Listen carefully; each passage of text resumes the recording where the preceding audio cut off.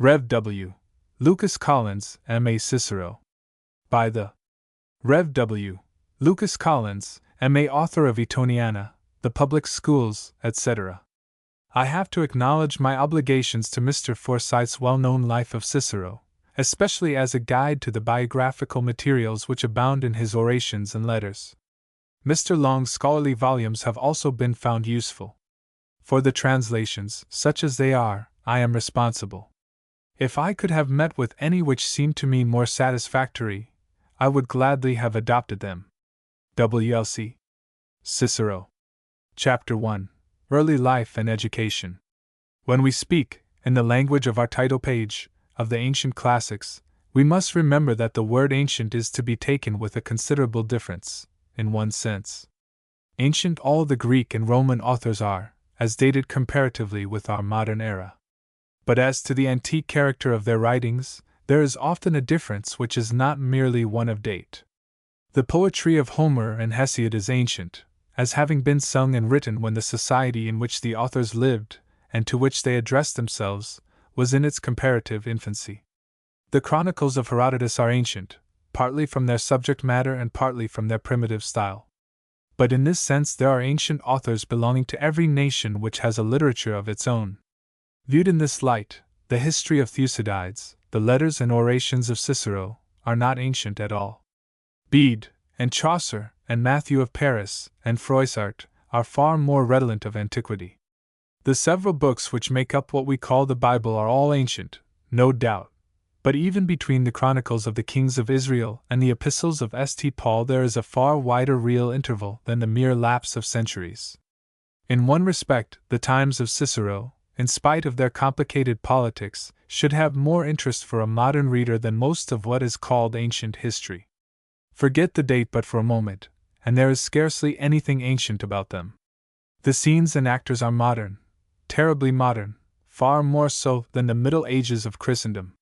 Between the times of our own Plantagenets and George, for instance, there is a far wider gap, in all but years, than between the consulships of Caesar and Napoleon. The habits of life, the ways of thinking, the family affections, the tastes of the Romans of Cicero's day, were in many respects wonderfully like our own.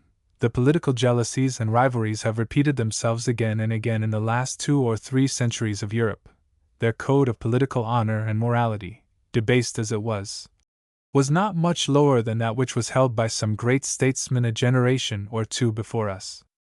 Let us be thankful if the most frightful of their vices were the exclusive shame of paganism. It was in an old but humble country house, neath the town of Arpinum, under the Volscian hills, that Marcus Tullius Cicero was born, 106 years before the Christian era. The family was of ancient equestrian dignity, but as none of its members had hitherto borne any office of state, it did not rank as noble. His grandfather and his father had borne the same 3 names, the last an inheritance from some forgotten ancestor, who had either been successful in the cultivation of vetches, Cicero, or, as less complimentary tradition said, had a wart of that shape upon his nose. The grandfather was still living when the little Cicero was born, a stout old conservative, who had successfully resisted the attempt to introduce vote by ballot into his native town, and hated the Greeks, who were just then coming into fashion, as heartily as his English representative, 50 years ago, might have hated a Frenchman. The more Greek a man knew, he protested, the greater rascal he turned out. The father was a man of quiet habits, taking no part even in local politics, given to books, and to the enlargement and improvement of the old family house, which, up to his time, seems not to have been more than a modest grange. The situation, on a small island formed by the little river Fibrinus, too, was beautiful and romantic, and the love for it, which grew up with the young Cicero as a child, he never lost in the busy days of his manhood. It was in his eyes, he said, what Ithaca was to Ulysses. A rough, wild nurseland, but whose crops are men. Footnote 1. The equites were originally those who served in the Roman cavalry, but latterly all citizens came to be reckoned in the class who had a certain property qualification, and who could prove free descent up to their grandfather. Footnote 2. Now known as Il Fiume della Posta. Fragments of Cicero's villa are thought to have been discovered built into the walls of the deserted convent of San Domenico. The ruin known as Cicero's Tower has probably no connection with him. There was an aptness in the quotation, for at Arpinum, a few years before, was born that Caius Marius, 7 times consul of Rome, who had at least the virtue of manhood in him, if he had few besides. But the quiet country gentleman was ambitious for his son. Cicero's father, like Horace's, determined to give him the best education in his power, and of course the best education was to be found in Rome, and the best teachers there were Greeks. So to Rome young Marcus was taken in due time, with his younger brother Quintus. They lodged with their uncle-in-law, Aculio, a lawyer of some distinction, who had a house in rather a fashionable quarter of the city, and moved in good society, and the 2 boys attended the Greek lectures with their town cousins. Greek was as necessary a part of a Roman gentleman's education in those days as Latin and French are with us now. Like Latin, it was the key to literature, for the Romans had as yet, it must be remembered, nothing worth calling literature of their own, and like French, it was the language of refinement and the play of polished society. Let us hope that by this time the good old grandfather was gathered peacefully into his urn. It might have broken his heart to have seen how enthusiastically his grandson Marcus threw himself into this newfangled study, and one of those letters of his riper years, stuffed full of Greek terms and phrases even to affectation, would have drawn anything but blessings from the old gentleman if he had lived to hear them read. Young Cicero went through the regular curriculum, grammar, rhetoric, and the Greek poets and historians. Like many other youthful geniuses, he wrote a good deal of poetry of his own, which his friends, as was natural, thought very highly of at the time, and of which he himself retained the same good opinion to the end of his life, as would have been natural to few men except Cicero. But his more important studies began after he had assumed the white gown which marked the emergence of the young Roman from boyhood into more responsible life, at 16 years of age. He then entered on a special education for the bar. It could scarcely be called a profession, for an advocate's practice at Rome was gratuitous, but it was the best training for public life. It was the ready means, to an able and eloquent man, of gaining that popular influence which would secure his election in due course to the great magistracies which formed the successive steps to political power. The mode of studying law at Rome bore a very considerable resemblance to the preparation for the English bar. Our modern law student purchases his admission to the chambers of some special pleader or conveyancer, where he is supposed to learn his future business by copying precedents and answering cases, and he also attends the public lectures at the Inns of Court.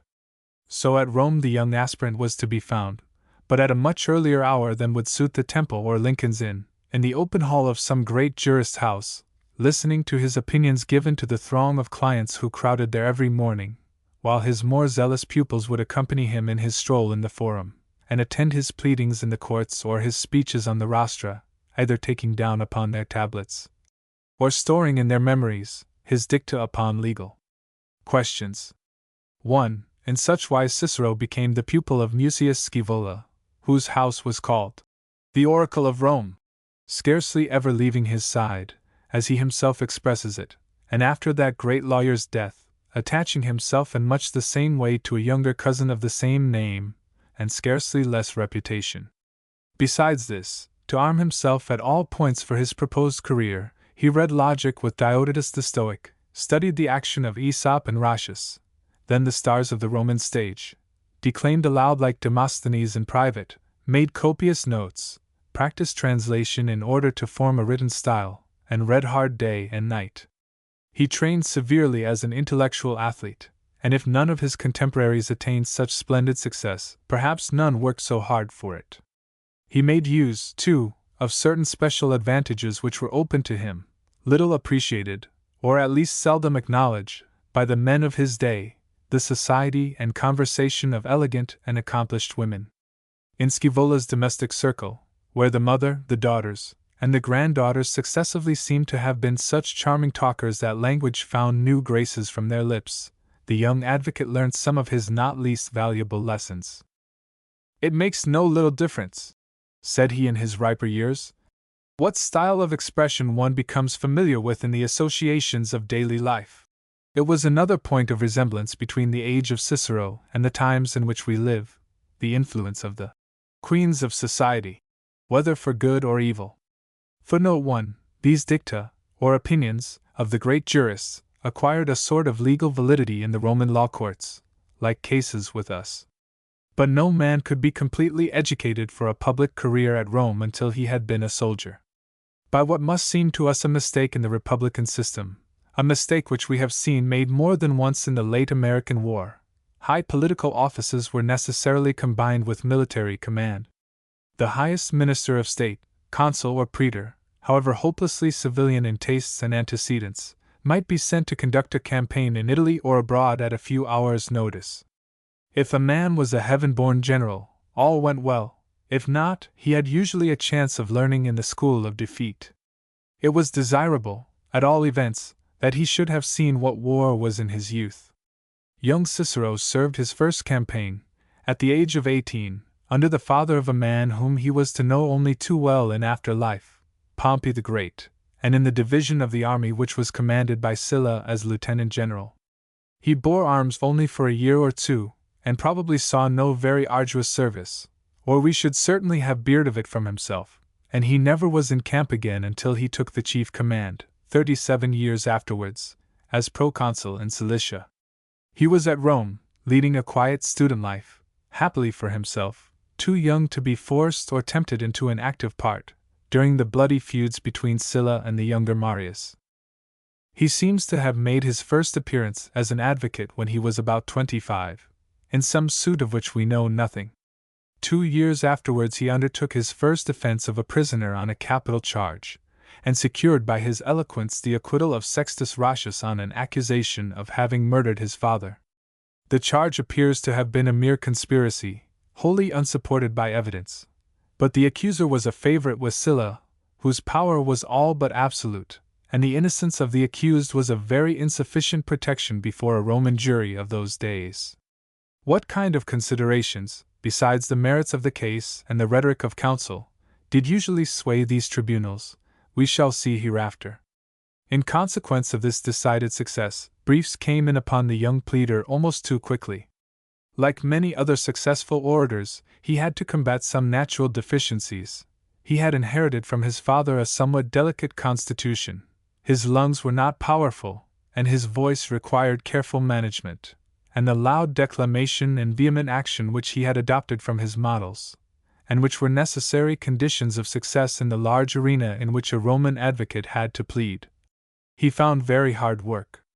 He left Rome for a while, and retired for rest and change to Athens.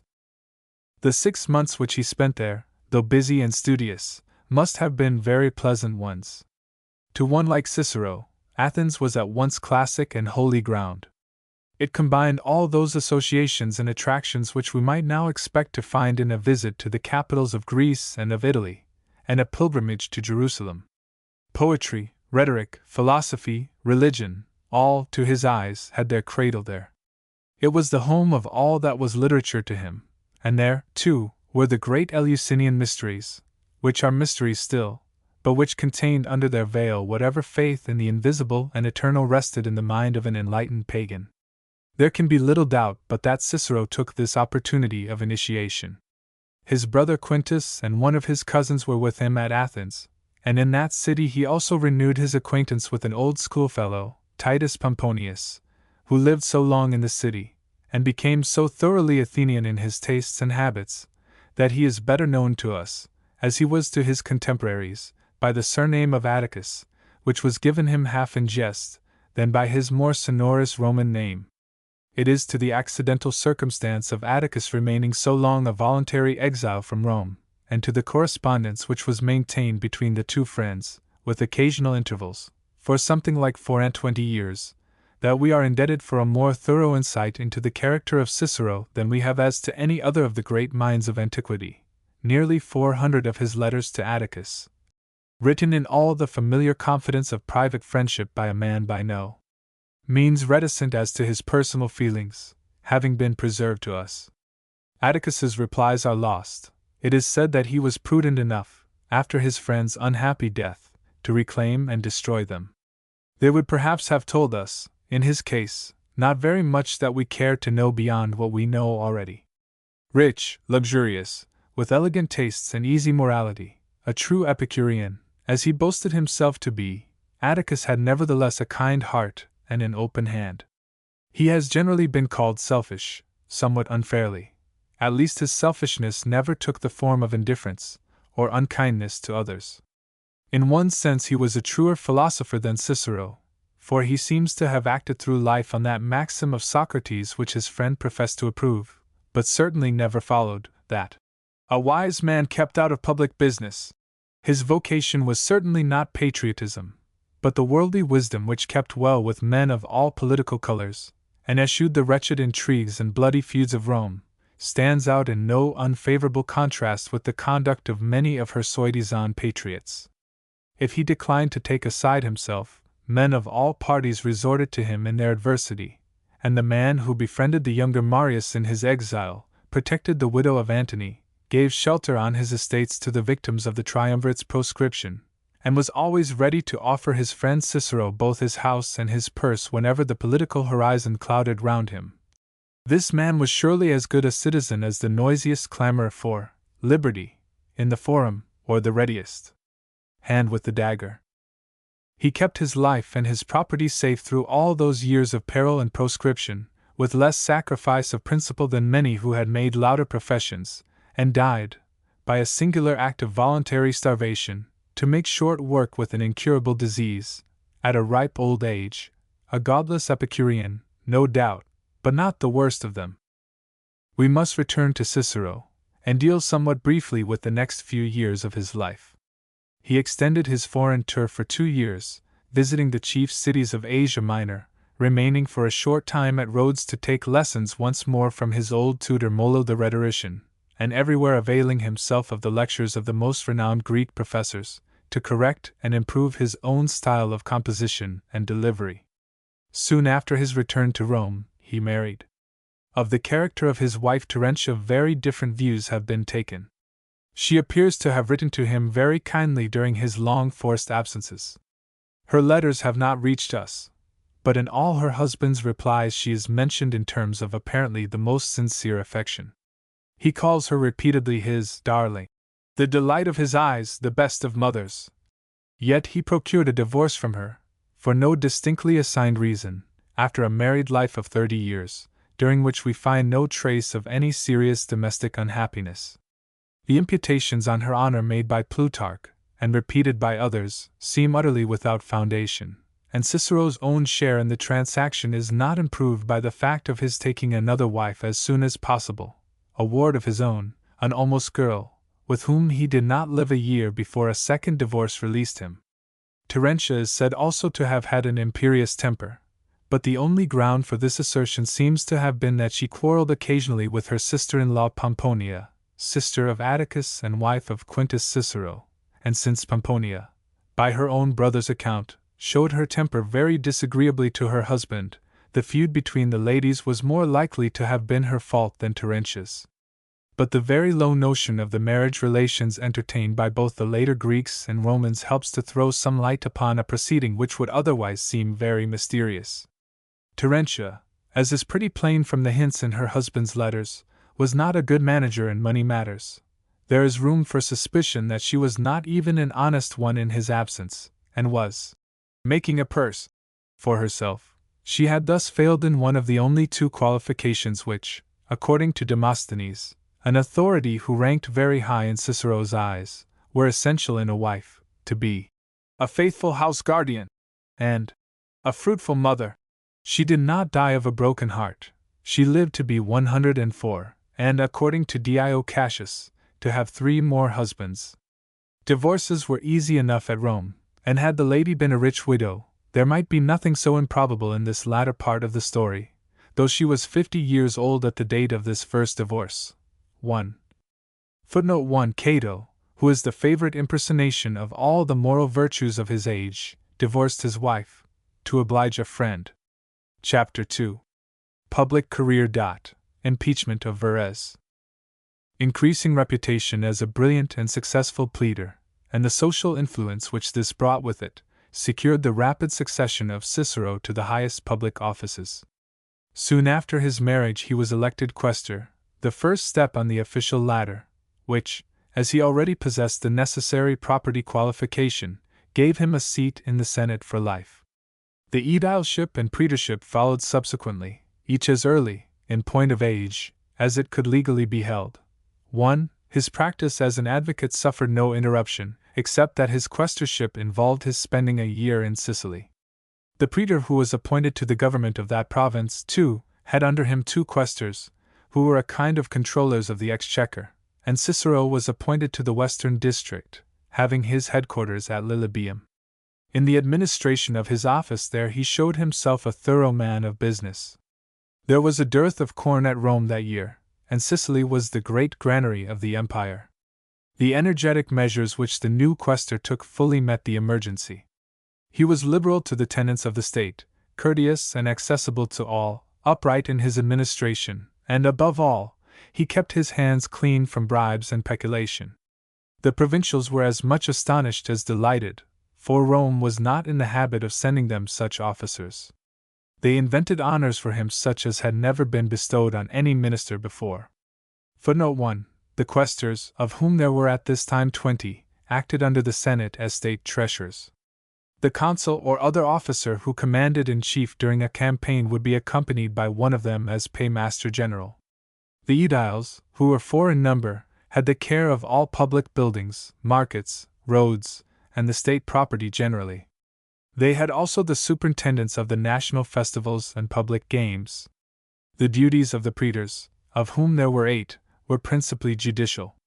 The 2 seniors, called the city and foreign respectively, corresponded roughly to our home and foreign secretaries. These were all gradual steps to the office of consul. Footnote 2. The provinces of Rome, in their relation to the mother state of Italy, may be best compared with our own government of India, or such of our crown colonies as have no representative assembly. They had each their governor or lieutenant governor, who must have been an ex-minister of Rome. A man who had been consul went out with the rank of proconsul, one who had been praetor with the rank of propraetor. These held office for 1 or 2 years, and had the power of life and death within their respective jurisdictions. They had under them 1 or more officers who bore the title of quaestor, who collected the taxes and had the general management of the revenues of the province. The provinces at this time were Sicily, Sardinia with Corsica, Spain and Gaul, each in 2 divisions, Greece, divided into Macedonia and Achaia, the Morea, Asia, Syria, Cilicia, Bithynia, Cyprus, and Africa in 4 divisions. Others were added afterwards, under the empire. No wonder the young official's head, he was not much over 30, was somewhat turned. I thought, he said in one of his speeches afterwards, introducing with a quiet humor, and with all a practiced orator's skill, one of those personal anecdotes which relieve a long speech. I thought in my heart, at the time, that the people at Rome must be talking of nothing but my quaestorship. And he goes on to tell his audience how he was undeceived. The people of Sicily had devised for me unprecedented honors. So I left the island in a state of great elation, thinking that the Roman people would at once offer me everything without my seeking. But when I was leaving my province, and on my road home, I happened to land at Puteoli just at the time when a good many of our most fashionable people are accustomed to resort to that neighborhood. I very nearly collapsed, gentlemen, when a man asked me what day I had left Rome, and whether there was any news stirring? When I made answer that I was returning from my province, "Oh, yes, to be sure," said he, "Africa, I believe?" "No," said I to him, considerably annoyed and disgusted, "from Sicily." Then somebody else, with the air of a man who knew all about it, said to him, "What? Don't you know that he was quaestor at Syracuse?" It was at Lilybaeum, quite a different district. No need to make a long story of it. I swallowed my indignation, and made as though I, like the rest, had come there for the waters. But I am not sure, gentlemen, whether that scene did not do me more good than if everybody then and there had publicly congratulated me. For after I had thus found out that the people of Rome have somewhat deaf ears, but very keen and sharp eyes, I left off cogitating what people would hear about me. I took care that thenceforth they should see me before them every day. I lived in their sight, I stuck close to the forum. The porter at my gate refused no man admittance. My very sleep was never allowed to be a plea against an audience. 1. Footnote 1. Defense of Plancius, c. 26-27. Did we not say that Cicero was modern, not ancient? Have we not here the original of that Cambridge senior wrangler, who, happening to enter a London theatre at the same moment with the king, bowed all round with a gratified embarrassment, thinking that the audience rose and cheered at him? It was while he held the office of aedile that he made his first appearance as public prosecutor, and brought to justice the most important criminal of the day. Verres, late praetor in Sicily, was charged with high crimes and misdemeanors in his government. The grand scale of his offenses, and the absorbing interest of the trial, have led to his case being quoted as an obvious parallel to that of Warren Hastings, though with much injustice to the latter, so far as it may seem to imply any comparison of moral character. This Verres, the corrupt son of a corrupt father, had during his 3 years' rule heaped on the unhappy province every evil which tyranny and rapacity could inflict. He had found it prosperous and contented. He left it exhausted and smarting under its wrongs. He met his impeachment now with considerable confidence. The gains of his first year of office were sufficient, he said, for himself. The second had been for his friends. The third produced more than enough to bribe a jury. The trials at Rome took place in the Forum, the open space, of nearly 5 acres, lying between the Capitoline and Palatine hills. It was the city marketplace, but it was also the place where the population assembled for any public meeting, political or other, where the idle citizen strolled to meet his friends and hear the gossip of the day, and where the man of business made his appointments. Courts for the administration of justice, magnificent halls, called basilici, had by this time been erected on the north and south sides, and in these the ordinary trials took place. But for state trials the open forum was itself the court. One end of the wide area was raised on a somewhat higher level, a kind of dais on a large scale, and was separated from the rest by the rostra, a sort of stage from which the orators spoke. It was here that the trials were held. A temporary tribunal for the presiding officer, with accommodation for counsel, witnesses, and jury, was erected in the open air, and the scene may perhaps best be pictured by imagining the principal square in some large town fitted up with open hustings on a large scale for an old-fashioned county election, by no means omitting the intense popular excitement and mob violence appropriate to such occasions. Temples of the gods and other public buildings overlooked the area, and the steps of these, on any occasion of great excitement, would be crowded by those who were anxious to see at least, if they could not hear. Verres, as a state criminal, would be tried before a special commission, and by a jury composed at this time entirely from the senatorial order, chosen by lot, with a limited right of challenge reserved to both parties, from a panel made out every year by the praetor. This magistrate, who was a kind of minister of justice, usually presided on such occasions, occupying the curule chair, which was one of the well-known privileges of high office at Rome. But his office was rather that of the modern chairman who keeps order at a public meeting than that of a judge. Judge, in our sense of the word, there was none. The jury were the judges both of law and fact. They were, in short, the recognized assessors of the praetor, in whose hands the administration of justice was supposed to lie.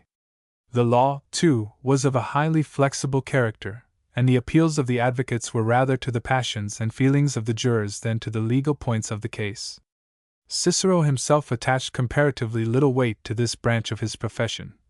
"Busy as I am," he says in one of his speeches, "I could make myself lawyer enough in 3 days." The jurors gave each their vote by ballot, guilty, not guilty, or, as in the Scotch courts, not proven, and the majority carried the verdict. But such trials as that of Verres were much more like an impeachment before the House of Commons than a calm judicial inquiry. The men who would have to try a defendant of his class would be, in very few cases, honest and impartial weighers of the evidence. Their large number, varying from 50 to 70, weakened the sense of individual responsibility, and laid them more open to the appeal of the advocates to their political passions. Most of them would come into court prejudiced in some degree by the interests of party. Many would be hot partisans. Cicero, in his treatise on oratory, explains clearly for the pleader's guidance the nature of the tribunals to which he had to appeal. Men are influenced in their verdicts much more by prejudice or favor, or greed of gain, or anger, or indignation, or pleasure, or hope or fear, or by misapprehension, or by some excitement of their feelings, than either by the facts of the case, or by established precedents, or by any rules or principles whatever either of law or equity. Verres was supported by some of the most powerful families at Rome. Peculation on the part of governors of provinces had become almost a recognized principle. Many of those who held offices of state either had done, or were waiting their turn to do, much the same as the present defendant, and every effort had been made by his friends either to put off the trial indefinitely, or to turn it into a sham by procuring the appointment of a private friend and creature of his own as public prosecutor. On the other hand, the Sicilian families, whom he had wronged and outraged, had their share of influence also at Rome, and there was a growing impatience of the insolence and rapacity of the old governing houses, of whose worst qualities the ex-governor of Sicily was a fair type. There were many reasons which would lead Cicero to take up such a cause energetically. It was a great opening for him in what we may call his profession. His former connection with the government of Sicily gave him a personal interest in the cause of the province, and above all, the prosecution of a state offender of such importance was a lift at once into the foremost ranks of political life. He spared no pains to get up his case thoroughly. He went all over the island collecting evidence, and his old popularity there did him good service in the work. There was, indeed, evidence enough against the late governor. The reckless gratification of his avarice and his passions had seldom satisfied him, without the addition of some bitter insult to the sufferers. But there was even a more atrocious feature in the case, of which Cicero did not fail to make good use in his appeal to a Roman jury. Many of the unhappy victims had the Roman franchise. The torture of an unfortunate Sicilian might be turned into a jest by a clever advocate for the defense, and regarded by a philosophic jury with less than the cold compassion with which we regard the sufferings of the lower animals.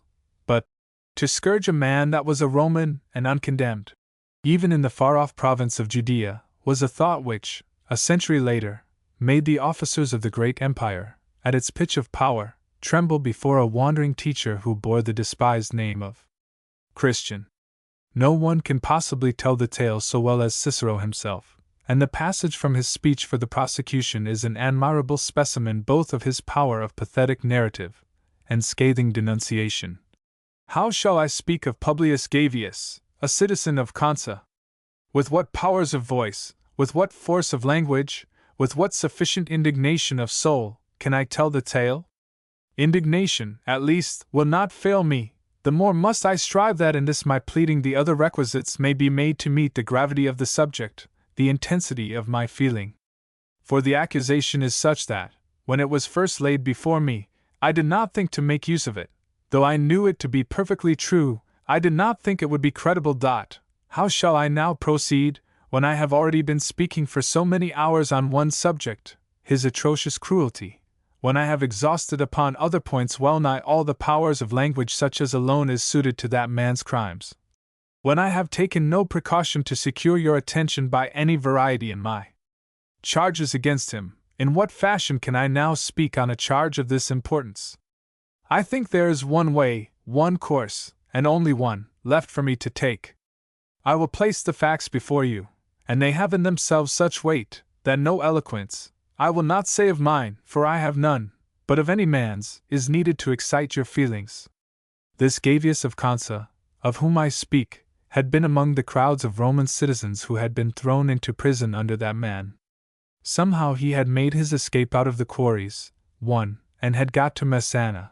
And when he saw Italy and the towers of Rhegium now so close to him, and out of the horror and shadow of death felt himself breathe with a new life as he scented once more the fresh air of liberty and the laws, he began to talk at Messana, and to complain that he, a Roman citizen, had been put in irons, that he was going straight to Rome, that he would be ready there for Verres on his arrival. Footnote 1. This was one of the state prisons at Syracuse, so called, said to have been constructed by the tyrant Dionysius. They were the quarries from which the stone was dug for building the city, and had been converted to their present purpose. Cicero, who no doubt had seen the one in question, describes it as sunk to an immense depth in the solid rock. There was no roof, and the unhappy prisoners were exposed there, to the sun by day and to the rain and frosts by night. In these places the survivors of the unfortunate Athenian expedition against Syracuse were confined, and died in great numbers. The wretched man little knew that he might as well have talked in this fashion in the governor's palace before his very face, as at Messana. For, as I told you before, this city he had selected for himself as the accomplice in his crimes, the receiver of his stolen goods, the confidant of all his wickedness. So Gavius is brought at once before the city magistrates, and, as it so chanced, on that very day Verres himself came to Messana.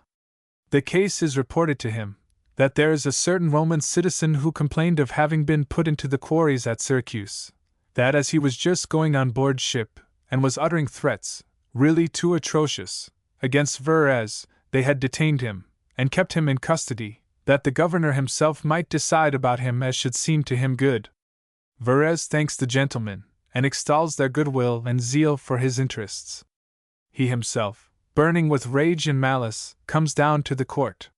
His eyes flash fire, cruelty was written on every line of his face.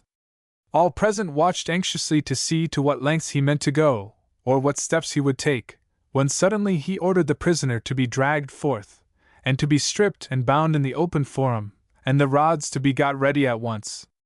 The unhappy man cried out that he was a Roman citizen, that he had the municipal franchise of Consa, that he had served in a campaign with Lucius Precius, a distinguished Roman knight, now engaged in business at Panormus, from whom Verres might ascertain the truth of his statement. Then that man replies that he has discovered that he, Gavius, has been sent into Sicily as a spy by the ringleaders of the runaway slaves, of which charge there was neither witness nor trace of any kind, or even suspicion in any man's mind. Then he ordered the man to be scourged severely all over his body. Yes, a Roman citizen was cut to pieces with rods in the open forum at Messana, gentlemen, and as the punishment went on, no word, no groan of the wretched man, in all his anguish, was heard amid the sound of the lashes, but this cry, "I am a Roman citizen." By such protest of citizenship he thought he could at least save himself from anything like blows, could escape the indignity of personal torture. But not only did he fail in thus deprecating the insult of the lash, but when he redoubled his entreaties and his appeal to the name of Rome, a cross, yes, I say, a cross, was ordered for that most unfortunate and ill-fated man, who had never yet beheld such an abuse of a governor's power. O name of liberty, sweet to our ears! O rights of citizenship, in which we glory! O laws of Porcius and Sempronius! O privilege of the tribune, long and sorely regretted, and at last restored to the people of Rome! Has it all come to this, that a Roman citizen in a province of the Roman people, in a federal town, is to be bound and beaten with rods in the forum by a man who only holds those rods and axes, those awful emblems, by grace of that same people of Rome? What shall I say of the fact that fire, and red-hot plates, and other tortures were applied? Even if his agonized entreaties and pitiable cries did not check you, were you not moved by the tears and groans which burst from the Roman citizens who were present at the scene? Did you dare to drag to the cross any man who claimed to be a citizen of Rome? I did not intend, gentlemen, in my former pleading, to press this case so strongly. I did not indeed, for you saw yourselves how the public feeling was already embittered against the defendant by indignation, and hate, and dread of a common peril. He then proceeds to prove by witnesses the facts of the case, and the falsehood of the charge against Gavius of having been a spy. However, he goes on to say, addressing himself now to Verres, "We will grant, if you please, that your suspicions on this point, if false, were honestly entertained. You did not know who the man was, you suspected him of being a spy. I do not ask the grounds of your suspicion. I impeach you on your own evidence. He said he was a Roman citizen. Had you yourself, Verres, been seized and led out to execution, in Persia, say, or in the farthest Indies, what other cry or protest could you raise but that you were a Roman citizen? And if you, a stranger there among strangers, in the hands of barbarians, amongst men who dwell in the farthest and remotest regions of the earth, would have found protection in the name of your city, known and renowned in every nation under heaven, Could the victim whom you were dragging to the cross be he who he might, and you did not know who he was, when he declared he was a citizen of Rome, could he obtain from you, a Roman magistrate, by the mere mention and claim of citizenship, not only no reprieve, but not even a brief respite from death? Men of neither rank nor wealth, of humble birth and station, sail the seas. They touch at some spot they never saw before, where they are either personally known to those whom they visit, nor can always find any to vouch for their nationality. But in this single fact of their citizenship they feel they shall be safe, not only with our own governors, who are held in check by the terror of the laws and of public opinion, not only among those who share that citizenship of Rome, and who are united with them by community of language, of laws, and of many things besides, but go where they may, this, they think, will be their safeguard. Take away this confidence, destroy this safeguard for our Roman citizens, once establish the principle that there is no protection in the words, I am a citizen of Rome, that praetor or other magistrate may with impunity sentence to what punishment he will a man who says he is a Roman citizen, merely because somebody does not know it for a fact, and at once, by admitting such a defense, you are shutting up against our Roman citizens all our provinces, all foreign states, despotic or independent, all the whole world, in short, which has ever lain open to our national enterprise beyond all. He turns again to Verres. But why talk of Gavius? As though it were Gavius on whom you were wreaking a private vengeance, instead of rather waging war against the very name and rights of Roman citizenship. You showed yourself an enemy, I say, not to the individual man, but to the common cause of liberty. For what meant it that, when the authorities of Messana, according to their usual custom, would have erected the cross behind their city on the Pompeian road, you ordered it to be set up on the side that looked toward the strait? Nay, and added this, which you cannot deny, which you said openly in the hearing of all, that you chose that spot for this reason, that as he had called himself a Roman citizen, he might be able, from his cross of punishment, to see in the distance his country and his home. And so, gentlemen, that cross was the only one, since Messana was a city, that was ever erected on that spot. A point which commanded a view of Italy was chosen by the defendant for the express reason that the dying sufferer, in his last agony and torment, might see how the rights of the slave and the freeman were separated by that narrow streak of sea, that Italy might look upon a son of hers suffering the capital penalty reserved for slaves alone. It is a crime to put a citizen of Rome in bonds, it is an atrocity to scourge him, to put him to death is well nigh parricide, what shall I say it is to crucify him? Language has no word by which I may designate such an enormity. Yet with all this yon man was not content. Let him look, said he, towards his country, let him die in full sight of freedom and the laws. It was not Gavius, it was not a single victim, unknown to fame, a mere individual Roman citizen, it was the common cause of liberty, the common rights of citizenship, which you there outraged and put to a shameful death. But in order to judge of the thrilling effect of such passages upon a Roman jury, they must be read in the grand periods of the oration itself, to which no translation into a language so different in idiom and rhythm as English is from Latin can possibly do justice. The fruitless appeal made by the unhappy citizen to the outraged majesty of Rome, and the indignant demand for vengeance which the great orator founds upon it, proclaiming the recognized principle that, in every quarter of the world, the humblest wanderer who could say he was a Roman citizen should find protection in the name, will be always remembered as having supplied Lord Palmerston with one of his most telling illustrations. But this great speech of Cicero's, perhaps the most magnificent piece of declamation in any language, though written and preserved to us, was never spoken. The whole of the pleadings in the case, which extend to some length, were composed for the occasion, no doubt, in substance, and we have to thank Cicero for publishing them afterwards in full. But Verres only waited to hear the brief opening speech of his prosecutor. He did not dare to challenge a verdict, but allowing judgment to go by default, withdrew to Marseilles soon after the trial opened. He lived there, undisturbed in the enjoyment of his plunder, long enough to see the fall and assassination of his great accuser, but only, as it is said, to share his fate soon afterwards as one of the victims of Antony's proscription. Of his guilt there can be no question.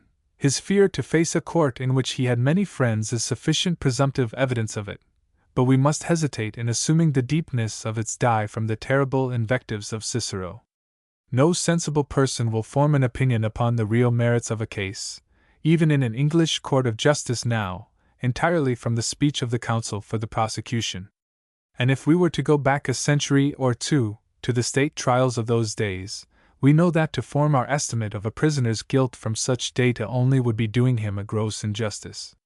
We have only to remember the exclamation of Warren Hastings himself, whose trial, as has been said, has so many points of resemblance with that of Verres, when Burke sat down after the torrent of eloquence which he had hurled against the accused in his opening speech for the prosecution. "I thought myself for the moment," said Hastings, "the guiltiest man in England." The result of this trial was to raise Cicero at once to the leadership, if so modern an expression may be used, of the Roman bar. Up to this time the position had been held by Hortensius, the counsel for Verres, whom Cicero himself calls the king of the courts. He was 8 years the senior of Cicero in age, and many more professionally, for he is said to have made his first public speech at 19.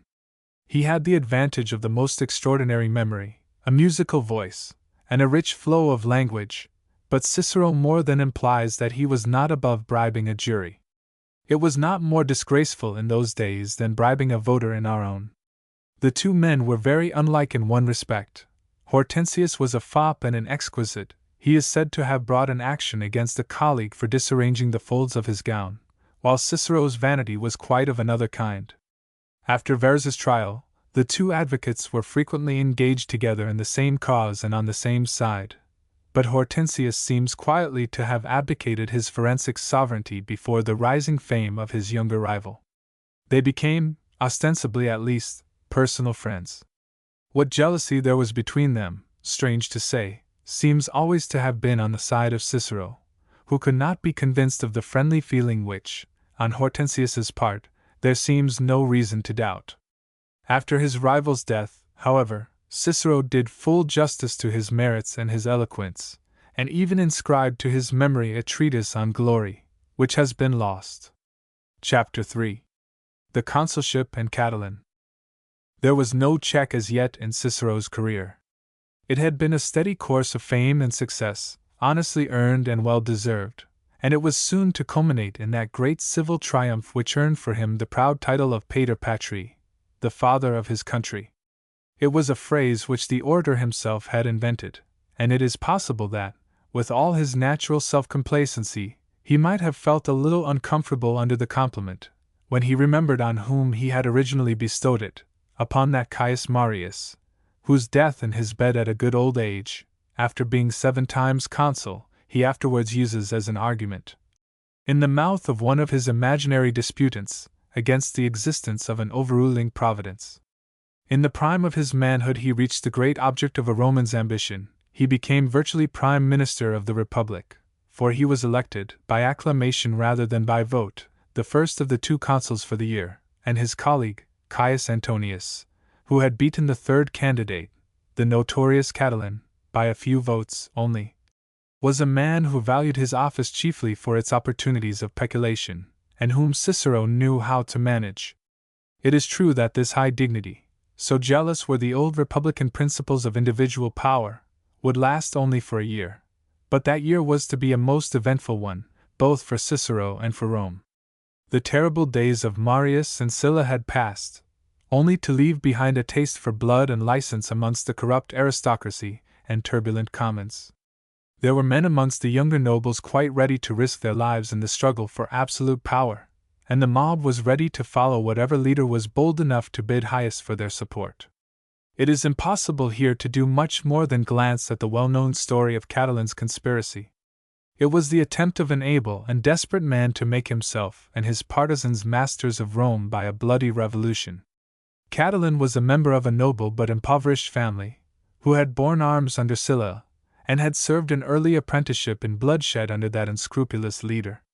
Cicero has described his character in terms which probably are not unfair, because the portrait was drawn by him, in the course of his defense of a young friend who had been too much connected with Catiline, for the distinct purpose of showing the popular qualities which had dazzled and attracted so many of the youth of Rome. He had about him very many of, I can hardly say the visible tokens, but the adumbrations of the highest qualities. There was in his character that which tempted him to indulge the worst passions, but also that which spurred him to energy and hard work. Licentious appetites burnt fiercely within him, but there was also a strong love of active military service. I believe that there never lived on earth such a monster of inconsistency, such a compound of opposite tastes and passions brought into conflict with each other. Who at one time was a greater favorite with our most illustrious men? Who was a closer intimate with our very basest? Who could be more greedy of money than he was? Who could lavish it more profusely? There were these marvelous qualities in the man. He made friends so universally, he retained them by his obliging ways, he was ready to share what he had with them all, to help them at their need with his money, his influence, his personal exertions, not stopping short of the most audacious crime, if there was need of it. He could change his very nature, and rule himself by circumstances, and turn and bend in any direction. He lived soberly with the serious, he was a boon companion with the gay, grave with the elders, merry with the young, reckless among the desperate, profligate with the depraved. With a nature so complex and many-sided, he not only collected round him wicked and desperate characters from all quarters of the world, but he also attracted many brave and good men by his simulation of virtue. It would have been impossible for him to have organized that atrocious attack upon the Commonwealth, unless that fierce outgrowth of depraved passions had rested on some understratum of agreeable qualities and powers of endurance. Born in the same year with Cicero, his unsuccessful rival for the consulship, and hating him with the implacable hatred with which a bad, ambitious, and able man hates an opponent who is his superior in ability and popularity as well as character, Catiline seems to have felt, as his revolutionary plot ripened, that between the new consul and himself the fates of Rome must choose. He had gathered round him a band of profligate young nobles, deep in debt like himself, and of needy and unscrupulous adventurers of all classes. He had partisans who were collecting and drilling troops for him in several parts of Italy. The program was assassination, abolition of debts, confiscation of property. So little of novelty is there in revolutionary principles. The first plan had been to murder the consuls of the year before, and seize the government. It had failed through his own impatience. He now hired assassins against Cicero, choosing the opportunity of the election of the incoming consuls, which always took place some time before their entrance on office. But the plot was discovered, and the election was put off. When it did take place, Cicero appeared in the meeting, wearing somewhat ostentatiously a corselet of bright steel, to show that he knew his danger, and Catiline's partisans found the place of meeting already occupied by a strong force of the younger citizens of the middle class, who had armed themselves for the consul's protection. The election passed off quietly, and Catiline was again rejected.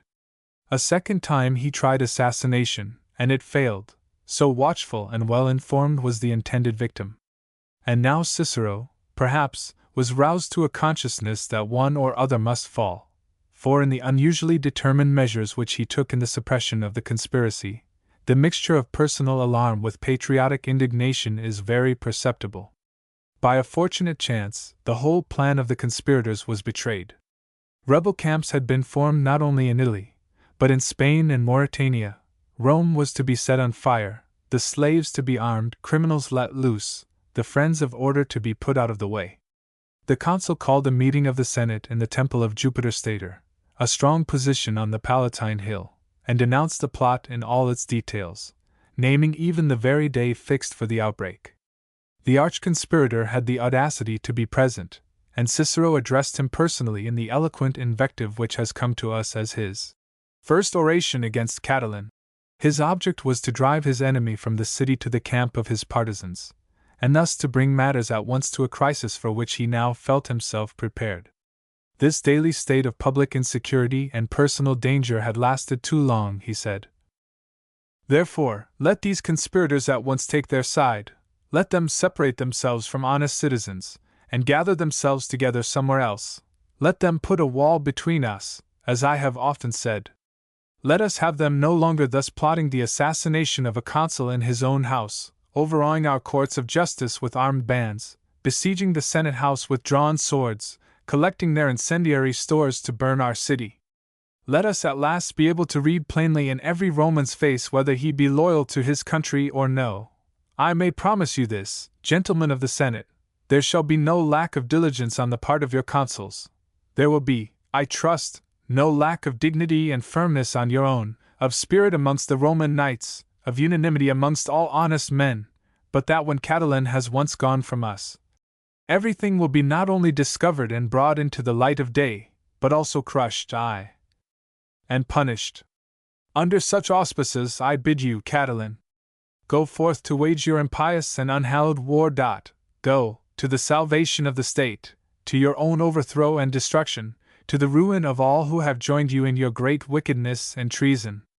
And now, great Jupiter, whose worship Romulus founded here coeval with our city, whom we call truly the stay, one, of our capital and our empire, thou wilt protect thine own altars and the temples of thy kindred gods, the walls and roof trees of our homes, the lives and fortunes of our citizens, from yon man and his accomplices.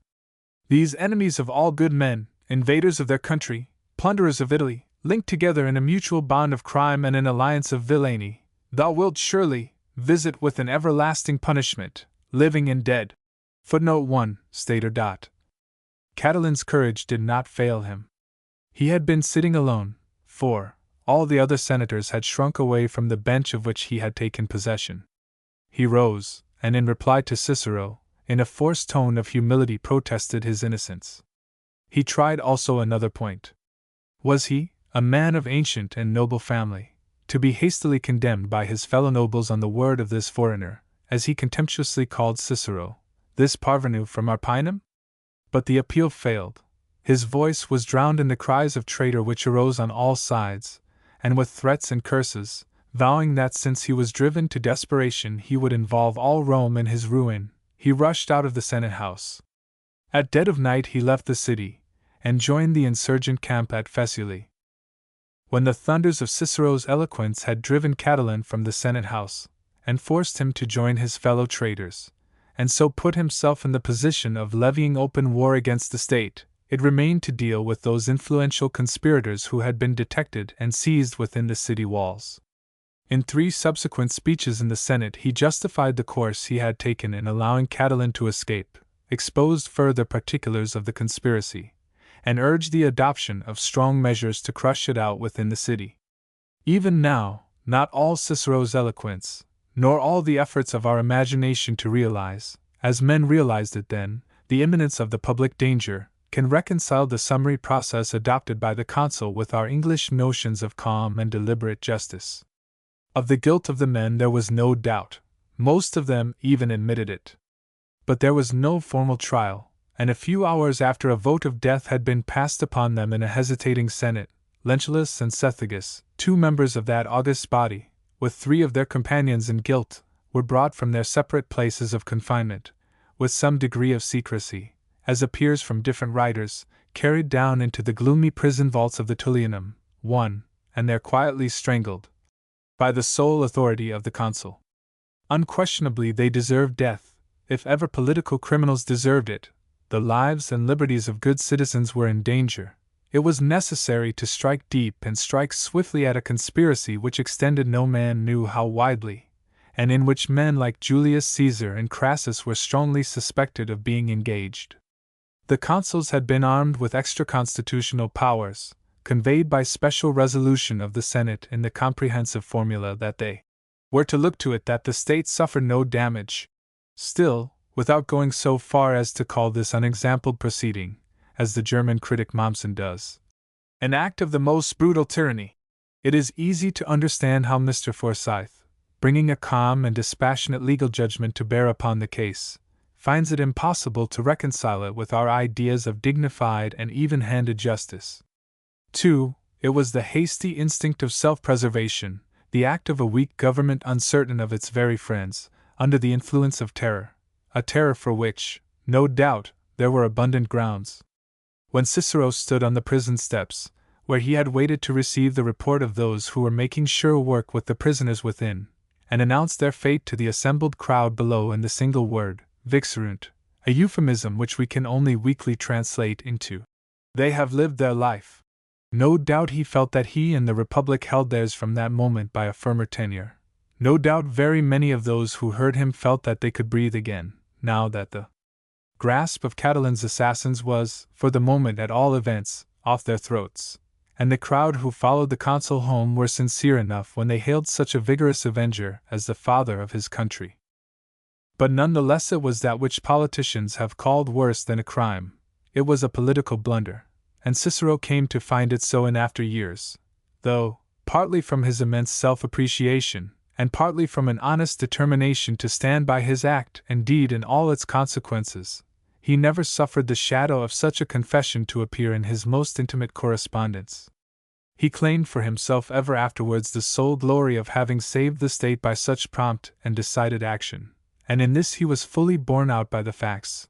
Justifiable or unjustifiable, the act was his, and there were burning hearts at Rome which dared not speak out against the popular consul, but set it down to his sole account against the day of retribution. Footnote 1. A state dungeon, said to have been built in the reign of Servius Tullius. It was 12 feet underground. Executions often took place there, and the bodies of the criminals were afterwards thrown down the Gemonian steps, which were close at hand, into the Forum, for the people to see. Footnote 2. Life of Cicero, page 119. For the present, however, all went successfully. The boldness of the consul's measures cowed the disaffected, and confirmed the timid and wavering.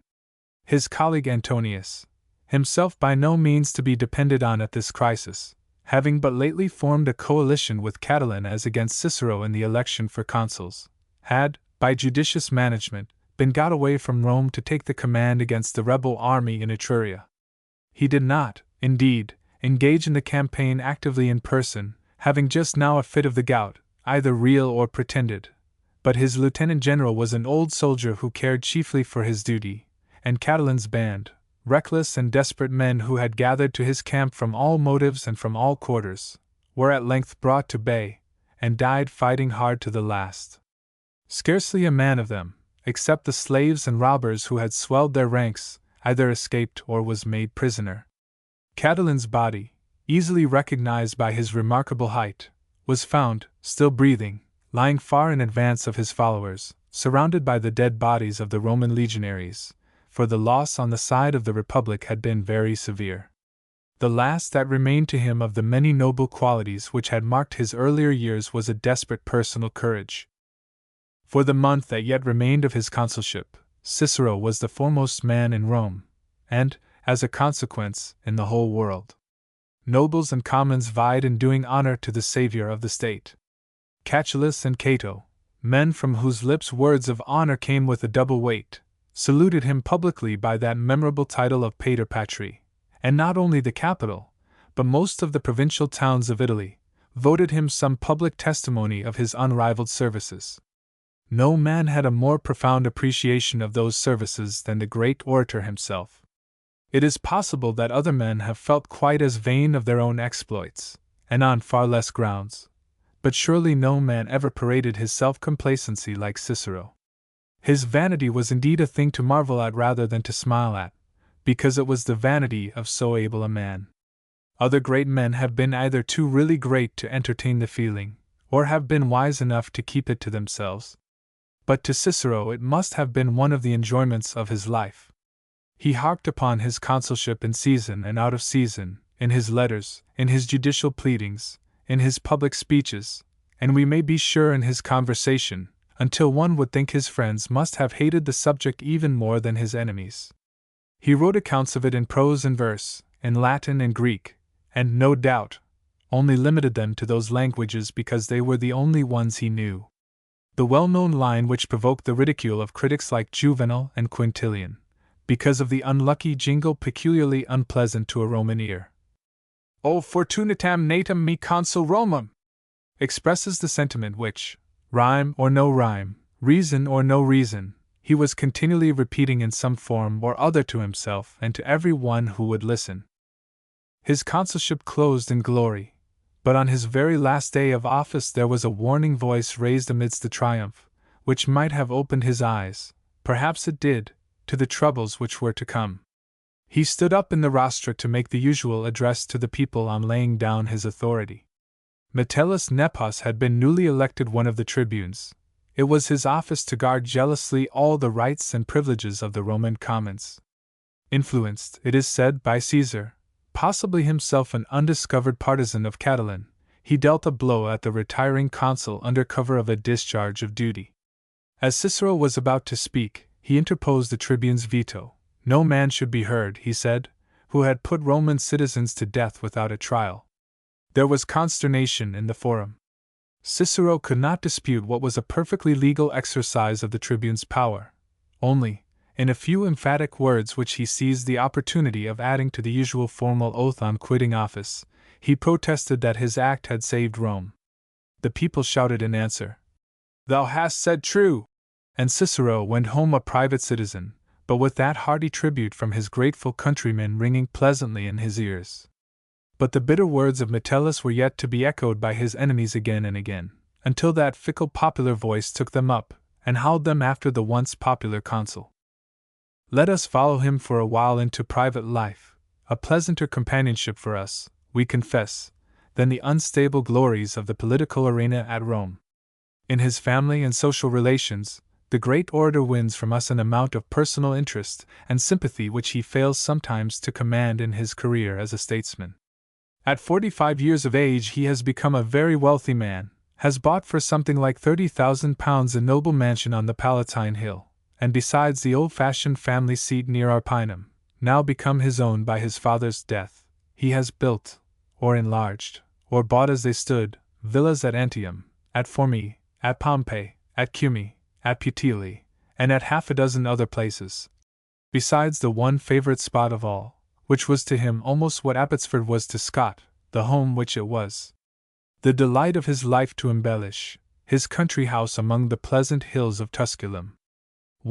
It had once belonged to Sulla, and was about 12 miles from Rome. In that beloved building and its arrangements he indulged, as an ample purse allowed him, not only a highly cultivated taste, but in some respects almost a whimsical fancy. A mere cottage, he himself terms it in one place. But this was when he was deprecating accusations of extravagance which were brought against him, and we all understand something of the pride which in such matters apes humility. He would have it on the plan of the Academia at Athens, with its palaestra and open colonnade, where, as he tells us, he could walk and discuss politics or philosophy with his friends. Greek taste and design were as fashionable among the Romans of that day as the Louis Quatorze style was with our grandfathers. But its grand feature was a library, and its most valued furniture was books. Without books, he said, a house was but a body without a soul. He entertained for these treasures not only the calm love of a reader, but the passion of a bibliophile. He was particular about his bindings, and admired the gay colors of the covers in which the precious manuscripts were kept as well as the more intellectual beauties within. He had clever Greek slaves employed from time to time in making copies of all such works as were not to be readily purchased. He could walk across, too, as he tells us, to his neighbors, the young Lucullus, a kind of ward of his, and borrow from the library of that splendid mansion any book he wanted. His friend Atticus collected for him everywhere, manuscripts, paintings, statuary, though for sculpture he professes not to care much, except for such subjects as might form appropriate decorations for his palaestra and his library. Very pleasant must have been the days spent together by the two friends, so alike in their private tastes and habits, so far apart in their chosen course of life, when they met there in the brief holidays which Cicero stole from the law courts and the forum, and sauntered in the shady walks, or lounged in the cool library, in that home of lettered ease, where the busy lawyer and politician declared that he forgot for a while all the toils and vexations of public life.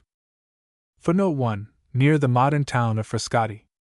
But there is no certainty as to the site of Cicero's villa. He had his little annoyances, however, even in these happy hours of retirement. Morning calls were an infliction to which a country gentleman was liable in ancient Italy as in modern England. A man like Cicero was very good company, and somewhat of a lion besides, and country neighbors, wherever he set up his rest, insisted on bestowing their tediousness on him. His villa at Formi, his favorite residence next to Tusculum, was, he protested, more like a public hall. Most of his visitors, indeed, had the consideration not to trouble him after 10 or 11 in the forenoon. Fashionable calls in those days began uncomfortably early, but there were one or two, especially his next-door neighbor, Arius, and a friend's friend, named Cebosus, who were in and out at all hours.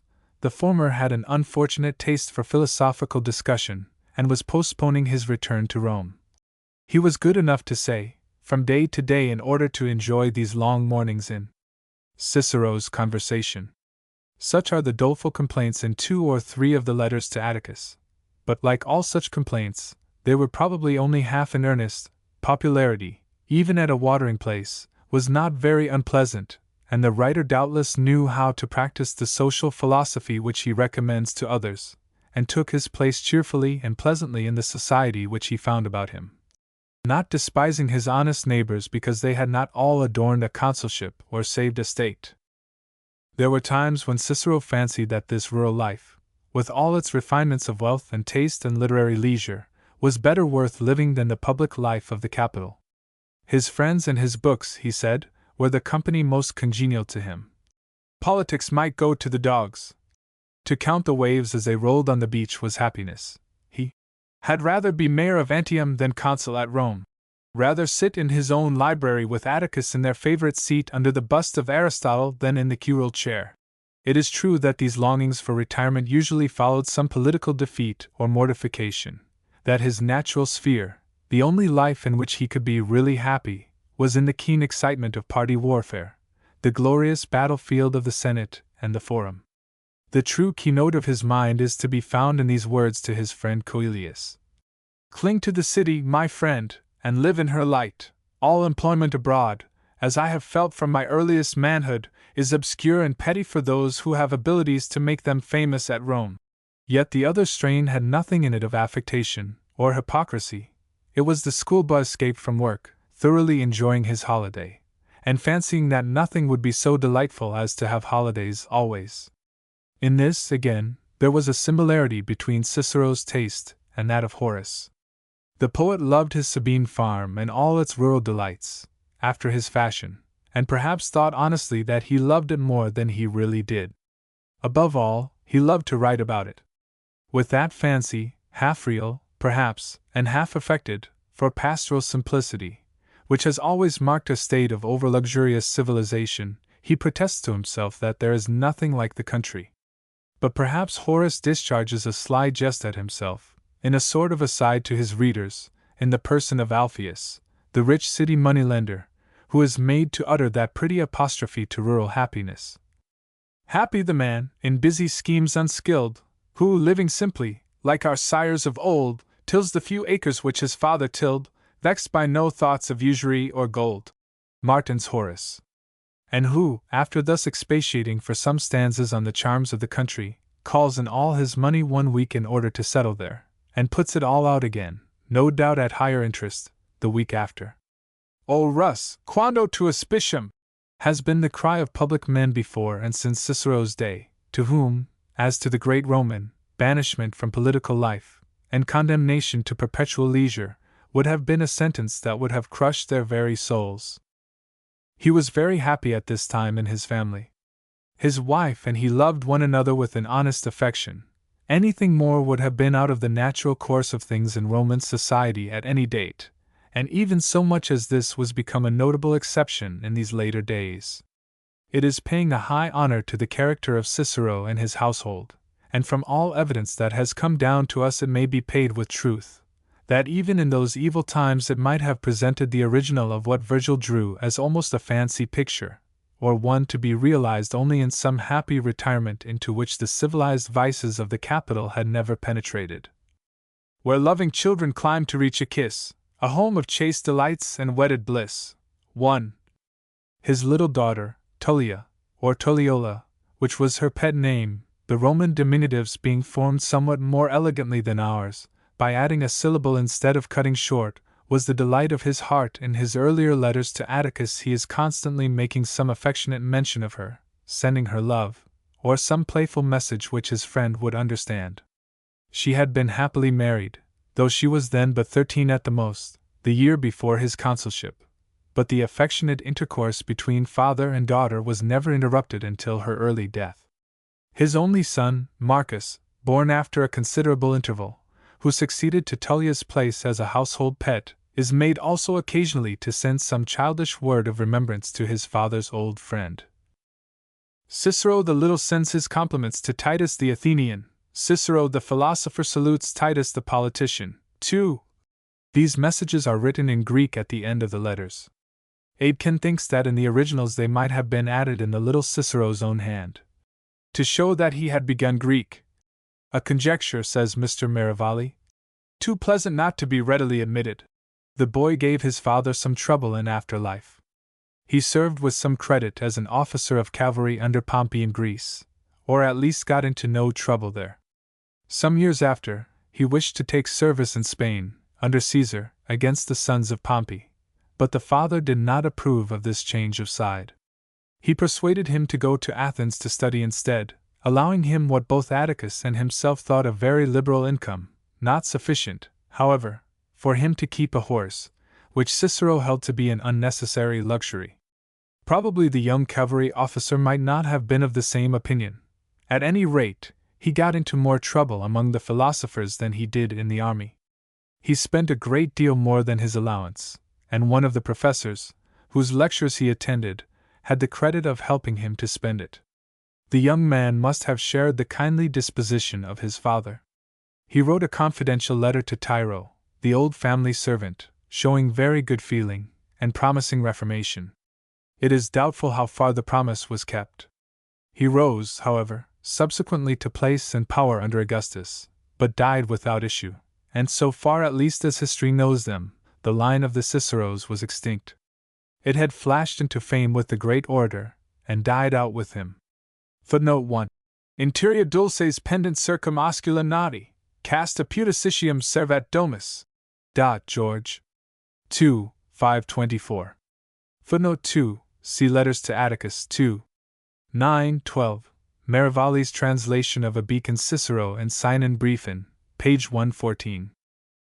All Cicero's biographers have found considerable difficulty in tracing, at all satisfactorily, the sources of the magnificent fortune which must have been required to keep up, and to embellish in accordance with so luxurious a taste, so many residences in all parts of the country. True, these expenses often led Cicero into debt and difficulties, but what he borrowed from his friends he seems always to have repaid, so that the money must have come in from some quarter or other. His patrimony at Arpinum would not appear to have been large. He got only some £3,000 or £4,000 dowry with Terentia, and we find no hint of his making money by any commercial speculations, as some Roman gentlemen did. On the other hand, it is the barest justice to him to say that his hands were clean from those ill-gotten gains which made the fortunes of many of the wealthiest public men at Rome, who were criminals in only a less degree than Verres, peculation, extortion, and downright robbery in the unfortunate provinces which they were sent out to govern. Such opportunities lay as ready to his grasp as to other men's, but he steadily eschewed them. His declining the tempting prize of a provincial government, which was his right on the expiration of his praetorship, may fairly be attributed to his having in view the higher object of the consulship, to secure which, by an early and persistent canvass, he felt it necessary to remain in Rome. But he again waived the right when his consulship was over, and when, some years afterwards, he went unwillingly as proconsul to Cilicia, his administration there, as before in his lower office in Sicily, was marked by a probity and honesty quite exceptional in a Roman governor. His emoluments, confined strictly within the legal bounds, would be only moderate, and whatever they were, came too late in his life to be any explanation of his earlier expenditure. He received many valuable legacies, at different times, from personal friends or grateful clients who died childless. Be it remembered how the barrenness of the marriage union had become then, at Rome, as it is said to be in some countries now, the reproach of a sensual and effete aristocracy. He boasts himself, in one of his Philippics, that he had received from this source above £170,000. Mr. Forsyth also notices the large presents that were made by foreign kings and states to conciliate the support and advocacy of the leading men at Rome. We can hardly call them bribes, for in many cases the relation of patron and client was avowedly established between a foreign state and some influential Roman, and it became his duty, as of course it was his interest, to defend it in the Senate and before the people. In this way, he thinks, Cicero held retainers from Dyrrhachium, and, he might have added, from Sicily. The great orator's own boast was that he never took anything for his services as an advocate, and indeed, such payments were forbidden by law. 1. But with all respect for Cicero's material honesty, one learns from his letters, unfortunately, not to put implicit confidence in him when he is in a boasting vein, and he might not look upon voluntary gifts, after a cause was decided, in the light of payment. Paetus, one of his clients, gave him a valuable library of books, and one cannot believe that this was a solitary instance of the quiet evasion of the Cintian law, or that there were not other transactions of the same nature which never found their way into any letter of Cicero's that was likely to come down to us. Footnote 1. The principle passed, like so many others, from the old Roman law into our own, so that to this very day, a barrister's fees, being considered in the nature of an honorarium, or voluntary present made to him for his services, are not recoverable by law. Chapter 4. His exile and return. We must return to Rome. Cicero had never left it but for his short occasional holiday. Though no longer in office, the ex-consul was still one of the foremost public men, and his late dignity gave him important precedence in the Senate. He was soon to be brought into contact, and more or less into opposition, with the two great chiefs of parties in whose feuds he became at length so fatally involved. Pompey and Caesar were both gradually becoming formidable, and both had ambitious plans of their own, totally inconsistent with any remnant of republican liberty, plans which Cicero more or less suspected, and of that suspicion they were probably both aware. Both, by their successful campaigns, had not only acquired fame and honors, but a far more dangerous influence, an influence which was to overwhelm all others hereafter, in the affection of their legions. Pompey was still absent in Spain, but soon to return from his long war against Mithridates, to enjoy the most splendid triumph ever seen at Rome, and to take the lead of the oligarchical party just so long, and so far as they would help him to the power he coveted. The enemies whom Cicero had made by his strong measures in the matter of the Catilinarian conspiracy now took advantage of Pompey's name and popularity to make an attack upon him. The tribune Metellus, constant to his old party watchword, moved in the Senate that the successful general, upon whom all expectations were centered, should be recalled to Rome with his army, to restore the violated constitution. All knew against whom the motion was aimed, and what the violation of the constitution meant. It was the putting citizens to death without a trial. The measure was not passed, though Caesar, jealous of Cicero even more than of Pompey, lent himself to the attempt. But the blow fell on Cicero at last from a very different quarter, and from the mere private grudge of a determined and unprincipled man. Publius Clodius, a young man of noble family, once a friend and supporter of Cicero against Catiline, but who had already made himself notorious for the most abandoned profligacy, was detected, in a woman's dress, at the celebration of the rites of the Bona Dei, a kind of religious freemasonry amongst the Roman ladies, the mysteries of which are very little known, and probably would in any case be best left without explanation. But for a man to have been present at them was a sacrilege hitherto unheard of, and which was held to lay the whole city under the just wrath of the offended goddess. The celebration had been held in the house of Caesar, as praetor, under the presidency of his wife Pompeii, and it was said that the object of the young profligate was an intrigue with that lady. The circumstances are not favorable to the suspicion, but Caesar divorced her forthwith, with the often quoted remark that Caesar's wife must not be even suspected. For this crime, unpardonable even in that corrupt society, when crimes of far deeper dye passed almost unreproved, Clodius was, after some delay, brought to public trial. The defense set up was an alibi, and Cicero came forward as a witness to disprove it. He had met and spoken with Clodius in Rome that very evening. The evidence was clear enough, but the jury had been tampered with by Clodius and his friends, liberal bribery, and other corrupting influences of even a more disgraceful kind, had been successfully brought to bear upon the majority of them, and he escaped conviction by a few votes. But he never forgave the part which Cicero had taken against him, and from that time forth the latter found a new, unscrupulous, indefatigable enemy, of whose services his old opponents gladly availed themselves.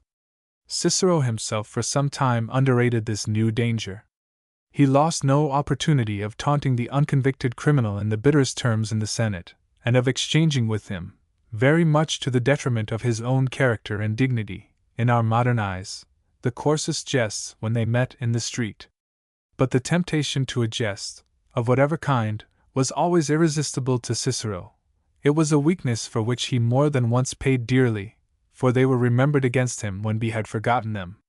Meanwhile Clodius, a sort of milder Catiline, not without many popular qualities, had got himself elected tribune, degrading himself formally from his own order of nobles for that purpose, since the tribune must be a man of the commons.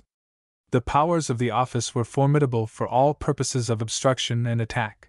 Clodius had taken pains to ingratiate himself with all classes, and the consuls of the year were men of infamous character, for whom he had found a successful means of bribery by the promise of getting a special law passed to secure them the choice of the richest provincial governments, those coveted fields of plunder, of which they would otherwise have had to take their chance by lot. When all was ripe for his revenge, he brought before the people in full assembly the following bill of pains and penalties. Be it enacted that whoever has put to death a Roman citizen uncondemned in due form of trial shall be interdicted from fire and water. Such was the legal form of words which implied banishment from Rome, outlawry, and social excommunication.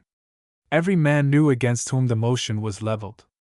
It was carried in spite of the indignation of all honest men in Rome, in spite of all Cicero's humiliating efforts to obtain its rejection.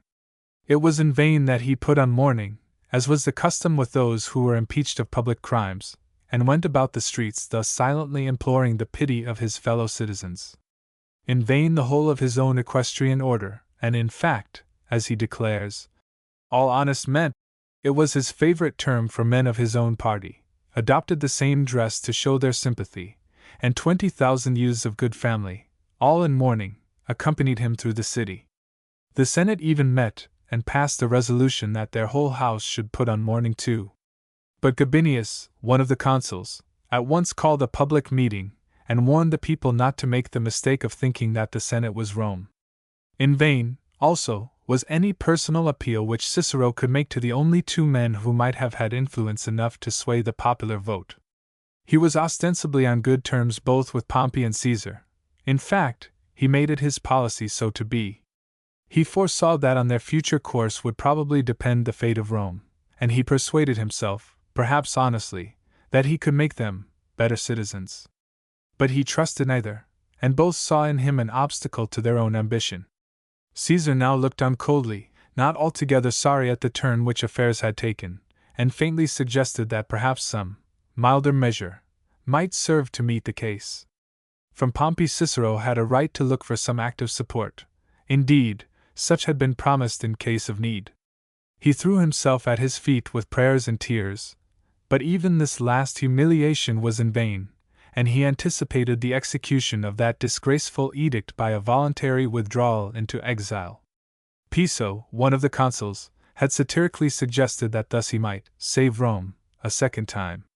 His property was at once confiscated. His villas at Tusculum and at Formi were plundered and laid waste, the consuls claiming the lion's share of the spoil, and Clodius, with his armed mob, set fire to the noble house on the Palatine, razed it to the ground, and erected on the site a temple to liberty. Cicero had friends who strongly urged him to defy the edict, to remain at Rome, and call on all good citizens to arm in his defense.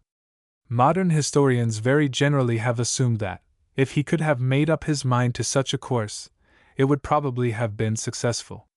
He was to rely, we suppose, upon those 20,000 Roman youths. Rather a broken reed to trust to, remembering what those young gallants were, with Caesar against him, now at the head of his legions just outside the gates of Rome.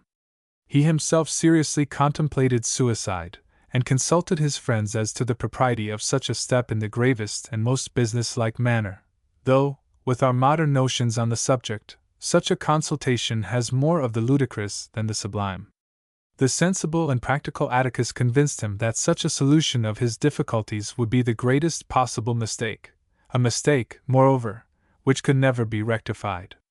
But almost any course would have become him better than that which he chose. Had he remained and faced Clodius and his bravos manfully, or had he turned his back upon Rome forever, and shaken the dust off his feet against the ungrateful city, and become a noble pensioner upon Atticus at Buthrotum, he would have died a greater man. He wandered from place to place sheltered by friends whose unselfish loyalty marks their names with honor in that false and evil generation, Sicca, and Flaccus, and Plancius, bemoaning himself like a woman, too blinded with tears to write. Loathing the light of day, Atticus thought he was going mad.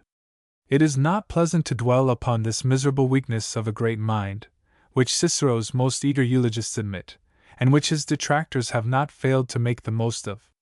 Nor is it easy to find excuse for him, but we will give him all the benefit of Mr. Forsyth's defense. Seldom has misfortune so crushed a noble spirit, and never, perhaps, has the bitter bread of banishment seemed more bitter to any one than to him. We must remember that the love of country was a passion with the ancients to a degree which it is now difficult to realize, and exile from it even for a time was felt to be an intolerable evil. The nearest approach to such a feeling was perhaps that of some favorite under an European monarchy, when, frowned upon by his sovereign, he was hurled from place and power, and banished from the court. The change to Cicero was indeed tremendous. Not only was he in exile from Rome, the scene of all his hopes, his glories, his triumphs, but he was under the ban of an outlaw. If found within a certain distance from the capital, he must die, and it was death to any one to give him food or shelter. His property was destroyed, his family was penniless, and the people whom he had so faithfully served were the authors of his ruin. All this may be urged in his behalf, but still it would have been only consistent with Roman fortitude to have shown that he possessed something of the spirit of the fallen archangel. 1. Footnote 1. Forsyth's Life of Cicero, page 190. His exile lasted nearly a year and a half. Long before that time there had come a reaction in his favor. The new consuls were well disposed towards him. Clodius's insolence had already disgusted Pompey. Caesar was absent with his legions in Gaul. His own friends, who had all along been active in his favor, though in his querulous mood he accused them of apathy, took advantage of the change, his generous rival Hortensius being amongst the most active. And all the frantic violence of Clodius and his party served only to delay for a while the return which they could not prevent. A motion for his recall was carried at last by an immense majority. Cicero had one remarkable ally on that occasion. On one of the days when the Senate was known to be discussing his recall, the Andromache of Ennius was being played in the theater. The popular actor Aesop, whose name has come down to us in conjunction with that of Ratius, was playing the principal character. The great orator had been his pupil, and was evidently regarded by him as a personal friend. With all the force of his consummate art, he threw into Andromache's lament for her absent father his own feelings for Cicero. The words in the part were strikingly appropriate, and he did not hesitate to insert a phrase or two of his own when he came to speak of the man who with a constant mind upheld the state, stood on the people's side in perilous times, ne'er reeked of his own life, nor spared himself. So significant and empathetic were his tone and gesture as he addressed himself pointedly to his Roman audience, that they recalled him, and amid a storm of plaudits, made him repeat the passage. He added to it the words, which were not set down for him: "Best of all friends in direst strait of war!" And the applause was redoubled. The actor drew courage from his success. When, as the play went on, he came to speak the words, "And you let him live a banished man, see him driven forth and hunted from your gates," he pointed to the nobles, knights, and commons, as they sat in their respective seats in the crowded rows before him. His own voice broke with grief, and the tears even more than the applause of the whole audience bore witness alike to their feelings towards the exile, and the dramatic power of the actor. "He pleaded my cause before the Roman people," says Cicero, for it is he that tells the story, "with far more weight of eloquence than I could have pleaded for myself." 1. Footnote 1. Defense of Cestius, c. 56, and c. He had been visited with a remarkable dream, while staying with one of his friends in Italy, during the earlier days of his exile, which he now recalled with some interest. He tells us this story also himself, though he puts it into the mouth of another speaker, in his dialogue on divination. If few were so fond of introducing personal anecdotes into every place where he could find room for them, fewer still could tell them so well. I had lain awake a great part of the night, and at last towards dawn had begun to sleep soundly and heavily. I had given orders to my attendant that, in this case, though we had to start that very morning, strict silence should be kept, and that I was on no account to be disturbed, when about 7 o'clock I awoke, and told him my dream. I thought I was wandering alone in some solitary place, when Caius Marius appeared to me, with his fasces bound with laurel, and asked why I was so sad. And when I answered that I had been driven from my country, he caught my hand, bade me be of good cheer, and put me under the guidance of his own lictor to lead me to his monument.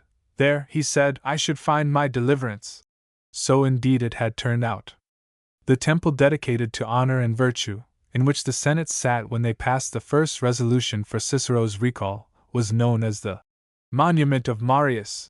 There is no need to doubt the perfect good faith of the story which he tells, and it may be set down as one of the earliest authenticated instances of a dream coming true. But if dreams are fashioned out of our waking imaginations, it is easy to believe that the fortunes of his great townsman Marius, and the scenes in the Senate at Rome, were continually present to the exile's thoughts. His return was a triumphal progress. He landed at Brundusium on his daughter's birthday. She had only just lost her husband Piso, who had gallantly maintained her father's cause throughout, but she was the first to welcome him with tears of joy which overmastered her sorrow. He was careful to lose no chance of making his return impressive. He took his way to Rome with the slow march of a conqueror. The journey, which Horace made easily in 12 days, occupied Cicero 24. But he chose not the shortest but the most public route, through Naples, Capua, Minturni, Terracina, and Aricia. Let him tell the story of his own reception. If he tells it, as he does more than once, with an undisguised pride, it is a pride with which it is impossible not to sympathize. He boasted afterwards that he had been carried back to Rome on the shoulders of Italy, and Plutarch says it was a boast he had good right to make. Who does not know what my return home was like? How the people of Brundusium held out to me, as I might say, the right hand of welcome on behalf of all my native land. From thence to Rome my progress was like a march of all Italy.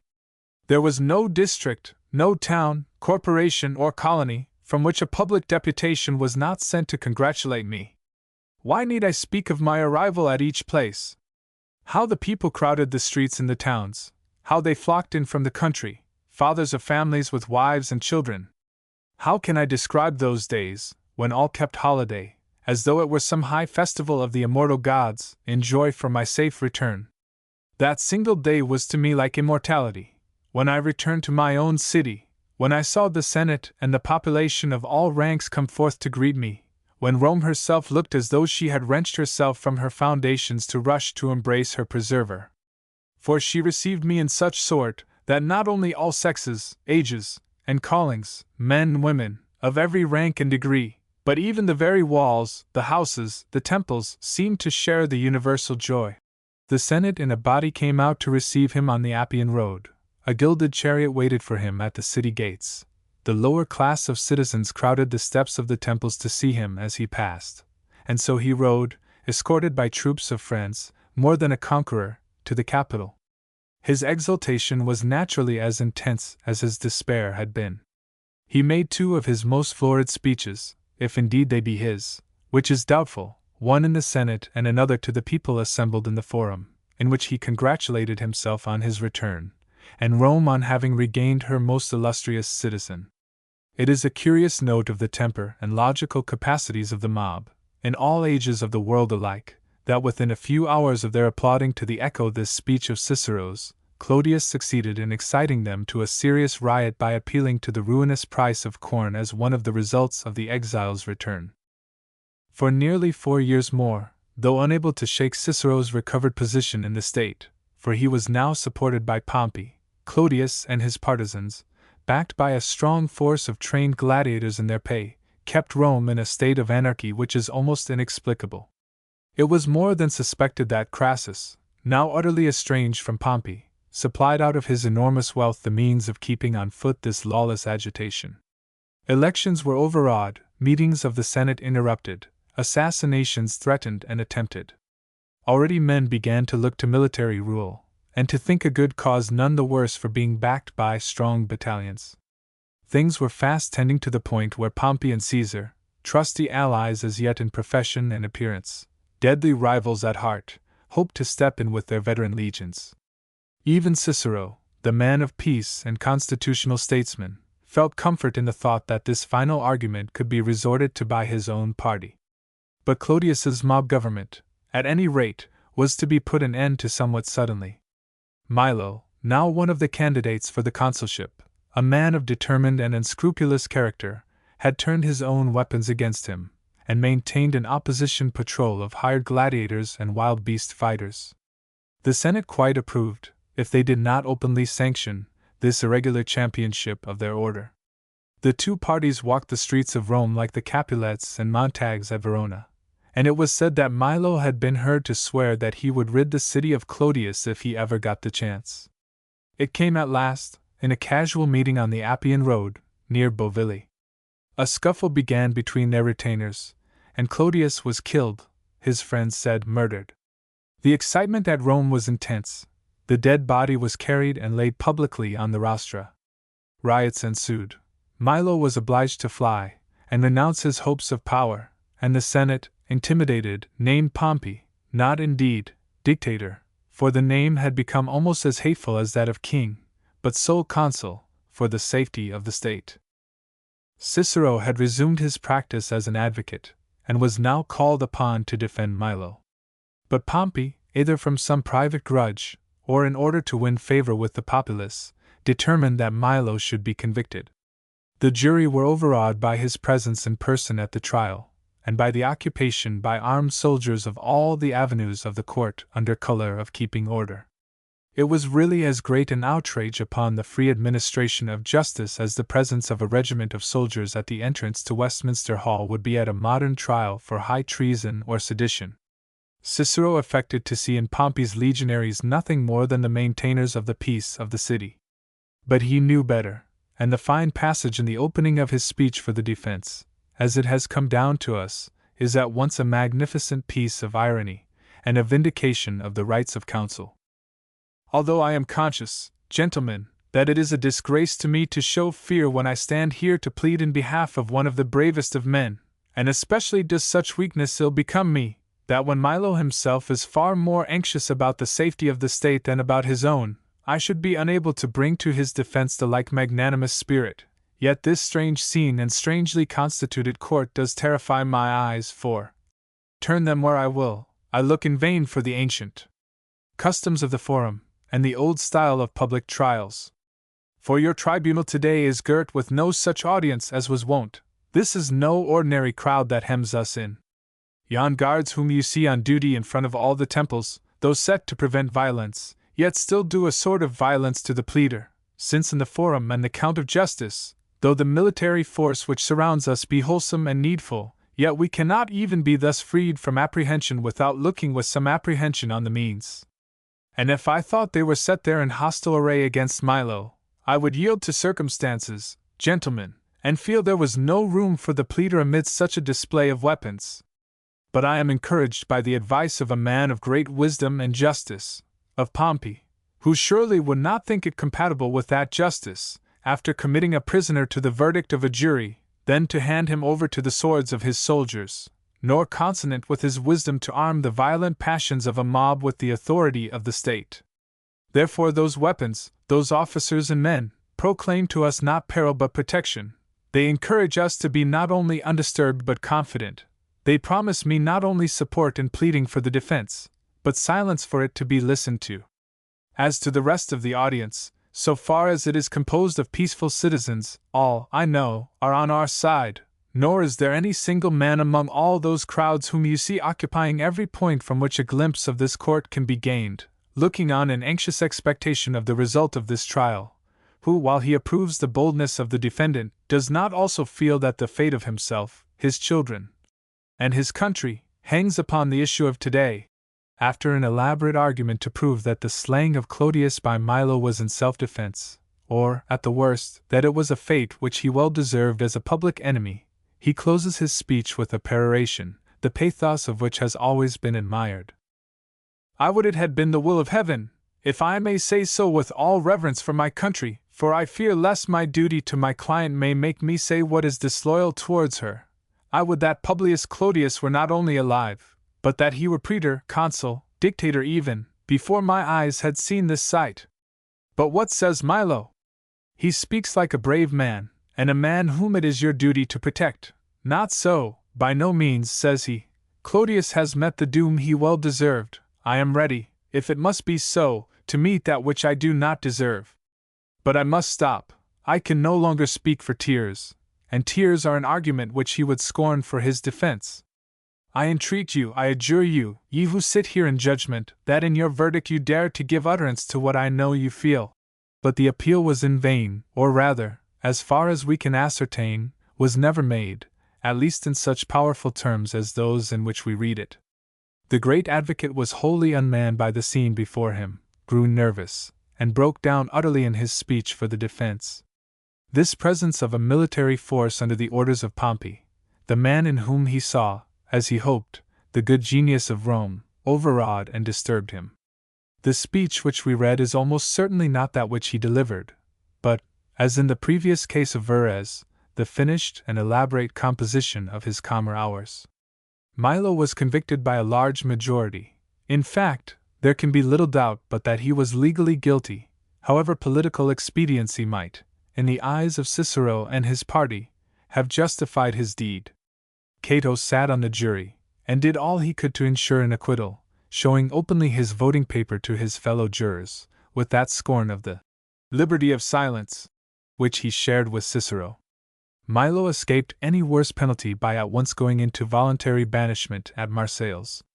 But he showed more practical philosophy than his advocate, for when he read the speech in his exile, he is said to have declared that it was fortunate for him it was not spoken, or he should never have known the flavor of the red mullet of Marseilles.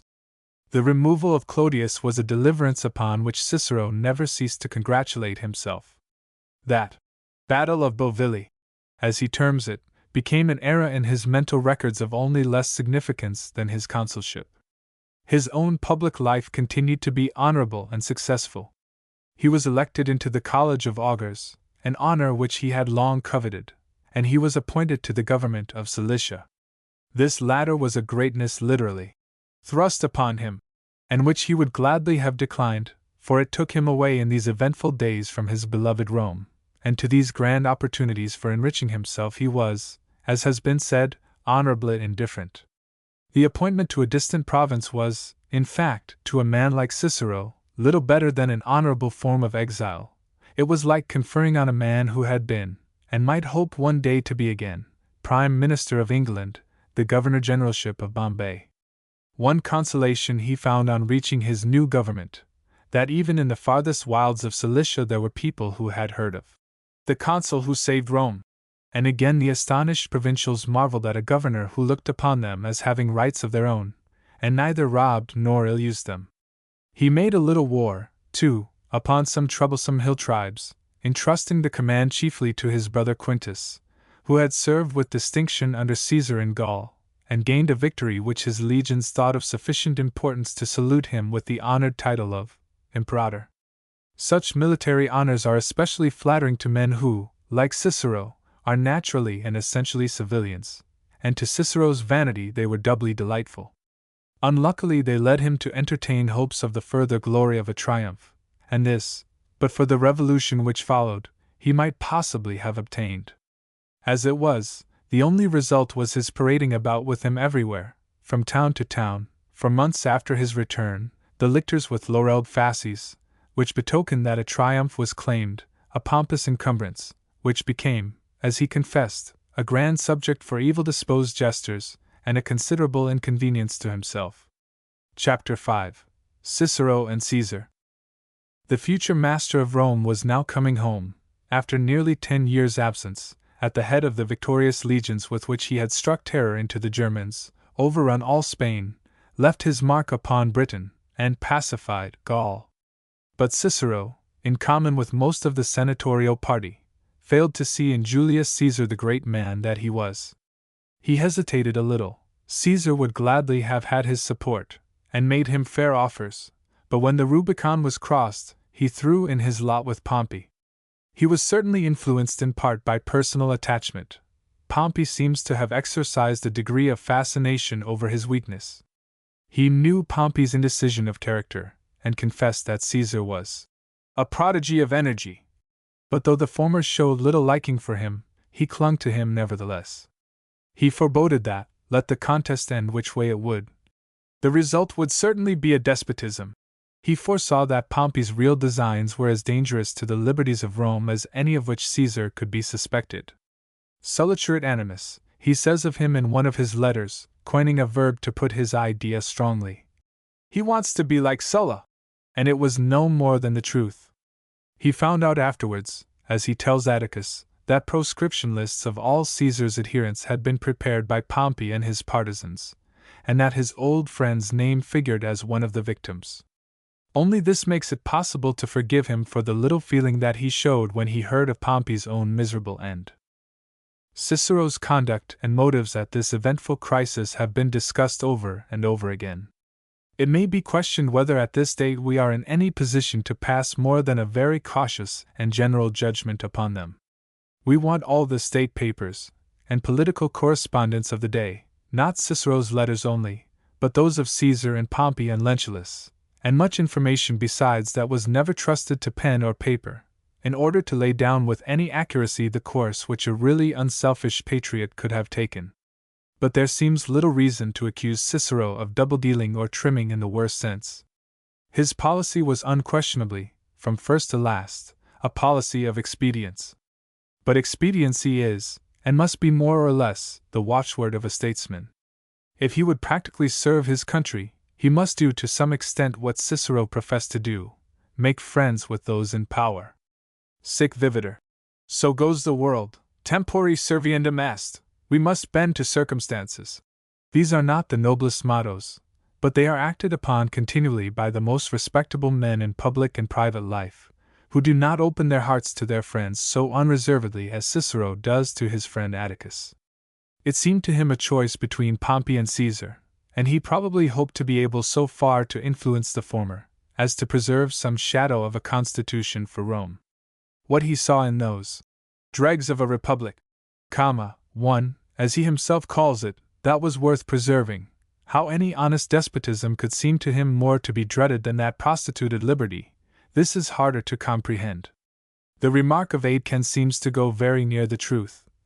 His devotion to the Commonwealth was grounded not so much upon his conviction of its actual merits, as of its fitness for the display of his own abilities.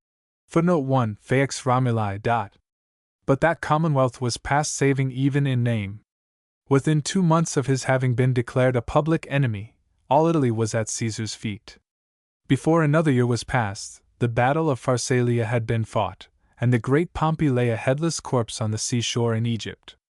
It was suggested to Cicero, who had hitherto remained constant to the fortunes of his party, and was then in their camp at Dyrrachium, that he should take the chief command, but he had the sense to decline, and though men called him traitor, and drew their swords upon him, he withdrew from a cause which he saw was lost, and returned to Italy, though not to Rome.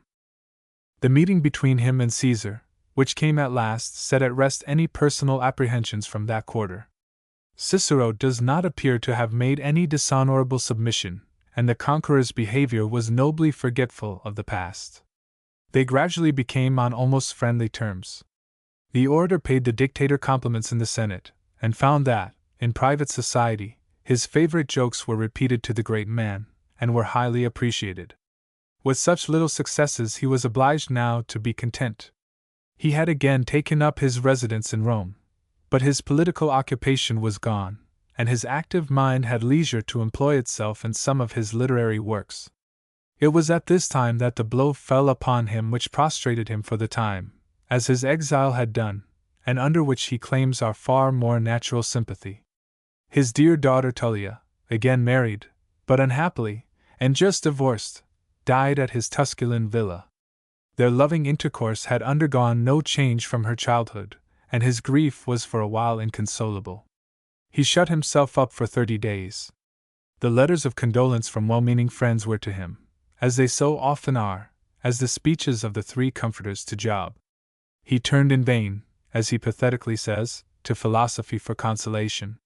It was at this time that he wrote 2 of his philosophical treatises, known to us as the True Ends of Life, 1, and the Tusculan Disputations, of which more will be said hereafter. In this latter, which he named from his favorite country house, he addressed himself to the subjects which suited best with his own sorrowful mood under his recent bereavement. How men might learn to shake off the terrors of death, nay, to look upon it rather as a release from pain and evil. How pain, mental and bodily, may best be borne. How we may moderate our passions. And lastly, whether the practice of virtue be not all sufficient for our happiness. Footnote 1. De Finibus Bonorum et Malorum, a title hard to translate. A philosopher does not always find in himself a ready pupil. It was hardly so in Cicero's case. His arguments were incontrovertible, but he found them fail him sadly in their practical application to life. He never could shake off from himself that dread of death which he felt in a degree unusually vivid for a Roman. He sought his own happiness afterwards, as he had done before, rather in the exciting struggle of public life than in the special cultivation of any form of virtue, and he did not even find the remedy for his present domestic sorrow in any of those general moral reflections which philosophy, Christian as well as pagan, is so ready to produce upon such occasions, which are all so undeniable, and all so utterly unendurable to the mourner. Cicero found his consolation, or that diversion of thought which so mercifully serves the purpose of consolation, where most men of active minds like his seek for it, and find it, in hard work. The literary effort of writing and completing the works which have been just mentioned probably did more to soothe his mind than all the arguments which they contained. He resumed his practice as an advocate so far as to plead a cause before Caesar, now ruling as dictator at Rome, the last cause, as events happened, that he was ever to plead.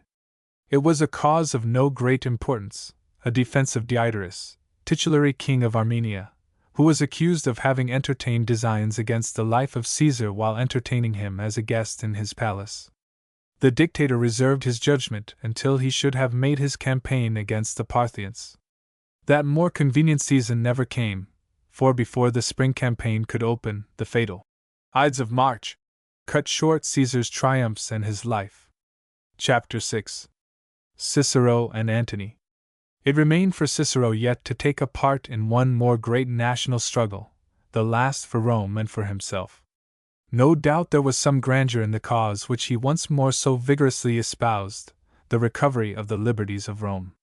But all the thunders of Cicero's eloquence, and all the admiration of modern historians and poets, failed to enlist our hearty sympathies with the assassins of Caesar.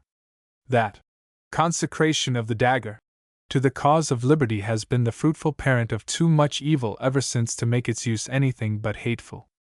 That Cicero was among the actual conspirators is probably not true, though his enemies strongly asserted it. But at least he gloried in the deed when done, and was eager to claim all the honors of a tyrannicide. Nay, he went farther than the actual conspirators, in words at least. It is curious to find him so careful to disclaim complicity in the act. Would that you had invited me to that banquet on the Ides of March! There would then have been no leavings from the feast, he writes to Cassius. He would have had their daggers turned on Antony, at all events, as well as on Caesar. He wishes that the gods may damn Caesar after he is dead, professing on this occasion a belief in a future retribution, on which at other times he was skeptical. It is but right to remember all this, when the popular tide turned, and he himself came to be denounced to political vengeance.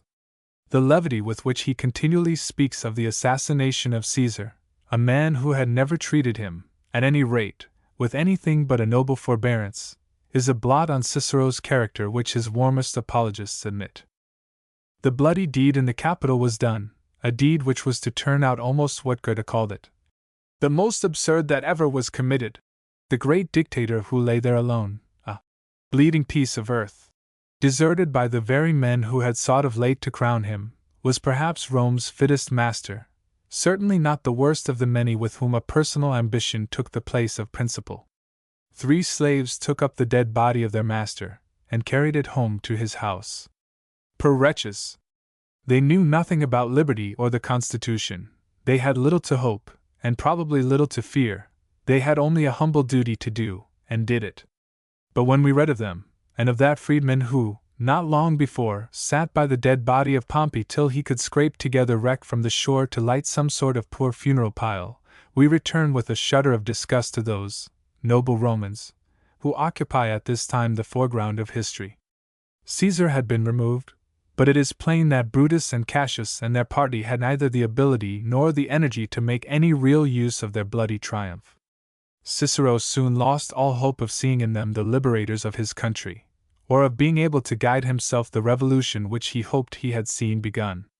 "We have been freed," he writes to Atticus, "but we are not free. We have struck down the tyrant, but the tyranny survives." Antony, in fact, had taken the place of Caesar as master of Rome, a change in all respects for the worse. He had surrounded himself with guards, had obtained authority from the Senate to carry out all decrees and orders left by the late dictator, and when he could not find, among Caesar's memoranda, materials to serve his purpose, he did not hesitate to forge them. Cicero had no power, and might be in personal danger, for Antony knew his sentiments as to state matters generally, and more particularly towards himself. Rome was no longer any place for him, and he soon left it, this time a voluntary exile. He wandered from place to place, and tried as before to find interest and consolation in philosophy. It was now that he wrote his charming essays on friendship and on old age, and completed his work on the nature of the gods, and that on divination. His treatise De Officiis, a kind of pagan whole duty of man, is also of this date, as well as some smaller philosophical works which have been lost. He professed himself hopeless of his country's future, and disgusted with political life, and spoke of going to end his days at Athens. But, as before and always, his heart was in the Forum at Rome. Political life was really the only atmosphere in which he felt himself breathe vigorously. Unquestionably, he had also an earnest patriotism, which would have drawn him back to his country's side at any time when he believed that she had need of his help.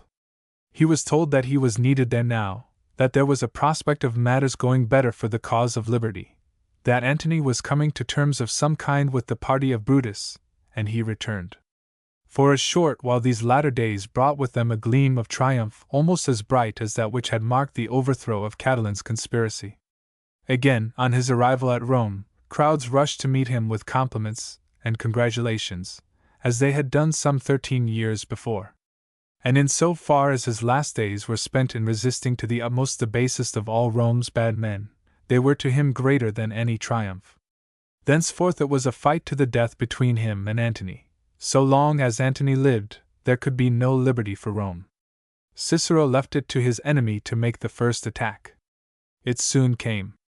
2 days after his return, Antony spoke vehemently in the Senate against him, on the occasion of moving a resolution to the effect that divine honors should be paid to Caesar. Cicero had purposely stayed away, pleading fatigue after his journey, really, because such a proposition was odious to him. Antony denounced him as a coward and a traitor, and threatened to send men to pull down his house about his head, that house which had once before been pulled down, and rebuilt for him by his remorseful fellow citizens. Cicero went down to the Senate the following day, and there delivered a well-prepared speech, the first of those 14 which are known to us as his Philippics, a name which he seems first to have given to them in jest, in remembrance of those which his favorite model Demosthenes had delivered at Athens against Philip of Macedon. He defended his own conduct, reviewed in strong but moderate terms the whole policy of Antony, and warned him, still ostensibly as a friend, against the fate of Caesar. The speaker was not unconscious what his own might possibly be. "I have already, senators, reaped fruit enough from my return home, in that I have had the opportunity to speak words which, whatever may betide, will remain in evidence of my constancy in my duty, and you have listened to me with much kindness and attention. And this privilege I will use so often as I may without peril to you and to myself. When I cannot, I will be careful of myself, not so much for my own sake as for the sake of my country. For me, the life that I have lived seems already well nigh long enough. Whether I look at my years or my honors, what little span may yet be added to it should be your gain and the state's far more than my own. Antony was not in the house when Cicero spoke. He had gone down to his villa at Tibur. There he remained for a fortnight, brooding over his reply, taking lessons, it was said, from professors in the art of rhetorical self-defense. At last he came to Rome and answered his opponent. His speech has not reached us, but we know that it contained the old charges of having put Roman citizens to death without trial in the case of the abettors of Catiline, and of having instigated Milo to the assassination of Clodius. Antony added a new charge, that of complicity with the murderers of Caesar. Above all, he laughed at Cicero's old attempts as a poet, a mode of attack which, if not so alarming, was at least as irritating as the rest. Cicero was not present. He dreaded personal violence, for Antony, like Pompey at the trial of Milo, had planted an armed guard of his own men outside and inside the Senate house. Before Cicero had nerved himself to reply, Antony had left Rome to put himself at the head of his legions, and the two never met again.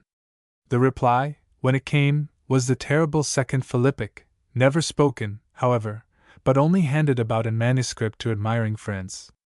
There is little doubt, as Mr. Long observes, that Antony had also some friend kind enough to send him a copy, and if we may trust the Roman poet Juvenal, who is at least as likely to have been well informed upon the subject as any modern historian, this composition eventually cost the orator his life. It is not difficult to understand the bitter vindictiveness of Antony. Cicero had been not merely a political opponent, he had attacked his private character, which presented abundant grounds for such attack, with all the venom of his eloquence.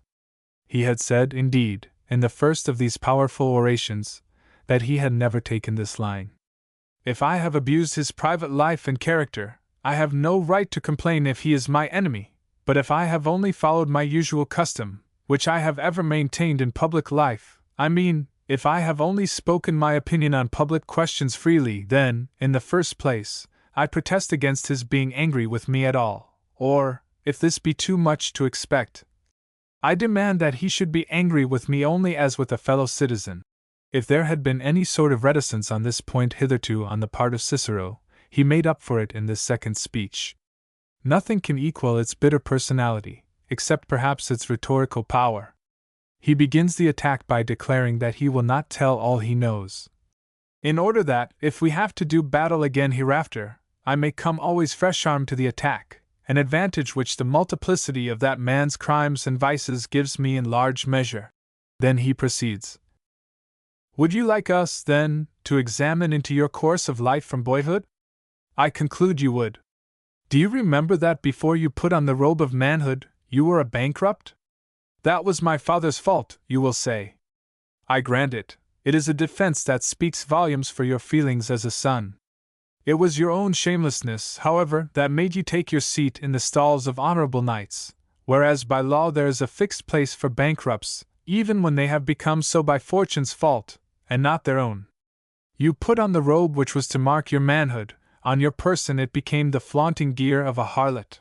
It is not desirable to follow the orator through some of his accusations. When he had to lash a man whom he held to be a criminal, he did not much care where or how he struck. He even breaks off himself, after saying a good deal. There are some things, which even a decent enemy hesitates to speak of. Mark, then, his subsequent course of life, which I will trace as rapidly as I can. For though these things are better known to you than even to me, yet I ask you to hear me with attention, as indeed you do, for it is right that in such cases men's feelings should be roused not merely by the knowledge of the facts, but by calling them back to their remembrance, though we must dash at once, I believe, into the middle of his history, lest we should be too long in getting to the end. The peroration is noble and dignified, in the orator's best style. He still supposes himself addressing his enemy. He has warned Antony that Caesar's fate may be his, and he is not unconscious of the peril in which his own life may stand. But do you look to yourself? I will tell you how it stands with me. I defended the Commonwealth when I was young, I will not desert it now I am old. I despise the swords of Catiline, I am not likely to tremble before yours. Nay, I shall lay my life down gladly, if the liberty of Rome can be secured by my death, so that this suffering nation may at last bring to the birth that which it has long been breeding. If, 20 years ago, I declared in this house that death could never be said to have come before its time to a man who had been consul of Rome, with how much more truth, at my age, may I say it now? To me indeed, gentlemen of the Senate, death may well be a thing to be even desired, when I have done what I have done and reaped the honors I have reaped.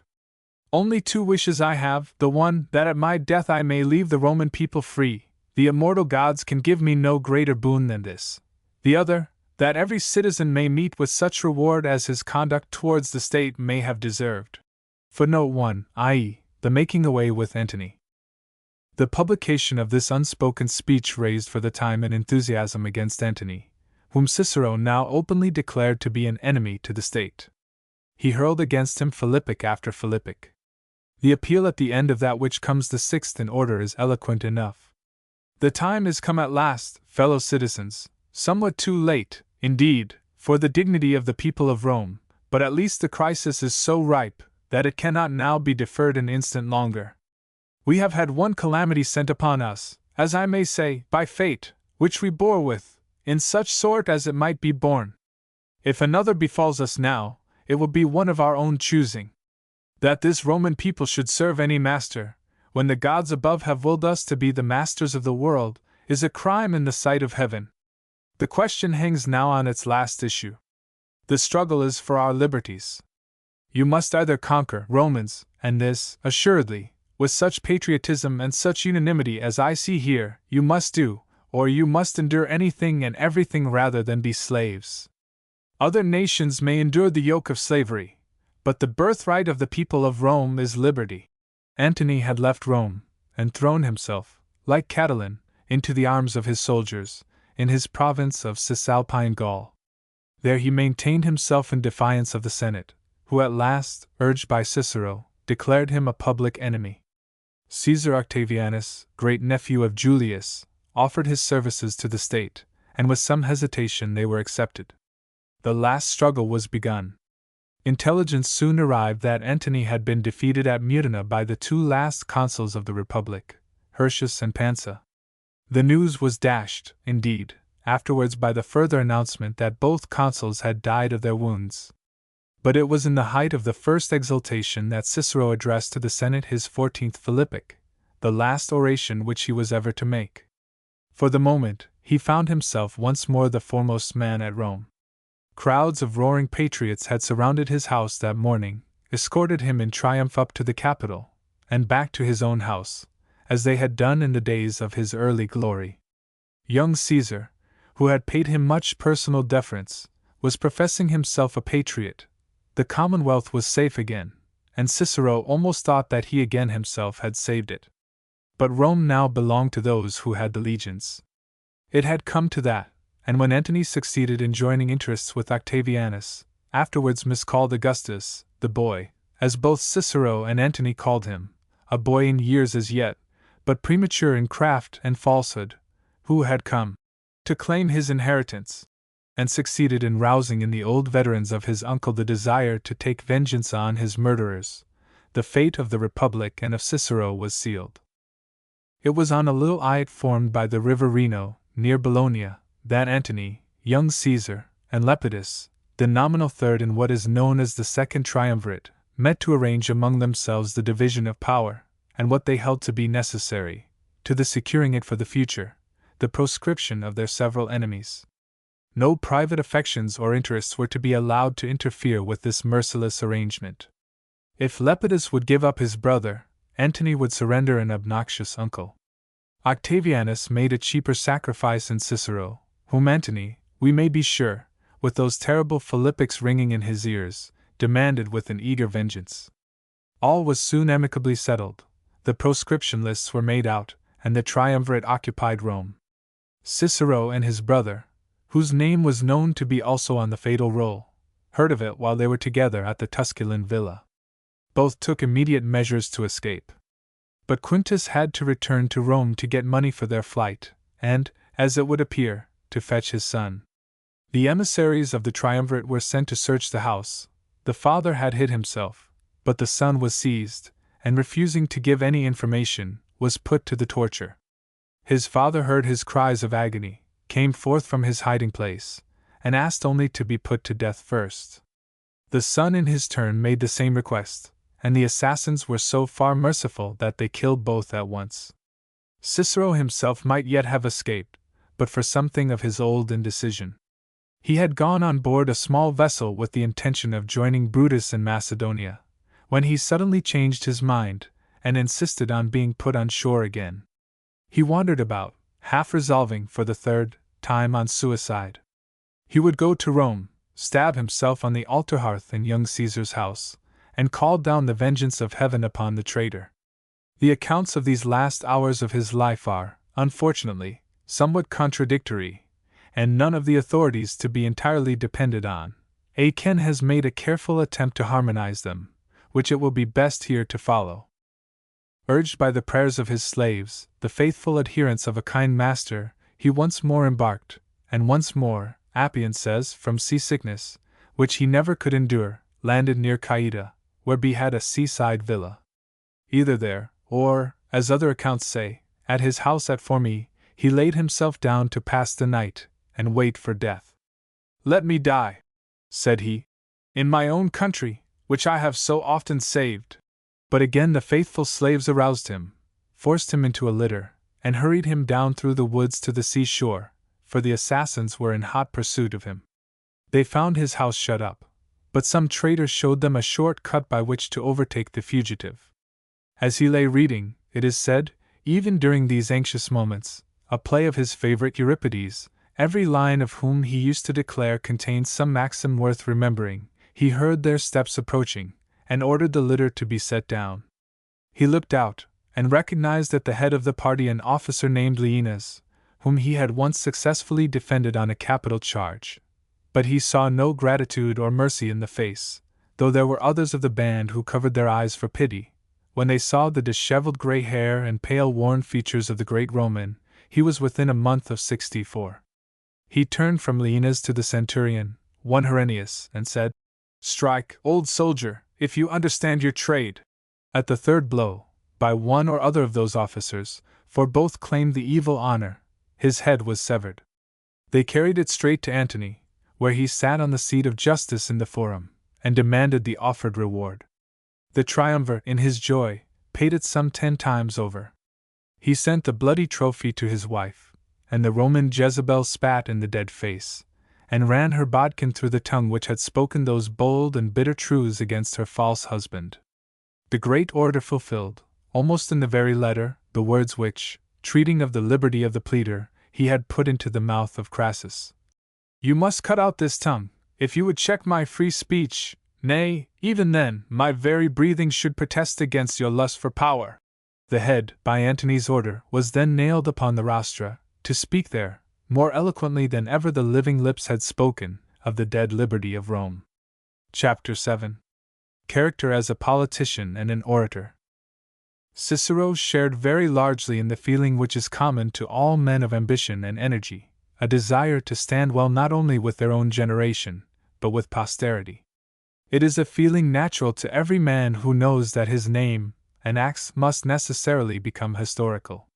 If it is more than usually patent in Cicero's case, it is only because in his letters to Atticus we have more than usual access to the inmost heart of the writer, for surely such a thoroughly confidential correspondence has never been published before or since.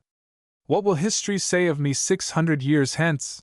he asks, unbosoming himself in this sort to his friend.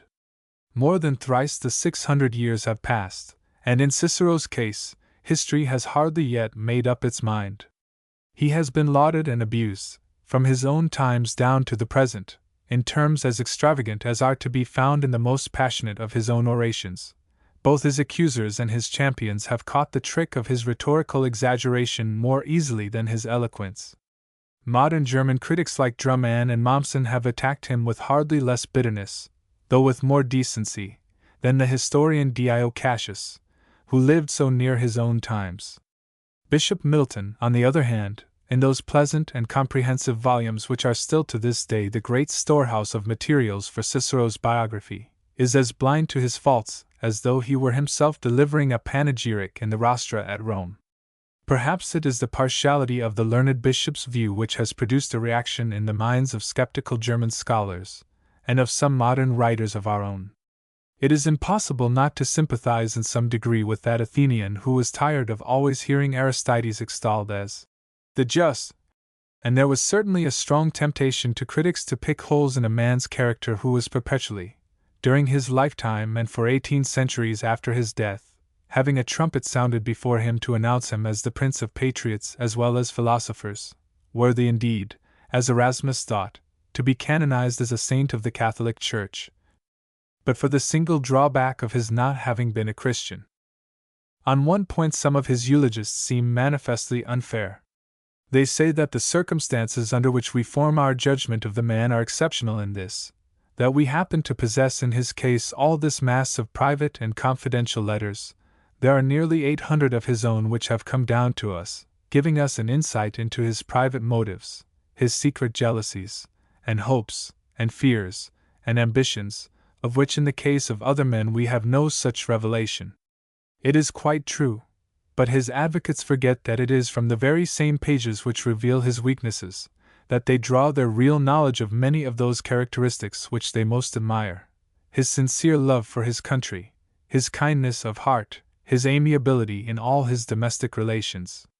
It is true that we cannot look into the private letters of Caesar, or Pompey, or Brutus, as we can into Cicero's, but it is not so certain that if we could, our estimate of their characters would be lowered. We might discover, in their cases as in his, many traces of what seems insincerity, timidity, a desire to sail with the stream. We might find that the views which they expressed in public were not always those which they entertained in private, but we might also find an inner current of kindness, and benevolence, and tenderness of heart, for which the world gives them little credit. One enthusiastic advocate, Wieland, goes so far as to wish that this kind of evidence could, in the case of such a man as Cicero, have been cooked, to use a modern phrase, that we could have had only a judicious selection from this too truthful mass of correspondence, that his secretary, Tiro, or some judicious friend, had destroyed the whole packet of letters in which the great Roman bemoaned himself, during his exile from Rome, to his wife, to his brother, and to Atticus. The partisan method of writing history, though often practiced, has seldom been so boldly professed. But it cannot be denied that if we know too much of Cicero to judge him merely by his public life, as we are obliged to do with so many heroes of history, we also know far too little of those stormy times in which he lived, to pronounce too strongly upon his behavior in such difficult circumstances. The true relations between the various parties at Rome, as we have tried to sketch them, are confessedly puzzling even to the careful student. And without a thorough understanding of these, it is impossible to decide, with any hope of fairness, upon Cicero's conduct as a patriot and a politician. His character was full of conflicting elements, like the times in which he lived, and was necessarily in a great degree molded by them. The egotism which shows itself so plainly alike in his public speeches and in his private writings, more than once made him personal enemies, and brought him into trouble, though it was combined with great kindness of heart and consideration for others. He saw the right clearly, and desired to follow it, but his good intentions were too often frustrated by a want of firmness and decision. His desire to keep well with men of all parties, so long as it seemed possible, and this not so much from the desire of self-aggrandizement, as from a hope through their aid to serve the Commonwealth, laid him open on more than one occasion to the charge of insincerity. There is one comprehensive quality which may be said to have been wanting in his nature, which clouded his many excellences, led him continually into false positions, and even in his delightful letters excites in the reader, from time to time, an impatient feeling of contempt. He wanted manliness. It was a quality which was fast dying out, in his day, among even the best of the luxurious and corrupt aristocracy of Rome. It was perhaps but little missed in his character by those of his contemporaries who knew and loved him best. But without that quality, to an English mind, it is hard to recognize in any man, however brilliant and amiable, the true philosopher or hero. The views which this great Roman politician held upon the vexed question of the ballot did not differ materially from those of his worthy grandfather before mentioned. 1. The ballot was popular at Rome, for many reasons, some of them not the most creditable to the characters of the voters, and because it was popular, Cicero speaks of it occasionally, in his forensic speeches, with a cautious praise. But of his real estimate of it there can be no kind of doubt. I am of the same opinion now, he writes to his brother, that ever I was. There is nothing like the open suffrage of the lips. So in one of his speeches, he uses even stronger language. The ballot, he says, enables men to open their faces, and to cover up their thoughts.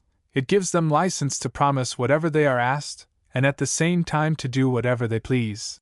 Mr. Grote once quoted a phrase of Cicero's, applied to the voting papers of his day, as a testimony in favor of this mode of secret suffrage, grand words, and wholly untranslatable into anything like corresponding English.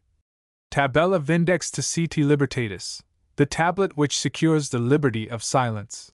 But knowing so well as Cicero did what was the ordinary character of Roman jurors and Roman voters, and how often this liberty of silence was a liberty to take a bribe and to vote the other way, one can almost fancy that we see upon his lips, as he utters the sounding phrase, that playful curve of irony which is said to have been their characteristic expression. 2. Mr. Grote forgot, 2. As was well pointed out by a writer in the Quarterly Review, 3. That in the very next sentence the orator is proud to boast that he himself was not so elected to office, but by the living voices of his fellow citizens. Footnote 1, see page 3. Footnote 2, no bust, coin, or gem is known which bears any genuine likeness of Cicero. There are several existing which purport to be such, but all are more or less apocryphal. Footnote 3, Court. Rev. LXI. 522. The character of his eloquence may be understood in some degree by the few extracts which have been given from his public speeches, always remembering how many of its charms are necessarily lost by losing the actual language in which his thoughts were clothed. We have lost perhaps nearly as much in another way, in that we can only read the great orator instead of listening to him. Yet it is possible, after all, that this loss to us is not so great as it might seem. Some of his best speeches, as we know, those, for instance, against Verres and in defense of Milo, were written in the closet, and never spoken at all, and most of the others were reshaped and polished for publication. Nor is it certain that his declamation, which some of his Roman rivals found fault with as savoring too much of the florid Oriental type, would have been agreeable to our colder English taste. He looked upon gesture and action as essential elements of the orator's power, and had studied them carefully from the artists of the theatre. There can be no doubt that we have his own views on this point in the words which he has put into the mouth of his Brutus, in the treatise on oratory which bears that name. He protests against the Attic coldness of style which, he says, would soon empty the benches of their occupants. He would have the action and bearing of the speaker to be such that even the distant spectator, too far off to hear, should know that there was a Roscius on the stage. He would have found a French audience in this respect more sympathetic than an English one. 1. His own highly nervous temperament would certainly tend to excited action. The speaker, who, as we are told, shuddered visibly over his whole body when he first began to speak, was almost sure, as he warmed to his work, to throw himself into it with a passionate energy. Footnote 1. Our speakers certainly fall into the other extreme. The British orator's style of gesticulation may still be recognized, mutatis mutandis, in Addison's humorous sketch of a century ago. You may see many a smart rhetorician turning his hat in his hands, molding it into several different cocks, examining sometimes the lining and sometimes the button, during the whole course of his harangue. A deaf man would think that he was cheapening a beaver, when he is talking perhaps of the fate of the British nation. He has put on record his own ideas of the qualifications and the duties of the public speaker, whether in the Senate or at the bar, in 3 continuous treatises on the subject, entitled respectively, on oratory, Brutus, and the Orator, as well as in some other works of which we have only fragments remaining. With the first of these works, which he inscribed to his brother, he was himself exceedingly well satisfied, and it perhaps remains still the ablest, as it was the first, attempt to reduce eloquence to a science. The second is a critical sketch of the great orators of Rome, and in the third we have Cicero's view of what the perfect orator should be. His ideal is a high one, and a true one, that he should not be the mere rhetorician, any more than the mere technical lawyer or keen partisan, but the man of perfect education and perfect taste, who can speak on all subjects, out of the fullness of his mind, with variety and copiousness. Although, as has been already said, he appears to have attached but little value to a knowledge of the technicalities of law, in other respects his preparation for his work was of the most careful kind, if we may assume, as we probably may, that it is his own experience which, in his treatise on oratory, he puts into the mouth of Marcus Antonius, one of his greatest predecessors at the Roman bar. It is my habit to have every client explain to me personally his own case, to allow no one else to be present, that so he may speak more freely. Then I take the opponent's side, while I make him plead his own cause, and bring forward whatever arguments he can think of. Then, when he is gone, I take upon myself, with as much impartiality as I can, 3 different characters, my own, my opponent's, and that of the jury. Whatever point seems likely to help the case rather than injure it, this I decide must be brought forward. When I see that anything is likely to do more harm than good, I reject and throw it aside altogether.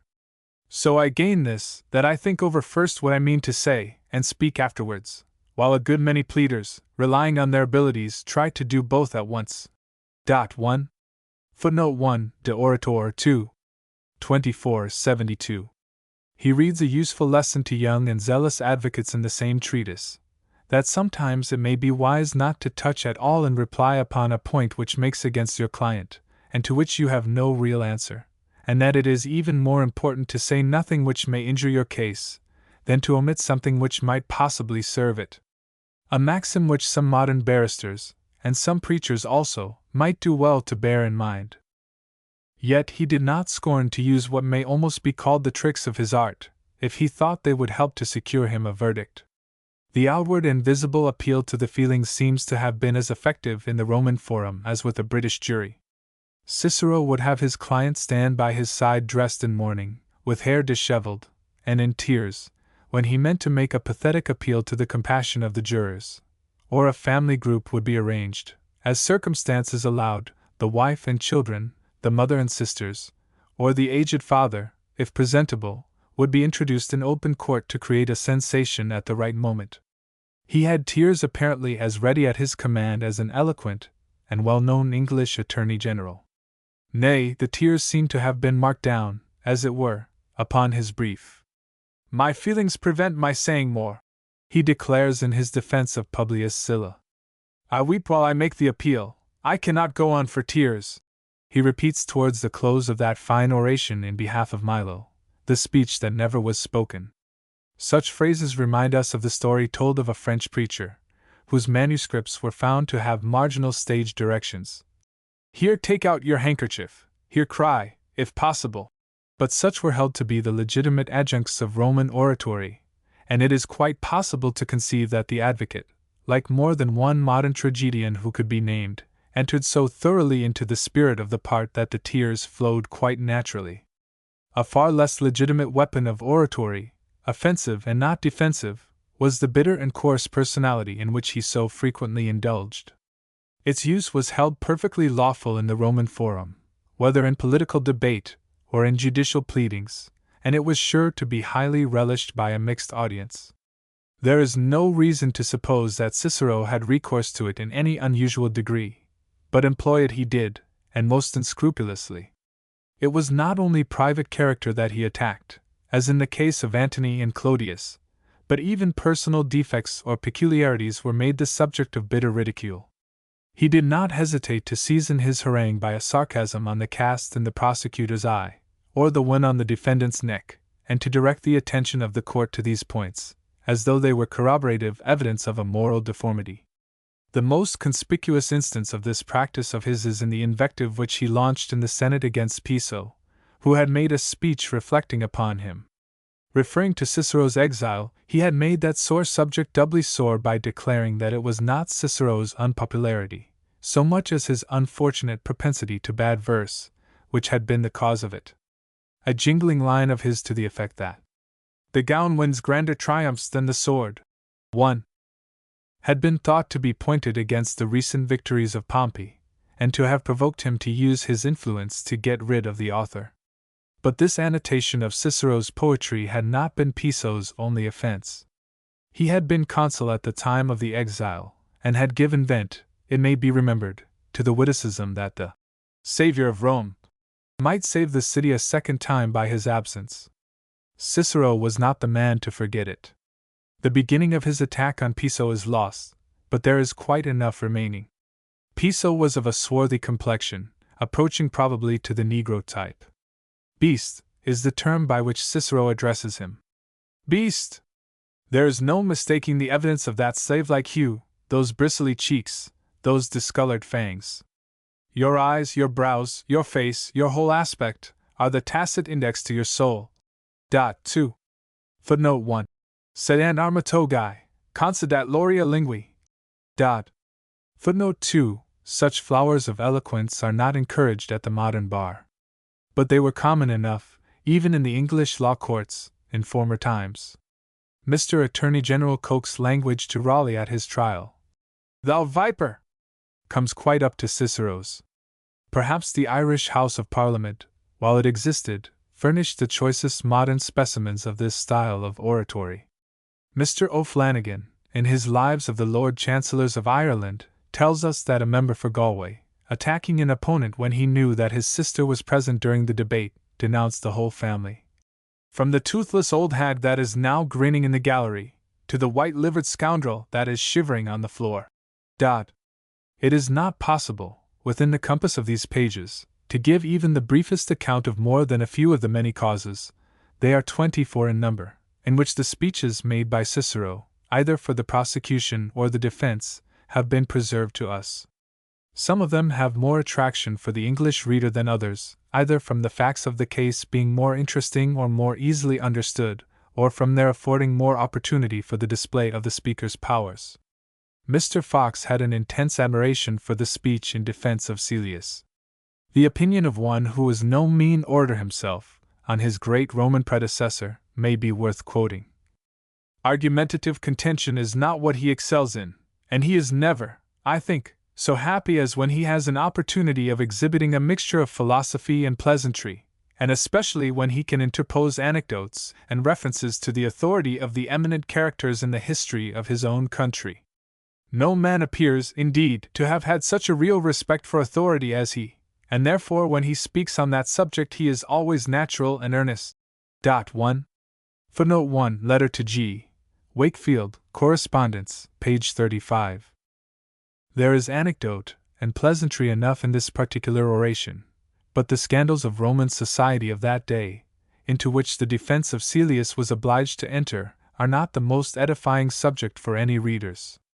Caelius was a young man of equestrian rank, who had been a kind of ward of Cicero's, and must have given him a good deal of trouble by his profligate habits, if the guardianship was anything more than nominal. But in this particular case the accusation brought against him, of trying to murder an ambassador from Egypt by means of hired assassins, and then to poison the lady who had lent him the money to bribe them with, was probably untrue. Clodia, the lady in question, was the worthy sister of the notorious Clodius, and bore as evil a reputation as it was possible for a woman to bear in the corrupt society of Rome, which is saying a great deal. She is the real mover in the case, though another enemy of Caelius, the son of a man whom he had himself brought to trial for bribery, was the ostensible prosecutor. Cicero, therefore, throughout the whole of his speech, aims the bitter shafts of his wit and eloquence at Clodia. His brilliant invectives against this lady, who was, as he pointedly said, not only noble but notorious, are not desirable to quote. But the opening of the speech is in the advocate's best style.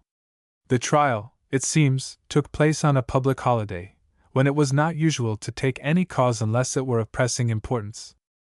If any spectator be here present, gentlemen, who knows nothing of our laws, our courts of justice, or our national customs, he will not fail to wonder what can be the atrocious nature of this case, that on a day of national festival and public holiday like this, when all other business in the forum is suspended, this single trial should be going on. And he will entertain no doubt but that the accused is charged with a crime of such enormity, that if it were not at once taken cognizance of, the Constitution itself would be in peril. And if he heard that there was a law which enjoined that in the case of seditious and disloyal citizens who should take up arms to attack the Senate House, or use violence against the magistrates, or levy war against the Commonwealth, inquisition into the matter should be made at once, on the very day, he would not find fault with such a law, he would only ask the nature of the charge. But when he heard that it was no such atrocious crime, no treasonable attempt, no violent outrage, which formed the subject of this trial, but that a young man of brilliant abilities, hard-working in public life, and of popular character, was here accused by the son of a man whom he had himself once prosecuted, and was still prosecuting, and that all a bad woman's wealth and influence was being used against him, he might take no exception to the filial zeal of Atratinus, but he would surely say, that woman's infamous revenge should be baffled and punished. I can excuse Atratinus. As to the other parties, they deserve neither excuse nor forbearance. It was a strange story, the case for the prosecution, especially as regarded the alleged attempt to poison Clodia. The poison was given to a friend of Celius. He was to give it to some slaves of Clodia whom he was to meet at certain baths frequented by her, and they were in some way to administer it. But the slaves betrayed the secret, and the lady employed certain gay and profligate young men, who were hangers-on of her own, to conceal themselves somewhere in the baths, and pounce upon Celius's emissary with the poison in his possession. But this scheme was said to have failed. Clodia's detectives had rushed from their place of concealment too soon, and the bearer of the poison escaped. The counsel for the prisoner makes a great point of this. Why, 'tis the catastrophe of a stage play, nay, of a burlesque. When no more artistic solution of the plot can be invented, the hero escapes, the bell rings, and the curtain falls. For I ask why, when Licinius was there trembling, hesitating, retreating, trying to escape, why that lady's bodyguard let him go out of their hands? Were they afraid lest, so many against one, such stout champions against a single helpless man, frightened as he was and fierce as they were, they could not master him? I should like exceedingly to see them, those curled and scented youths, the bosom friends of this rich and noble lady, those stout men-at-arms who were posted by their she-captain in this ambuscade in the baths. And I should like to ask them how they hid themselves, and where? A bath? Why, it must rather have been a Trojan horse, which bore within its womb this band of invincible heroes who went to war for a woman. I would make them answer this question, why they, being so many and so brave, did not either seize this slight stripling, whom you see before you, where he stood, or overtake him when he fled? They will hardly be able to explain themselves, I fancy, if they get into that witness box, however clever and witty they may be at the banquet, nay, even eloquent occasionally, no doubt, over their wine. But the air of a court of justice is somewhat different from that of the banquet hall. The benches of this court are not like the couches of a supper table. The array of this jury presents a different spectacle from a company of revellers. Nay, the broad glare of sunshine is harder to face than the glitter of the lamps. If they venture into it, I shall have to strip them of their pretty conceits and fool's gear. But if they will be ruled by me, they will betake themselves to another trade, win favor in another quarter, flaunt themselves elsewhere than in this court. Let them carry their brave looks to their lady there. Let them lord it at her expense, cling to her, lie at her feet, be her slaves. Only let them make no attempt upon the life and honor of an innocent man. The satellites of Clodia could scarcely have felt comfortable under this withering fire of sarcasm. The speaker concluded with an apology, much required, for his client's faults, as those of a young man, and a promise on his behalf, on the faith of an advocate, that he would behave better for the future. He wound up the whole with a point of sensational rhetoric which was common, as has been said, to the Roman bar as to our own, and appealed to the jurymen as fathers. He pointed to the aged father of the defendant, leaning in the most approved attitude upon the shoulder of his son. Either this, or the want of evidence, or the eloquence of the pleader, had its due effect. Celius was triumphantly acquitted, and it is a proof that the young man was not wholly graceless, that he rose afterwards to high public office, and never forgot his obligations to his eloquent counsel, to whom he continued a stanch friend.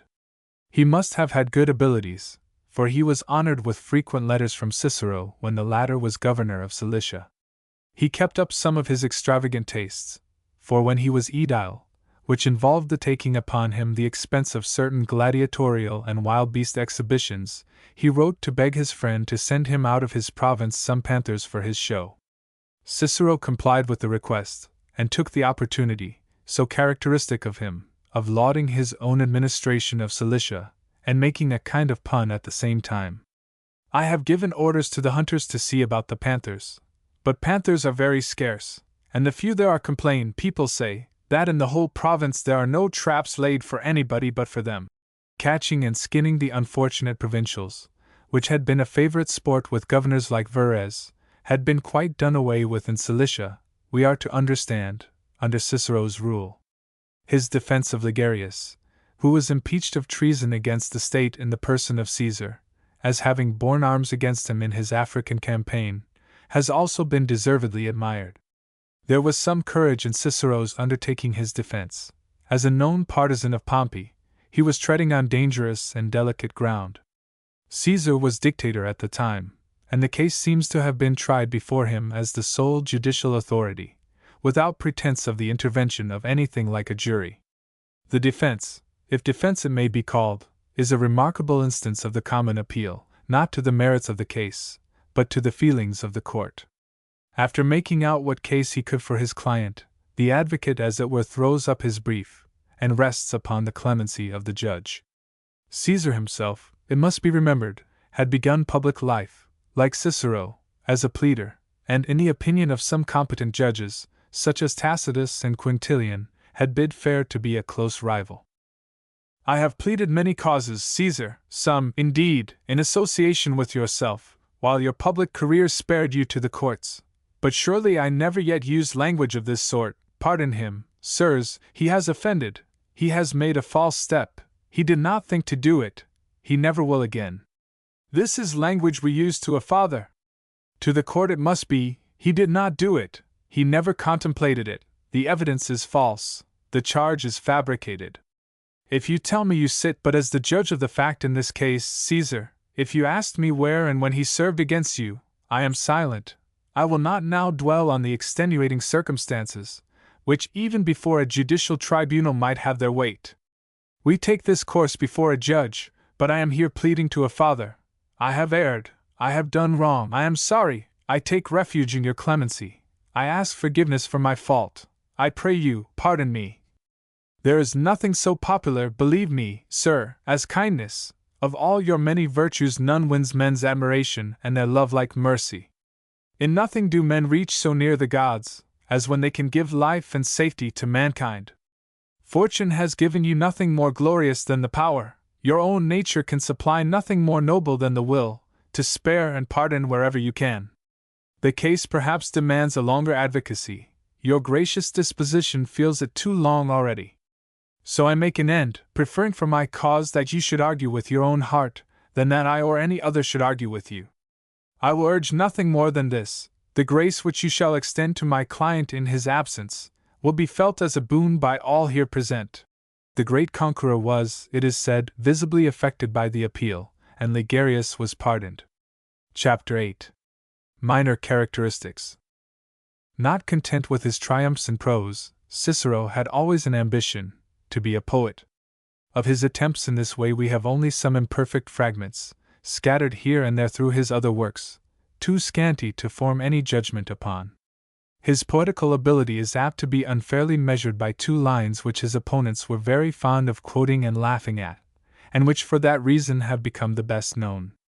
But it is obvious that if Wordsworth or Tennyson were to be judged solely by a line or two picked out by an unfavorable reviewer, say from Peter Bell or from the early version of The Miller's Daughter, posterity would have a very mistaken appreciation of their merits. Plutarch and the younger Pliny, who had seen more of Cicero's poetry than we have, thought highly of it. So he did himself, but so it was his nature to think of most of his own performances, and such an estimate is common to other authors besides Cicero, though few announce it so openly. Montaigne takes him to task for this, with more wit, perhaps, than fairness. It is no great fault to write poor verses, but it is a fault not to be able to see how unworthy such poor verses were of his reputation. Voltaire, on the other hand, who was perhaps as good a judge, thought there was nothing more beautiful than some of the fragments of his poem on Marius, who was the ideal hero of his youth.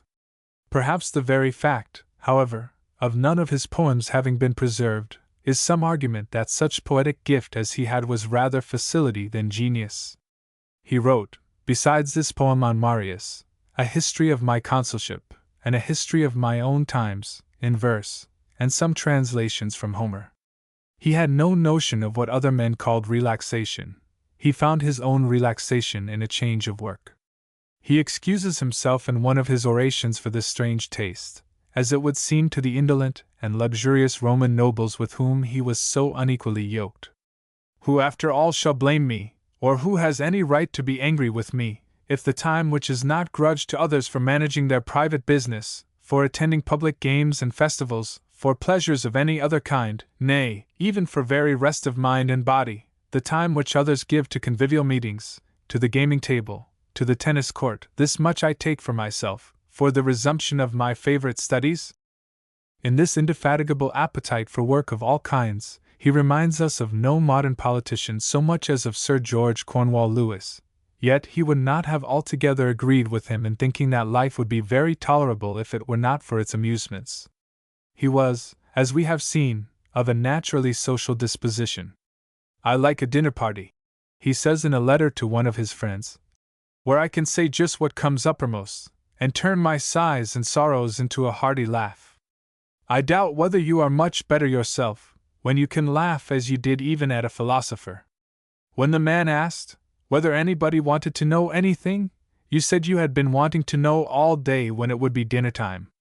The fellow expected you to say you wanted to know how many worlds there were, or something of that kind. 1. Footnote 1. These professional philosophers, at literary dinner parties, offered to discuss and answer any question propounded by the company. He is said to have been a great laugher. Indeed, he confesses honestly that the sense of humor was very powerful with him. I am wonderfully taken by anything comic, he writes to one of his friends. He reckons humor also as a useful ally to the orator. A happy jest or facetious turn is not only pleasant, but also highly useful occasionally. But he adds that this is an accomplishment which must come naturally, and cannot be taught under any possible system. 1. There is at least sufficient evidence that he was much given to making jokes, and some of them which have come down to us would imply that a Roman audience was not very critical on this point. There is an air of gravity about all courts of justice which probably makes a very faint amount of jocularity hailed as a relief. Even in an English law court, a joke from the bar, much more from the bench, does not need to be of any remarkable brilliancy in order to be secure of raising a laugh, and we may fairly suppose that the same was the case at Rome. Cicero's jokes were frequently nothing more than puns, which it would be impossible, even if it were worth while, to reproduce to an English ear. Perhaps the best, or at all events the most intelligible, is his retort to Hortensius during the trial of Verres.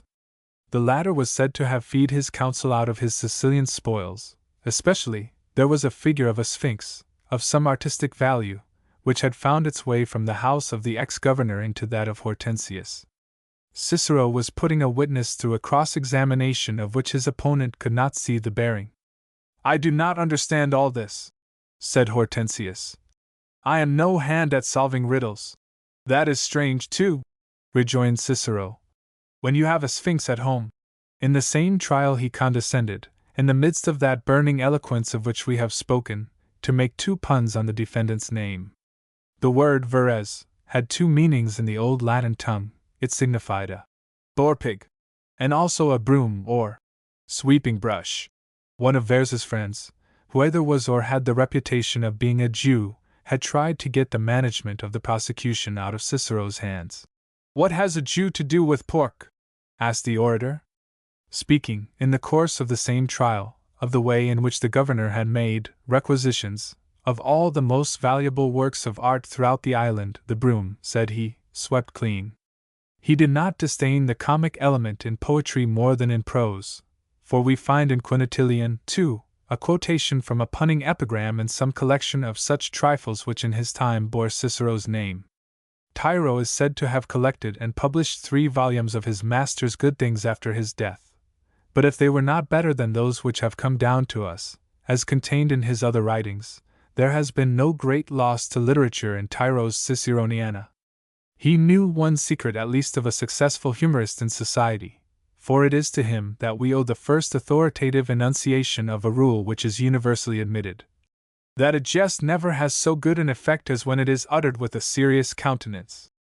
Footnote 1 De Orat. 2, 54. Footnote 2 Libellus Jocularis, Quint. 8, 6. Cicero had a wonderful admiration for the Greeks.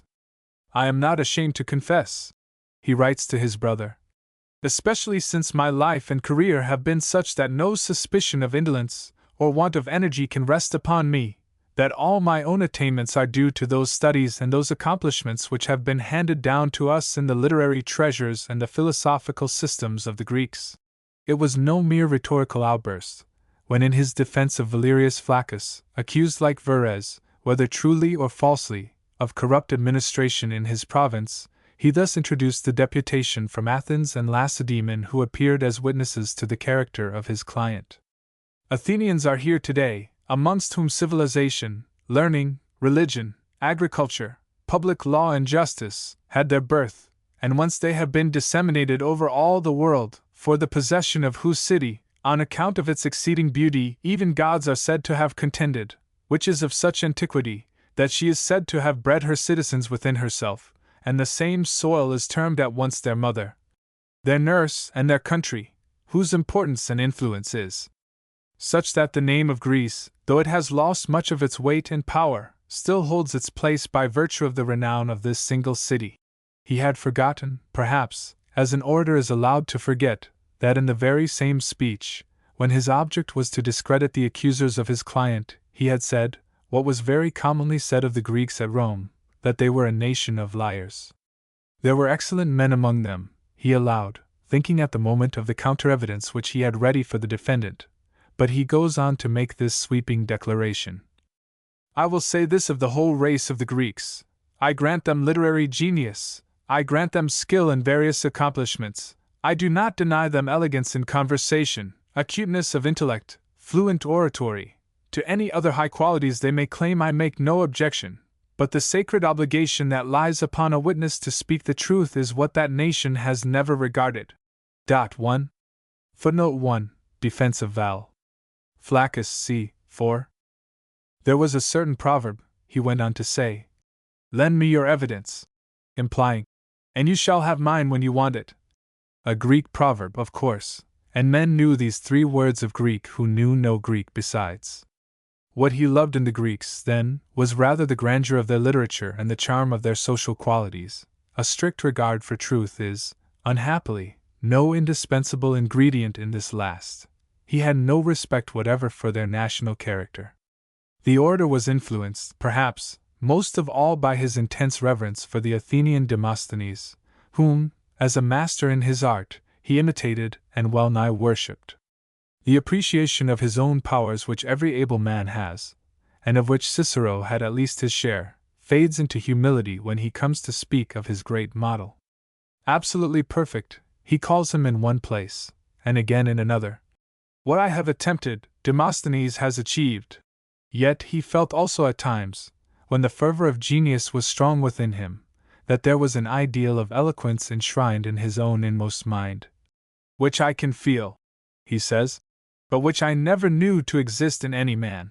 He could not only write Greek as a scholar, but seems to have spoken it with considerable ease and fluency, for on one occasion he made a speech in that language, a condescension which some of his friends thought derogatory to the dignity of a Roman.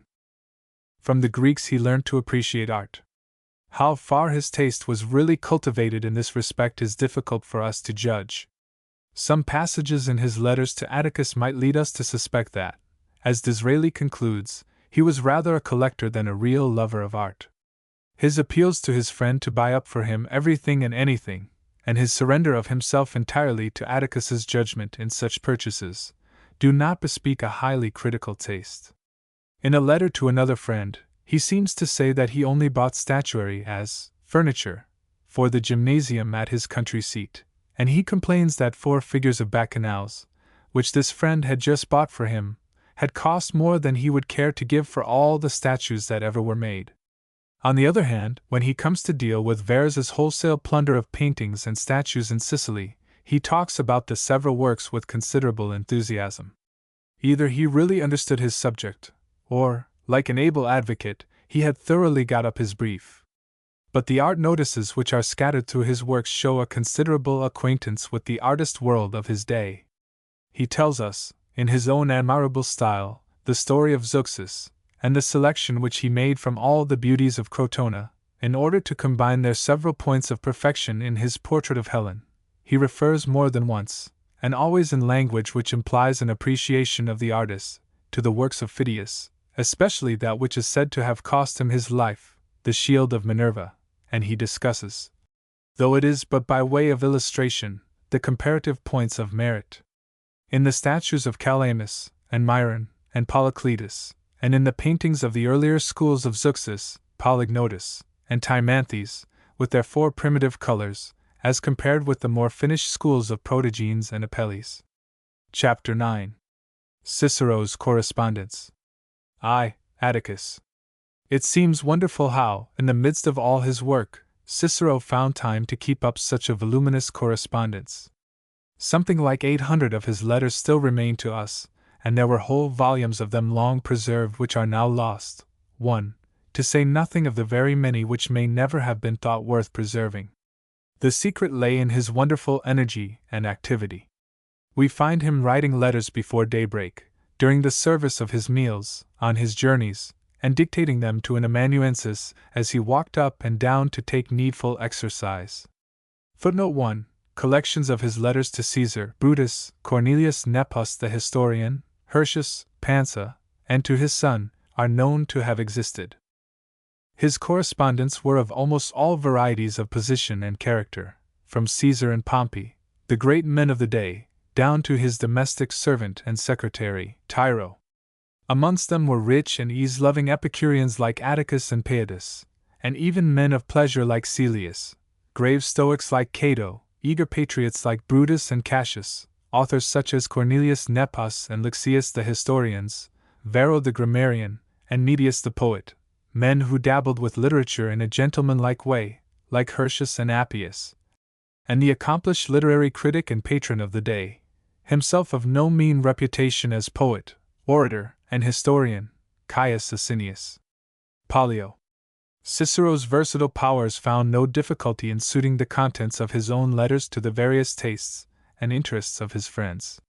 Sometimes he sends to his correspondent what was in fact a political journal of the day, rather one-sided, it must be confessed, as all political journals are, but furnishing us with items of intelligence which throw light, as nothing else can, on the history of those latter days of the Republic. Sometimes he jots down the mere gossip of his last dinner party. Sometimes he notices the speculations of the last new theorist in philosophy, or discusses with a literary friend some philological question, the latter being a study in which he was very fond of dabbling, though with little success, for the science of language was as yet unknown.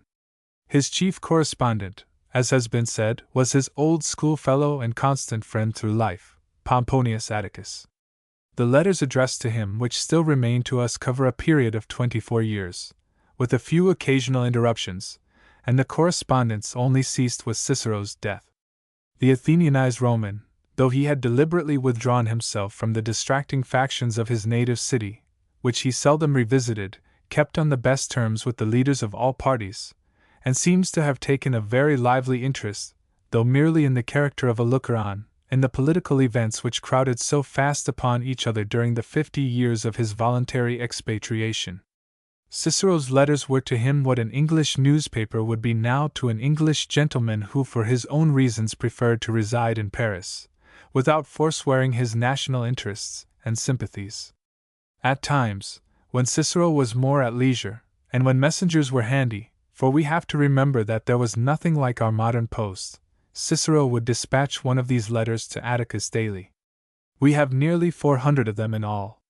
They are continually garnished, even to the point of affectation, with Greek quotations and phrases, partly perhaps in compliment to his friend's Athenian tastes, and partly from the writer's own passion for the language.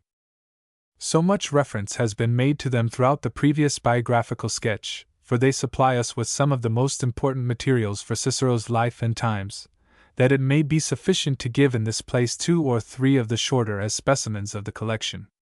One which describes a visit which he received from Julius Caesar, already dictator, in his country house near Puteoli, is interesting, as affording a glimpse behind the scenes in those momentous days when no one knew exactly whether the great captain was to turn out a patriot or a conspirator against the liberties of Rome. To think that I should have had such a tremendous visitor! But never mind, for all went off very pleasantly.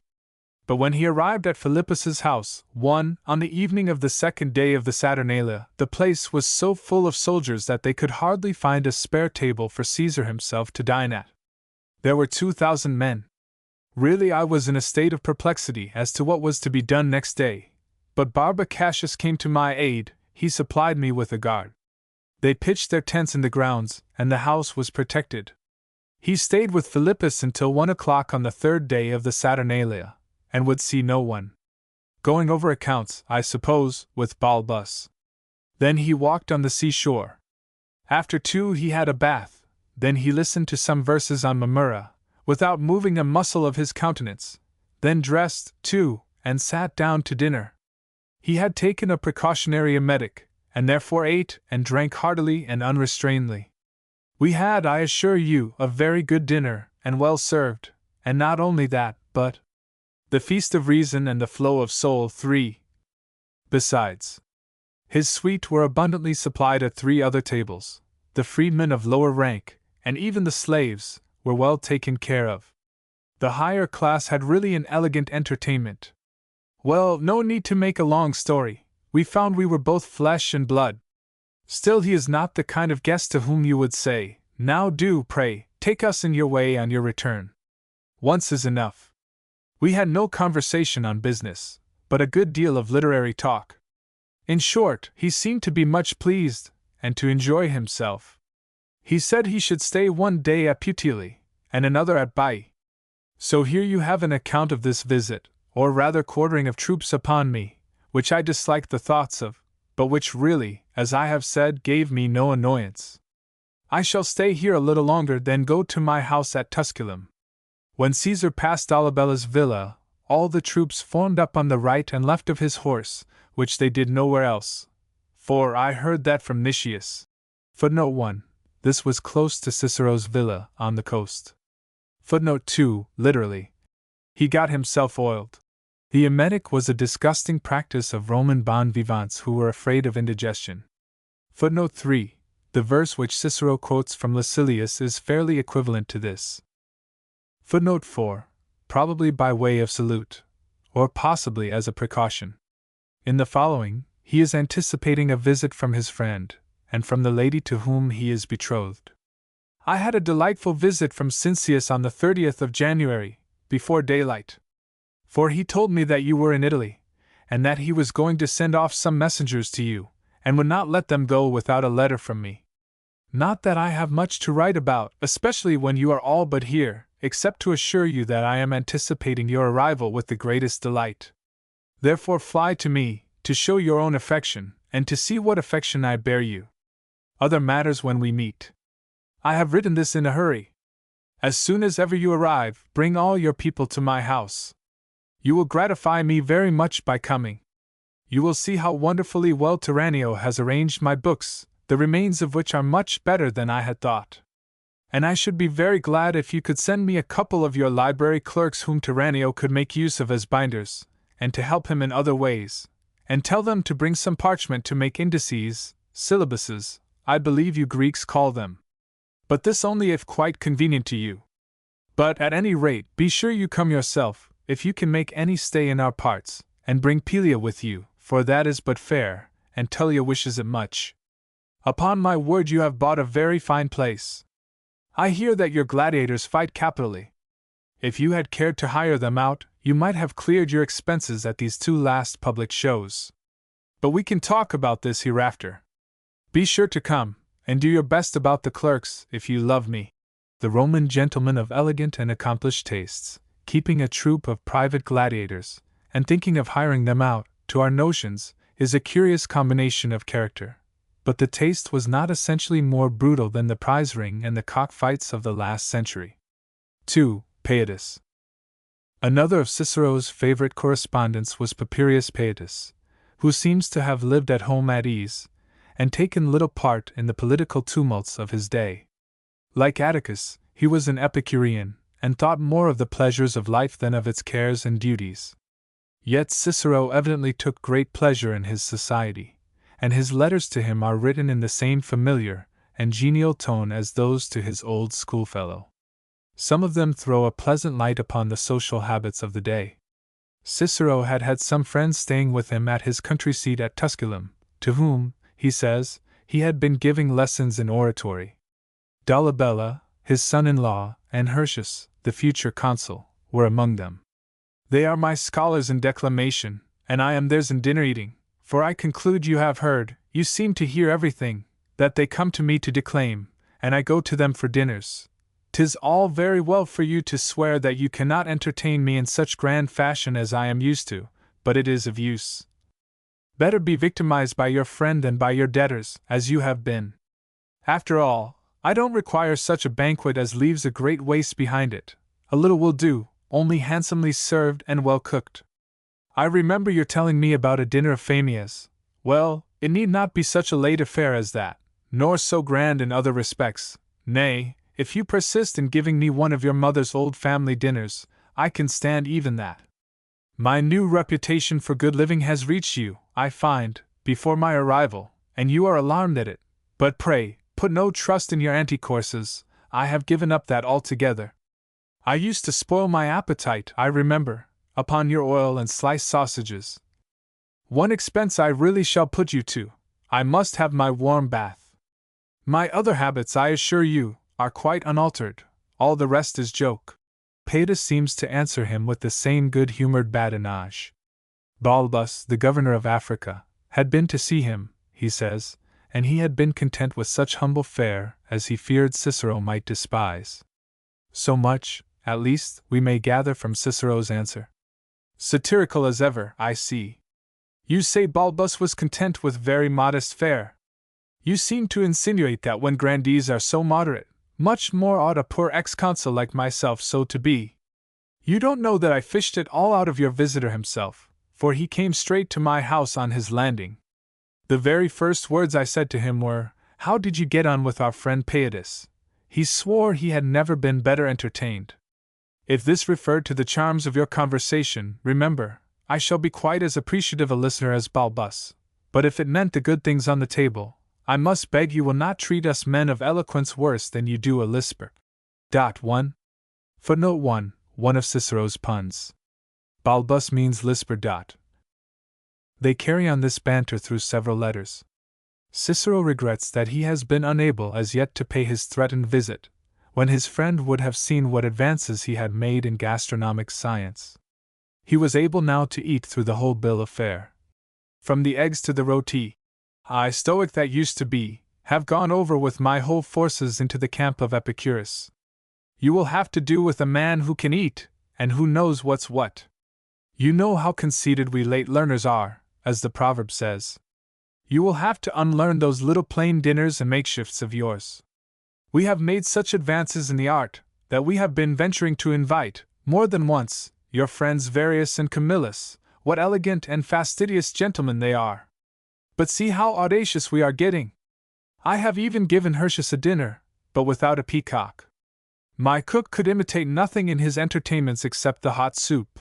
Then he hears that his friend is in bed with the gout. I am extremely sorry to hear it, as in duty bound. Still, I am quite determined to come, that I may see you, and pay my visit, yes, and have my dinner, for I suppose your cook has not got the gout as well. Such were the playful epistles of a busy man. But even in some of these lightest effusions we see the cares of the statesman showing through. Here is a portion of a later letter to the same friend. I am very much concerned to hear you have given up going out to dinner, for it is depriving yourself of a great source of enjoyment and gratification. Then, again, I am afraid, for it is as well to speak honestly, lest you should unlearn certain old habits of yours, and forget to give your own little dinners. For if formerly, when you had good examples to imitate, you were still not much of a proficient in that way, how can I suppose you will get on now? Spurina, indeed, when I mentioned the thing to him, and explained your previous habits, proved to demonstration that there would be danger to the highest interests of the state if you did not return to your old ways in the spring.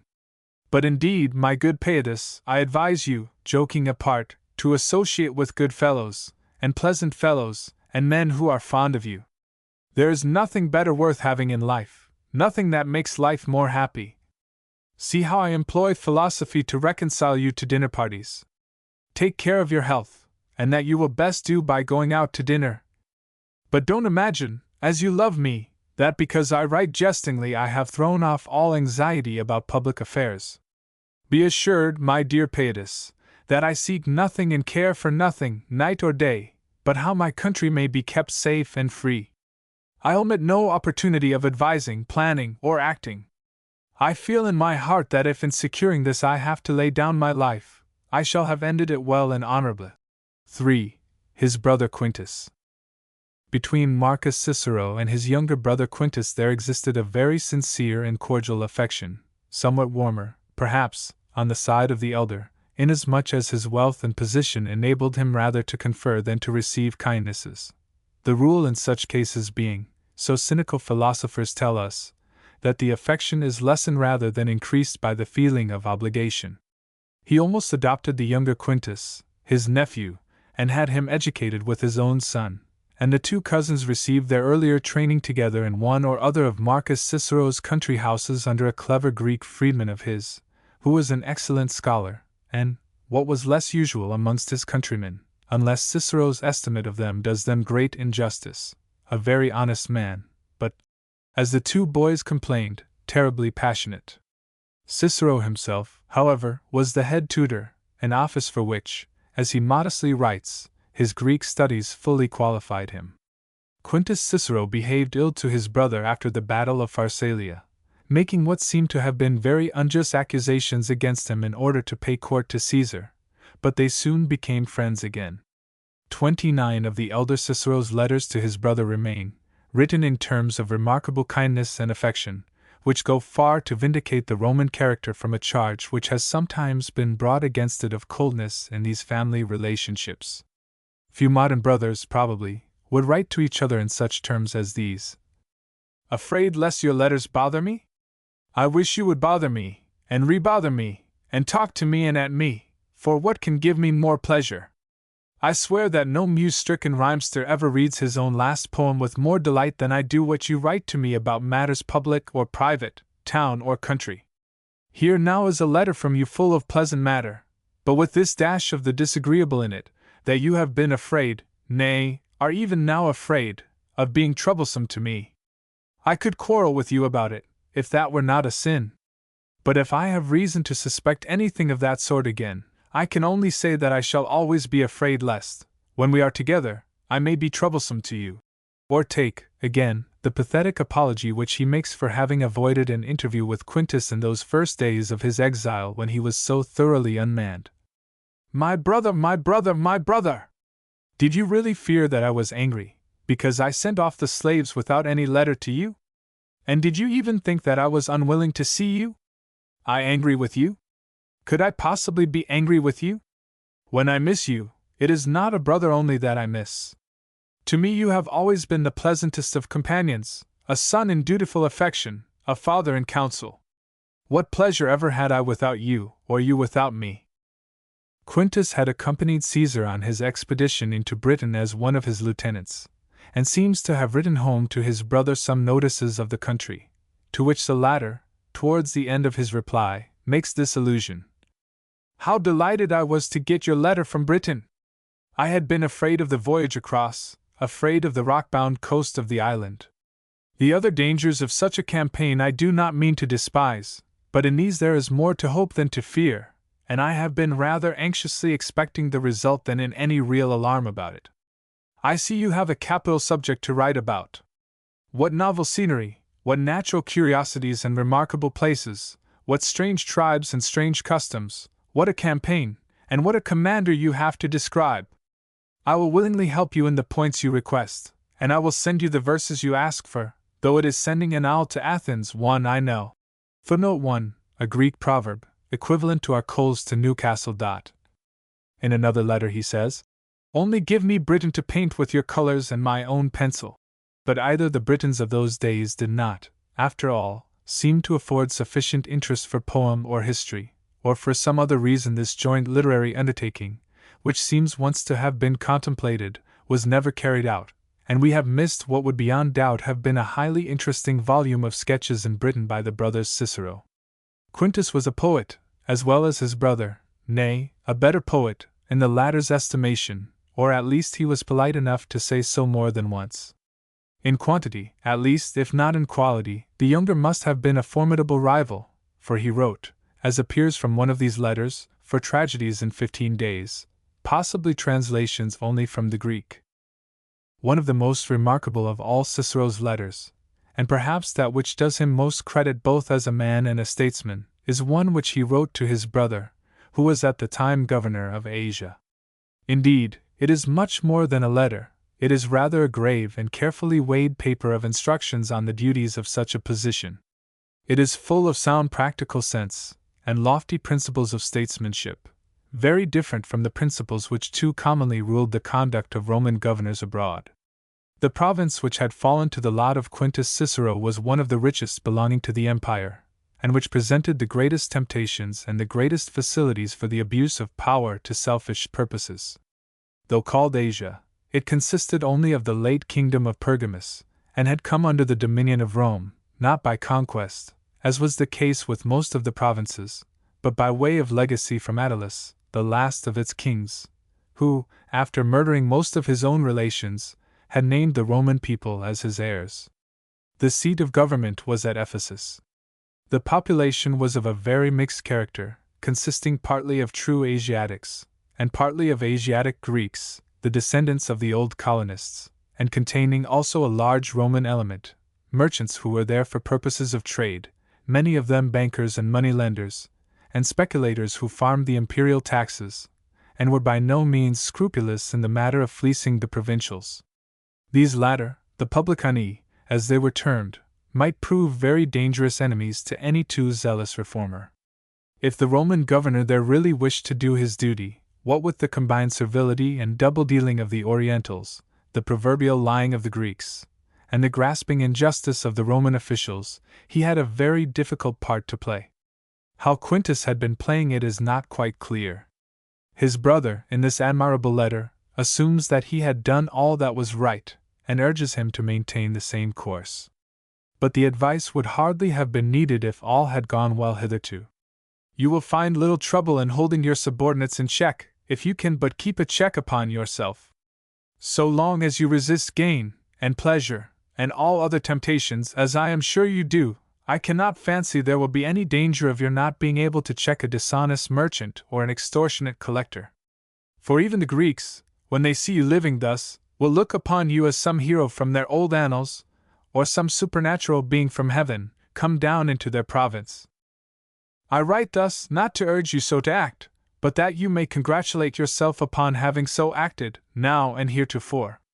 For it is a glorious thing for a man to have held a government for 3 years in Asia, in such sort that neither statue, nor painting, nor work of art of any kind, nor any temptations of wealth or beauty, in all which temptations your province abounds, could draw you from the strictest integrity and self-control, that your official progresses should have been no cause of dread to the inhabitants, that none should be impoverished by your requisitions, none terrified at the news of your approach, but that you should have brought with you, wherever you came, the most hearty rejoicings, public and private, inasmuch as every town saw in you a protector and not a tyrant, every family received you as a guest, not as a plunderer.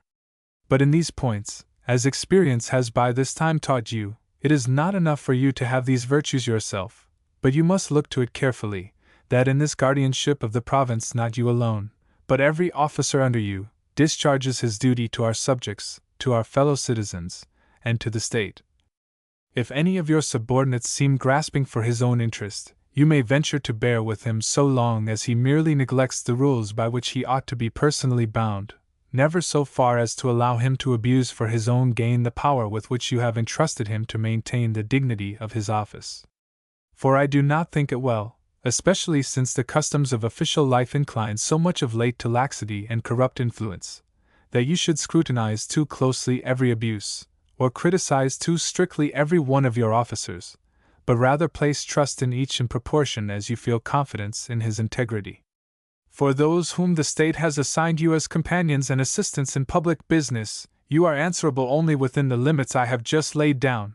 But for those whom you have chosen to associate with yourself as members of your private establishment and personal suite, you will be held responsible not only for all they do, but for all they say.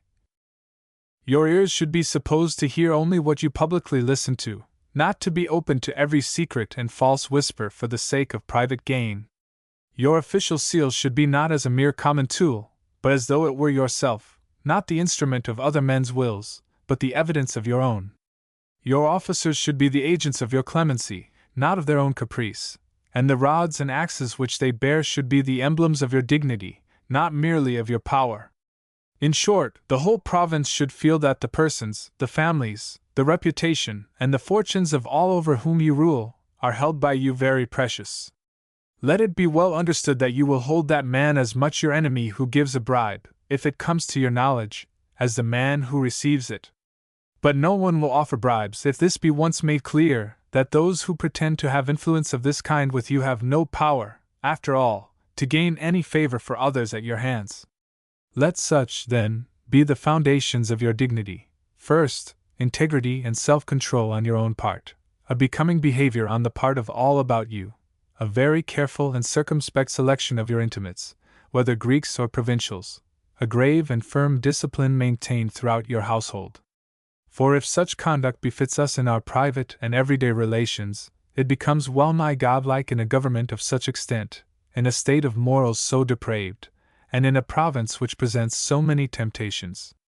Such a line of conduct and such rules will alone enable you to uphold that severity in your decisions and decrees which you have employed in some cases, and by which we have incurred, and I cannot regret it, the jealousy of certain interested parties. You may safely use the utmost strictness in the administration of justice, so long as it is not capricious or partial, but maintained at the same level for all. Yet it will be of little use that your own decisions be just and carefully weighed, unless the same course be pursued by all to whom you delegate any portion of your judicial authority. Such firmness and dignity must be employed as may not only be above partiality, but above the suspicion of it. To this must be added readiness to give audience, calmness in deciding, care in weighing the merits of the case and in satisfying the claims of the parties. Yet he advises that justice should be tempered with leniency.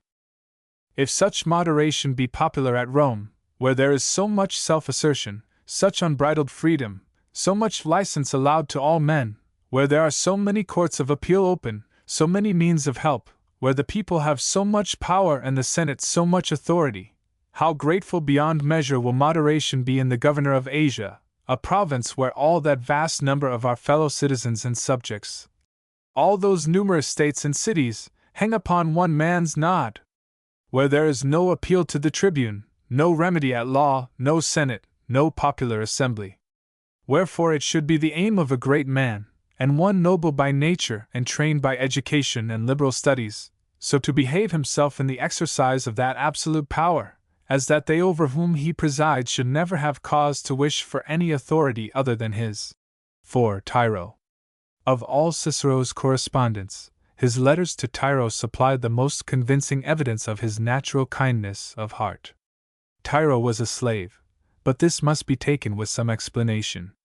The slaves in a household like Cicero's would vary in position from the lowest menial to the important majordomo and the confidential secretary. Tiro was of this higher class. He had probably been born and brought up in the service, like Eleazar in the household of Abraham, and had become, like him, the trusted agent of his master and the friend of the whole family.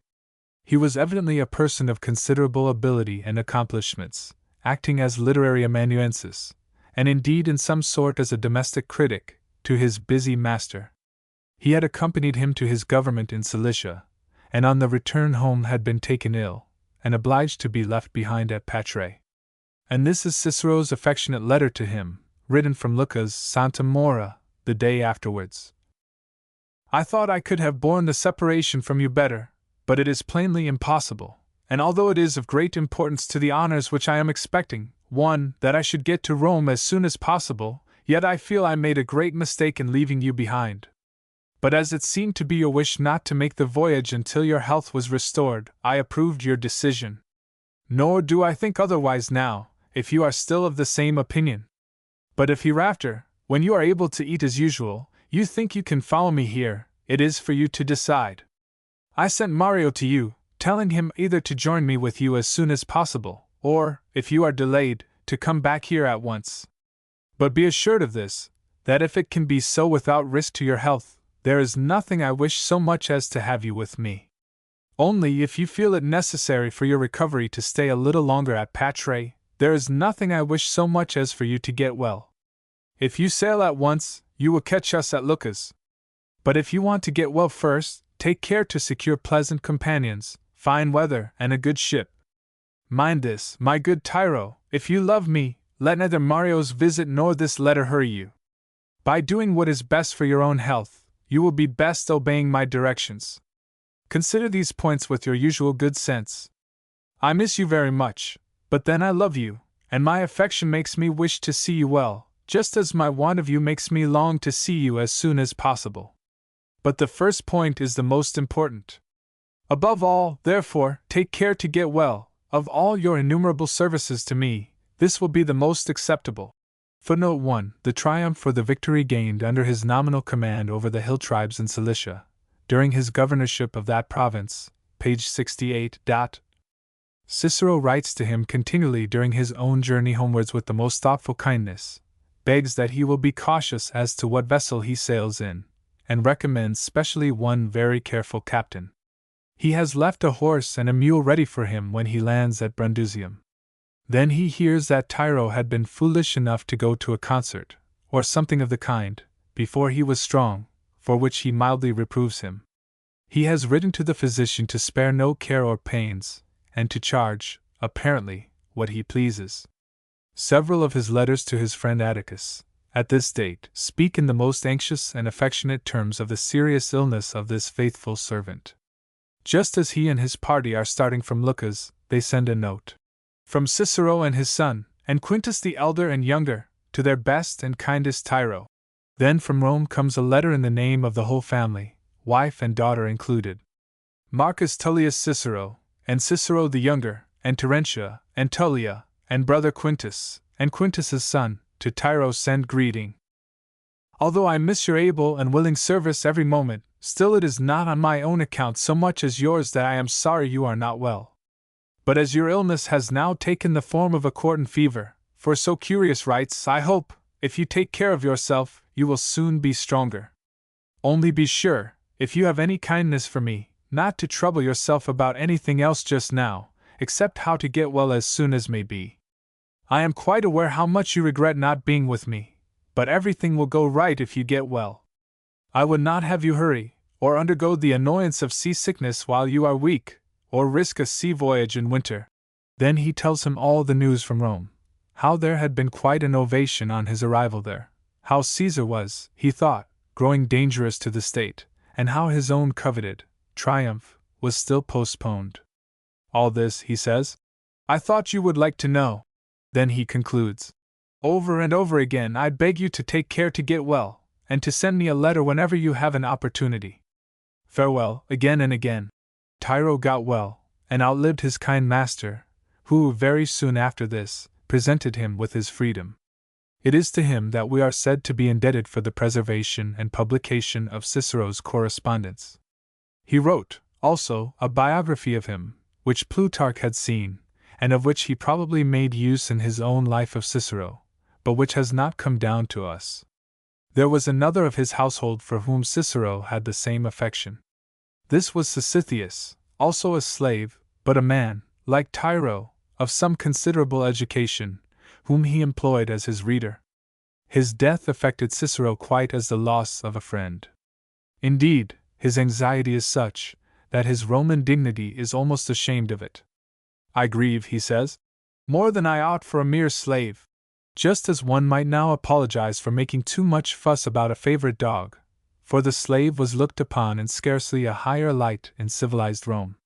They spoke of him in the neuter gender, as a chattel, and it was gravely discussed, in case of danger in a storm at sea, which it would be right first to cast overboard to lighten the ship, a valuable horse or an indifferent slave.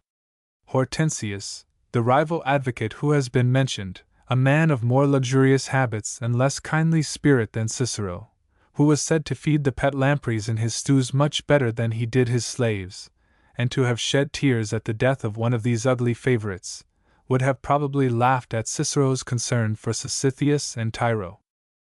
But indeed every glimpse of this kind which Cicero's correspondence affords us gives token of a kindly heart, and makes us long to know something more.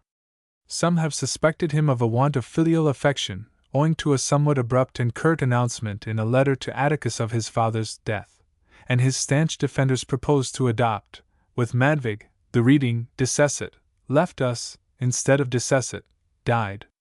There really seems no occasion. Unless Atticus knew the father intimately, there was no need to dilate upon the old man's death, and Cicero mentions subsequently, in terms quite as brief, the marriage of his daughter and the birth of his son, events in which we are assured he felt deeply interested. If any further explanation of this seeming coldness be required, the following remarks of Mr. Forsyth are apposite and true. The truth is, that what we call sentiment was almost unknown to the ancient Romans, in whose writings it would be as vain to look for it as to look for traces of Gothic architecture amongst classic ruins. And this is something more than a mere illustration. It suggests a reason for the absence. Romance and sentiment came from the dark forests of the north, when Scandinavia and Germany poured forth their hordes to subdue and people the Roman Empire. The life of a citizen of the Republic of Rome was essentially a public life. The love of country was there carried to an extravagant length, and was paramount to, and almost swallowed up, the private and social affections. The state was everything, the individual comparatively nothing.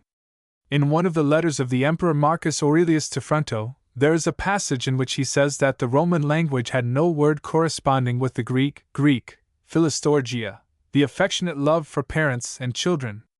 Upon this Niebuhr remarks that the feeling was not a Roman one, but Cicero possessed it in a degree which few Romans could comprehend, and hence he was laughed at for the grief which he felt at the death of his daughter Tullia. Chapter 10. Essays on Old Age and Friendship. The treatise on old age, which is thrown into the form of a dialogue, is said to have been suggested by the opening of Plato's Republic, in which Cephalus touches so pleasantly on the enjoyments peculiar to that time of life. So far as light and graceful treatment of his subject goes, the Roman essayist at least does not fall short of his model. Montaigne said of it that it made one long to grow old, wink with a frown one, but Montaigne was a Frenchman, and such sentiment was quite in his way. The dialogue, whether it produced this effect on many readers or not, is very pleasant reading, and when we remember that the author wrote it when he was exactly in his grand climacteric, and addressed it to his friend Atticus, who was within a year of the same age, we get that element of personal interest which makes all writings of the kind more attractive.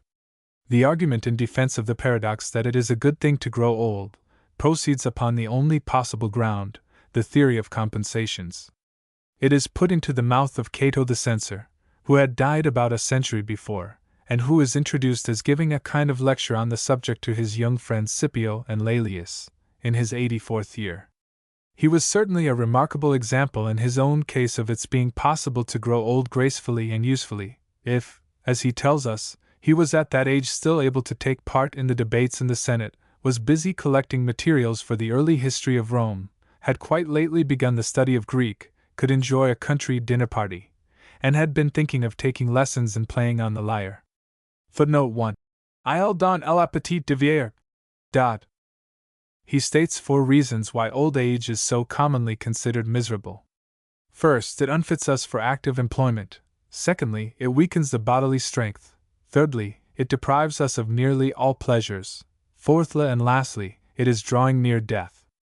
As to the first, the old senator argues very fairly that very much of the more important business of life is not only transacted by old men, but in point of fact, as is confessed by the very name and composition of the Roman Senate, it is thought safest to entrust it to the elders and the state. The pilot at the helm may not be able to climb the mast and run up and down the deck like the younger sailor, but he steers none the worse for being old. He quotes some well-known examples of this from Roman annals, examples which might be matched by obvious instances in modern English history. The defense which he makes of old age against the second charge, loss of muscular vigor, is rather more of the nature of special pleading. He says little more than that mere muscular strength, after all, is not much wanted for our happiness, that there are always comparative degrees of strength, and that an old man need no more make himself unhappy because he has not the strength of a young man, than the latter does because he has not the strength of a bull or an elephant. It was very well for the great wrestler Milo to be able to carry an ox round the arena on his shoulders, but on the whole, a man does not often want to walk about with a bullock on his back.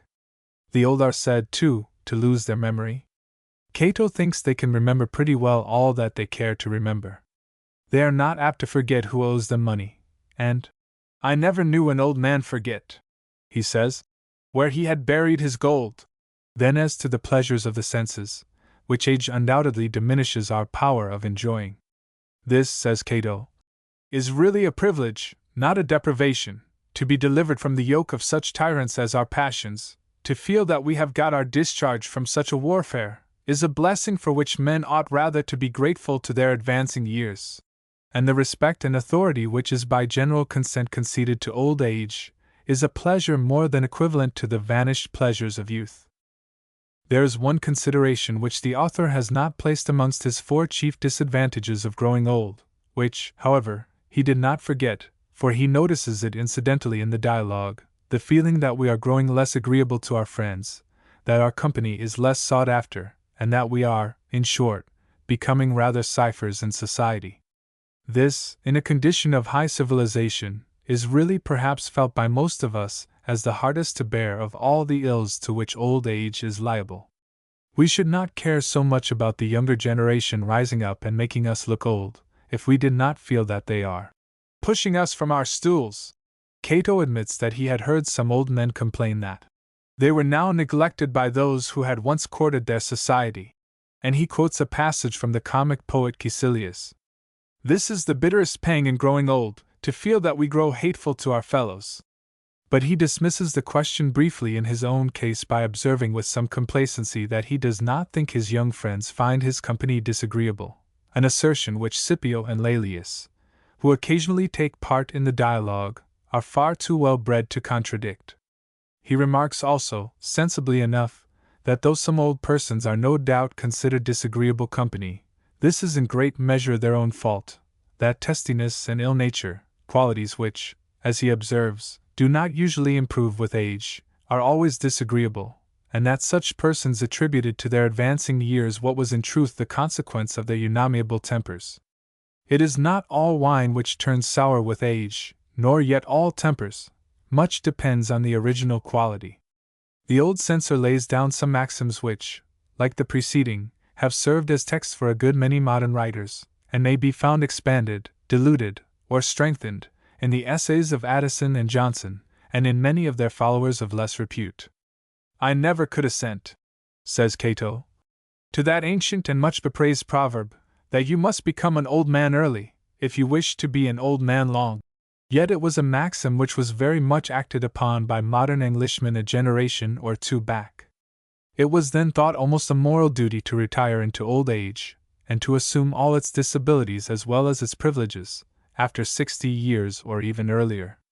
At present the world sides with Cato, and rushes perhaps into the other extreme, for any line at which old age now begins would be hard to trace either in dress or deportment. We must resist old age, and fight against it as a disease. Strong words from the old Roman. But, undoubtedly, so long as we stop short of the attempt to affect juvenility. Cato is right. We should keep ourselves as young as possible. He speaks shrewd sense, again, when he says, "As I like to see a young man who has something old about him, so I like to see an old man in whom there remains something of the youth, and he who follows this maxim may become an old man in body, but never in heart." What a blessing it is, says Southey, to have a boy's heart! Do we not all know these charming old people, to whom the young take almost as heartily as to their own equals in age, who are the favorite consultees in all amusements, the confidants in all troubles? Cato is made to place a great part of his own enjoyment, in these latter years of his, in the cultivation of his farm and garden. He had written, we must remember, a treatise de re rustica, a kind of Roman book of the farm, which we have still remaining. He is enthusiastic in his description of the pleasures of a country gentleman's life, and like a good farmer, as no doubt he was, becomes eloquent upon the grand subject of manures. Gardening is a pursuit which he holds in equal honor, that purest of human pleasures, as Bacon calls it.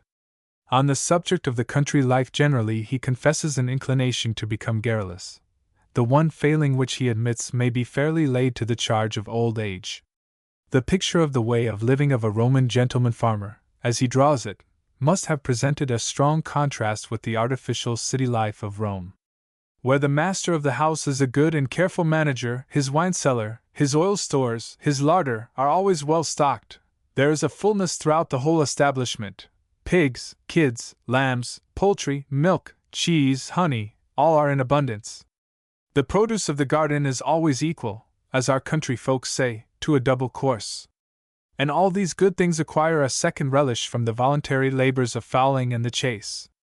What need to dwell upon the charm of the green fields, the well-ordered plantations, the beauty of the vineyards and olive groves?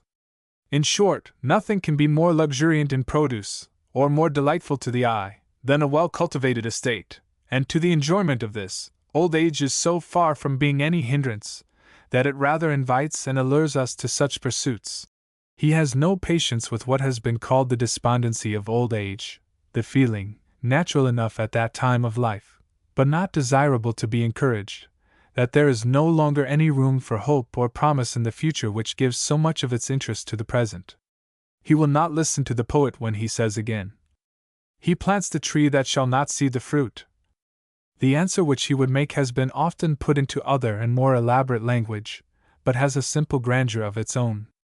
If any should ask the aged cultivator for whom he plants, let him not hesitate to make this reply, "For the immortal gods, who, as they willed me to inherit these possessions from my forefathers, so would have me hand them on to those that shall come after." The old Roman had not the horror of country society which so many civilized Englishmen either have or affect. "I like a talk," he says, "over a cup of wine. Even when I am down at my Sabine estate, I daily make one at a party of my country neighbors, and we prolong our conversation very frequently far into the night." The words are put into Cato's mouth, but the voice is the well-known voice of Cicero. We find him here, as in his letters, persuading himself into the belief that the secret of happiness is to be found in the retirement of the country. And his genial and social nature beams through it all. We are reminded of his half-serious complaints to Atticus of his importunate visitors at Formi, the dinner parties which he was, as we say now, obliged to go to, and which he so evidently enjoyed. 1. Footnote 1. A clergyman was complaining of the want of society in the country where he lived, and said, "They talk of runts, i.e., young cows." "Sir," said Mr. Salisbury, "Mr. Johnson would learn to talk of runts," meaning that I was a man who would make the most of my situation, whatever it was. Boswell's Life. Cicero was like Dr. Johnson. He is careful, however, to remind his readers that old age, to be really either happy or venerable, must not be the old age of the mere voluptuary or the debauchee, that the grey head, in order to be, even in his pagan sense, a crown of glory, must have been found in the way of righteousness. Shakespeare might have learned from Cicero in these points the moral which he puts into the mouth of his Adam. "Therefore mine age is as a lusty winter, frosty but kindly." It is a miserable old age, says the Roman, which is obliged to appeal to its grey hairs as its only claim to the respect of its juniors. Neither hoar hairs nor wrinkles can arrogate reverence as their right. It is the life whose opening years have been honorably spent which reaps the reward of reverence at its close. In discussing the last of the evils which accompany old age, the near approach of death, Cicero rises to something higher than his usual level. His Cato will not have death to be an evil at all, it is to him the escaping from the prison of the body, the getting the sight of land at last after a long voyage, and coming into port. Nay, he does not admit that death is death.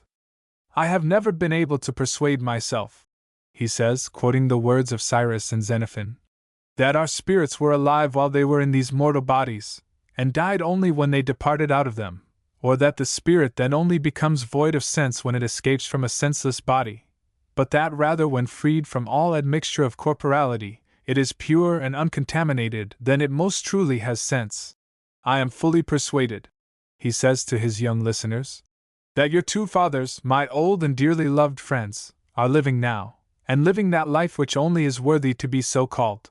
And he winds up the dialogue with the very beautiful apostrophe, one of the last utterances of the philosopher's heart, well known, yet not too well known to be here quoted. It likes me not to mourn over departing life, as many men, and men of learning, have done. Nor can I regret that I have lived, since I have so lived that I may trust I was not born in vain, and I depart out of life as out of a temporary lodging, not as out of my home. For nature has given it to us as an inn to tarry at by the way, not as a place to abide in. O glorious day! When I shall set out to join that blessed company and assembly of disembodied spirits, and quit this crowd and rabble of life. For I shall go my way, not only to those great men of whom I spoke, but to my own son Cato, than whom was never better man born, nor more full of dutiful affection, whose body I laid on the funeral pile, an office he should rather have done for me.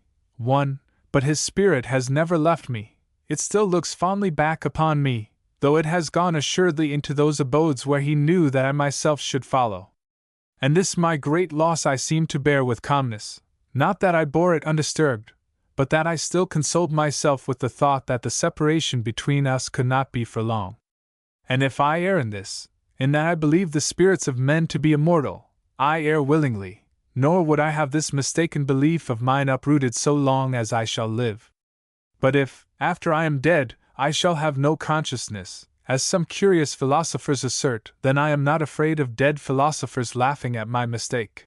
Footnote 1. Burke touches the same key in speaking of his son. I live in an inverted order. They who ought to have succeeded me have gone before me, they who should have been to me as posterity are in the place of ancestors. The essay on friendship is dedicated by the author to Atticus, an appropriate recognition, as he says, of the long and intimate friendship which had existed between themselves. It is thrown, like the other, into the form of a dialogue.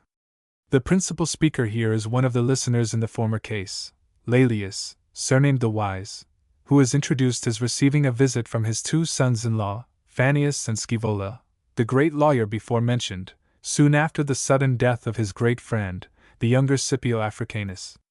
Laelius takes the occasion, at the request of the young men, to give them his views and opinions on the subject of friendship generally. This essay is perhaps more original than that upon old age, but certainly is not so attractive to a modern reader. Its great merit is the grace and polish of the language, but the arguments brought forward to prove what an excellent thing it is for a man to have good friends, and plenty of them, in this world, and the rules for his behavior towards them, seem to us somewhat trite and commonplace, whatever might have been their effect upon a Roman reader. Cicero is indebted to the Greek philosophers for the main outlines of his theory of friendship, though his acquaintance with the works of Plato and Aristotle was probably exceedingly superficial. He holds, with them, that man is a social animal, that we are so constituted by nature that there must be some degree of association between us all, growing closer in proportion as we are brought into more intimate relations one with another, so that the social bond is a matter of instinct, not of calculation, not a cold commercial contract of profit and loss, of giving and receiving, but the fulfillment of one of the yearnings of our nature. Here he is in full accordance with the teaching of Aristotle, who, of all the various kinds of friendship to which he allows the common name, pronounces that which is founded merely upon interest, upon mutual interchange, by tacit agreement, of certain benefits, to be the least worthy of such a designation. Friendship is defined by Cicero to be the perfect accord upon all questions, religious and social, together with mutual goodwill and affection. This perfect accord, it must be confessed, is a very large requirement. He follows his Greek masters again in holding that true friendship can exist only amongst the good, that, in fact, all friendship must assume that there is something good and lovable in the person towards whom the feeling is entertained. It may occasionally be a mistaken assumption. The good quality we think we see in our friend may have no existence save in our own partial imagination. But the existence of the counterfeit is an incontestable evidence of the true original. And the greatest attraction, and therefore the truest friendships, will always be of the good towards the good. He admits, however, the notorious fact that good persons are sometimes disagreeable, and he confesses that we have a right to seek in our friends amiability as well as moral excellence. Sweetness, he says, anticipating, as all these ancients so provokingly do, some of our most modern popular philosophers. Sweetness, both in language and in manner, is a very powerful attraction in the formation of friendships. He is by no means of the same opinion as Sisyphus in Lord Lytton's tale of Miletus. Now then, I know thou really art my friend, none but true friends choose such unpleasant words. He admits that it is the office of a friend to tell unpleasant truths sometimes, but there should be a certain amount of this indispensable sweetness to temper the bitterness of the advice. There are some friends who are continually reminding you of what they have done for you. A disgusting set of people verily they are, says our author. And there are others who are always thinking themselves slighted. In which case there is generally something of which they are conscious in themselves, as laying them open to contemptuous treatment. Cicero's own character displays itself in this short treatise. Here, as everywhere, he is the politician. He shows a true appreciation of the duties and the qualifications of a true friend, but his own thoughts are running upon political friendships. Just as when, in many of his letters, he talks about all honest men, he means our party. So here, when he talks of friends, he cannot help showing that it was of the essence of friendship, in his view, to hold the same political opinions, and that one great use of friends was that a man should not be isolated, as he had sometimes feared he was, in his political course. When he puts forward the old instances of Coriolanus and Gracchus, and discusses the question whether their friends were or were not bound to aid them in their treasonable designs against the state, he was surely thinking of the factions of his own times, and the troublesome brotherhoods which had gathered round Catiline and Clodius. Be this as it may, the advice which he makes Laelius give to his younger relatives is good for all ages, modern or ancient. There is nothing in this world more valuable than friendship. Next to the immediate blessing and providence of Almighty God, Lord Clarendon was often heard to say, I owe all the little I know, and the little good that is in me, to the friendships and conversation I have still been used to, of the most excellent men in their several kinds that lived in that age. Chapter 11.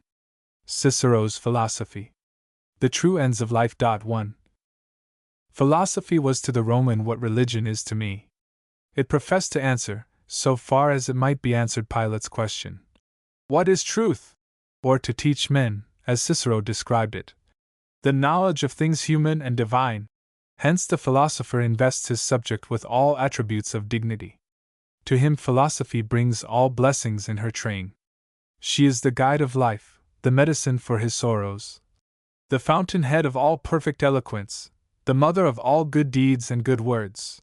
He invokes with affectionate reverence the great name of Socrates, the sage who had first drawn wisdom down from heaven.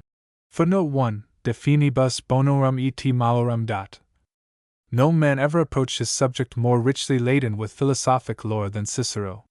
Snatching every leisure moment that he could from a busy life, he devotes it to the study of the great minds of former ages.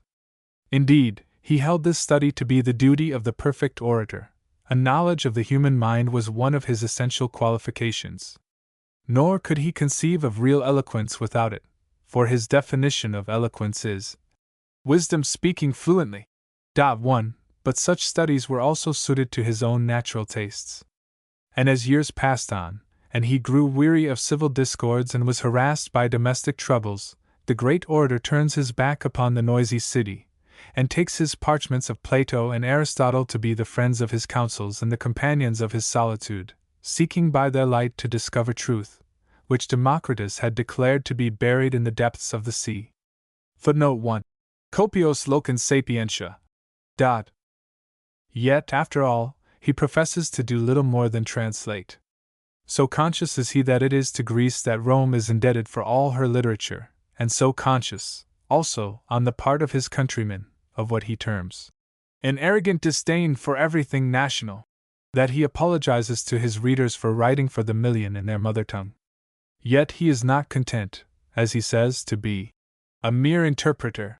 He thought that by an eclectic process, adopting and rearranging such of the doctrines of his Greek masters as approved themselves to his own judgment, he might make his own work a substitute for theirs.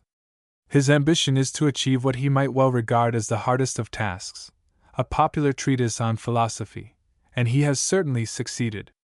He makes no pretense to originality. All he can do is, as he expresses it, to array Plato in a Latin dress, and present this stranger from beyond the seas with the freedom of his native city.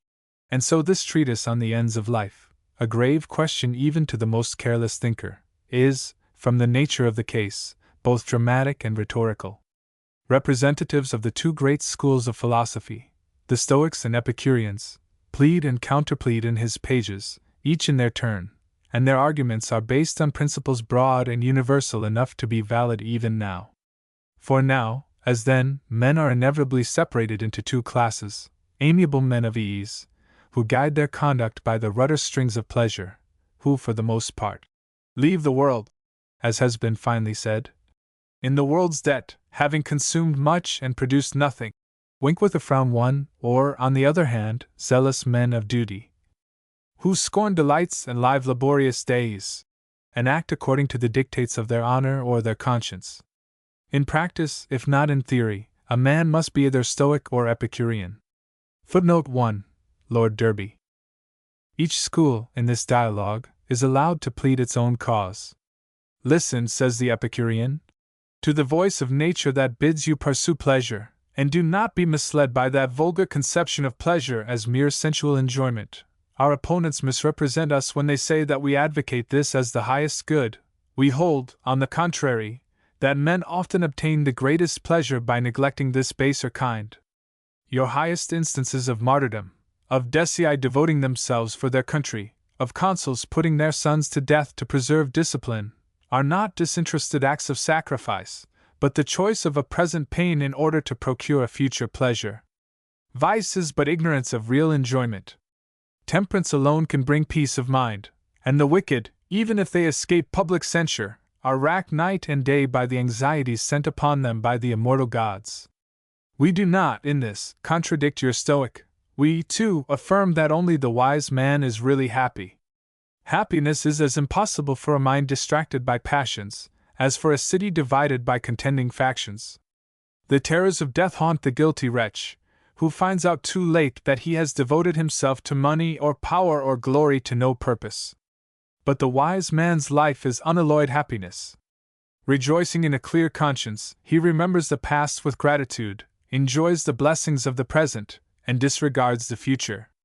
Thus the moral to be drawn is that which Horace, himself, as he expresses it, one of the litter of Epicurus, impresses on his fair friend Lucono. Strain your wine, and prove your wisdom. Life is short, should hope be more? In the moment of our talking envious time has slipped away. Seize the present, trust tomorrow e'en as little as you may. Passing on to the second book of the treatise, we hear the advocate of the counter-doctrine. Why, exclaims the Stoic, introduce pleasure to the counsels of virtue? Why uphold a theory so dangerous in practice? Your Epicurean soon turns epicure, and a class of men start up who have never seen the sun rise or set, who squander fortunes on cooks and perfumers, on costly plate and gorgeous rooms, and ransack sea and land for delicacies to supply their feasts. Epicurus gives his disciples a dangerous discretion in their choice. There is no harm in luxury, he tells us, provided it be free from inordinate desires. But who is to fix the limit to such vague concessions? Nay, more, he degrades men to the level of the brute creation. In his view, there is nothing admirable beyond this pleasure, no sensation or emotion of the mind, no soundness or health of body. And what is this pleasure which he makes of such high account? How short-lived while it lasts! How ignoble when we recall it afterwards! But even the common feeling and sentiments of men condemn so selfish a doctrine. We are naturally led to uphold truth and abhor deceit, to admire Regulus in his tortures, and to despise a lifetime of inglorious ease. And then follows a passage which echoes the stirring lines of Scott. Sound, sound the clarion, fill the fife! To all the sensual world proclaim, one crowded hour of glorious life is worth an age without a name. Do not then, concludes the Stoic, take good words in your mouth, and prate before applauding citizens of honor, duty, and so forth, while you make your private lives a mere selfish calculation of expediency. We were surely born for nobler ends than this, and none who is worthy the name of a man would subscribe to doctrines which destroy all honor and all chivalry. The heroes of old time won their immortality not by weighing pleasures and pains in the balance, but by being prodigal of their lives, doing and enduring all things for the sake of their fellowmen. The opening scene in the third book is as lively and dramatic as, what was no doubt the writer's model, the introduction of a Platonic dialogue. Cicero has walked across from his Tusculan villa to borrow some manuscripts from the well-stocked library of his young friend Lucullus, a youth whose high promise was sadly cut short, for he was killed at Philippi, when he was not more than 23. There, gorging himself with books, Cicero finds Marcus Cato, a Stoic of the Stoics, who expounds in a high tone the principles of his sect. Footnote 1, see page 43. Honor he declares to be the rule, and life according to nature, the end of man's existence. And wrong and injustice are more really contrary to this nature than either death, or poverty, or bodily suffering, or any other outward evil. Stoics and Peripatetics are agreed at least on one point, that bodily pleasures fade into nothing before the splendors of virtue, and that to compare the two is like holding a candle against the sunlight, or setting a drop of brine against the waves of the ocean. Your Epicurean would have each man live in selfish isolation, engrossed in his private pleasures and pursuits. We, on the other hand, maintain that divine providence has appointed the world to be a common city for men and gods, and each one of us to be a part of this vast social system. And thus every man has his lot and place in life, and should take for his guidance those golden rules of ancient times. Obey God, know thyself, shun excess. Then, rising to enthusiasm, the philosopher concludes, who cannot but admire the incredible beauty of such a system of morality? What character in history or in fiction can be grander or more consistent than the wise man of the Stoics? All the riches and glory of the world are his, for he alone can make a right use of all things. He is free, though he be bound by chains, rich, though in the midst of poverty, beautiful, for the mind is fairer than the body, a king, for, unlike the tyrants of the world, he is lord of himself, happy, for he has no need of Solon's warning to wait till the end, since a life virtuously spent is a perpetual happiness. Footnote 1. So Bishop Butler, in the preface to his Sermons upon Human Nature, says they were intended to explain what is meant by the nature of man, when it is said that virtue consists in following, and vice in deviating from it. In the fourth book, Cicero himself proceeds to vindicate the wisdom of the ancients, the old academic school of Socrates and his pupils, against what he considers the novelties of Stoicism. All that the Stoics have said has been said 100 times before by Plato and Aristotle, but in nobler language. They merely pick out the thorns and lay bare the bones of previous systems, using newfangled terms and misty arguments with a vainglorious parade. Their fine talk about citizens of the world and the ideal wise man is rather poetry than philosophy.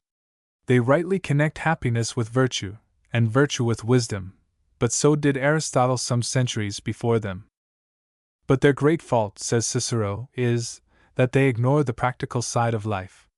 So broad is the line which they draw between the wise and foolish, that they would deny to Plato himself the possession of wisdom. They take no account of the thousand circumstances which go to form our happiness. To a spiritual being, virtue might be the chief good, but in actual life our physical is closely bound up with our mental enjoyment, and pain is one of those stern facts before which all theories are powerless. Again, by their fondness for paradox, they reduce all offenses to the same dead level. It is, in their eyes, as impious to beat a slave as to beat a parent, because, as they say, nothing can be more virtuous than virtue, nothing more vicious than vice. And lastly, this stubbornness of opinion affects their personal character. They too often degenerate into austere critics and bitter partisans, and go far to banish from among us love, friendship, gratitude, and all the fair humanities of life. The fifth book carries us back some 20 years, when we find Cicero once more at Athens, taking his afternoon walk among the deserted groves of the Academy. With him are his brother Quintus, his cousin Lucius, and his friends Piso and Atticus. The scene, with its historic associations, irresistibly carries their minds back to those illustrious spirits who had once made the place their own. Among these trees Plato himself had walked. Under the shadow of that porch Zeno had lectured to his disciples. Wink with a frown one, yonder Quintus points out the white peak of Colonus, described by Sophocles in those sweetest lines, while glistening on the horizon were the waves of the Phaleric harbor, which Demosthenes, Cicero's own great prototype, had outvoiced with the thunder of his declamation. So countless, indeed, are the memories of the past called up by the genius of the place, that, as one of the friends remarks, wherever we plant our feet, we tread upon some history. Then Piso, speaking at Cicero's request, begs his friends to turn from the degenerate thinkers of their own day to those giants of philosophy, from whose writings all liberal learning, all history, and all elegance of language may be derived. More than all, they should turn to the leader of the Peripatetics, Aristotle, who seemed, like Lord Bacon after him, to have taken all knowledge as his portion. From these, if from no other source, we may learn the secret of a happy life. But first we must settle what this chief good is, this end and object of our efforts, and not be carried to and fro, like ships without a steersman, by every blast of doctrine. Footnote 1. The Stoics took their name from the Stoa, or portico in the Academy, where they sat at lecture, as the Peripatetics, the school of Aristotle, from the little knot of listeners who followed their master as he walked. Epicurus's school were known as the philosophers of the garden, from the place where he taught. The old Academy were the disciples of Plato. The new Academy, to whose tenets Cicero inclined, revived the great principle of Socrates, of affirming nothing.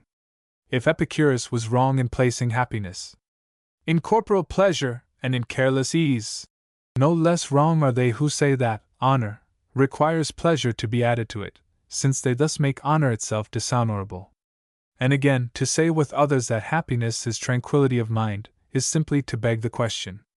Putting, then, all such theories aside, we bring the argument to a practical issue. Self-preservation is the first great principle of nature, and so strong is this instinctive love of life both among men and animals, that we see even the iron-hearted Stoics shrink from the actual pangs of a voluntary death. Then comes the question, what is this nature that is so precious to each of us? Clearly it is compounded of body and mind, each with many virtues of its own. But as the mind should rule the body, so reason, as the dominant faculty, should rule the mind. Virtue itself is only the perfection of this reason. And call it what you will, genius or intellect is something divine. Furthermore, there is in man a gradual progress of reason, growing with his growth until it has reached perfection. Even in the infant there are, as it were, sparks of virtue, half unconscious principles of love and gratitude, and these germs bear fruit, as the child develops into the man. We have also an instinct which attracts us towards the pursuit of wisdom. Such is the true meaning of the siren's voices in the Odyssey, says the philosopher, quoting from the poet of all time. Turn thy swift keel and listen to our lay, since never pilgrim to these regions came, but heard our sweet voice ere he sailed away, and in his joy passed on, with ampler mind.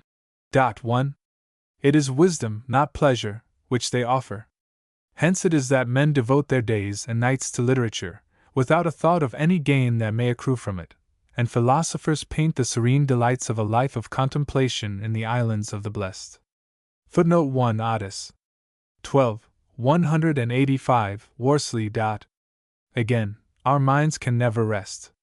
Desire for action grows with us. And in action of some sort, be it politics or science, life, if it is to be life at all, must be passed by each of us.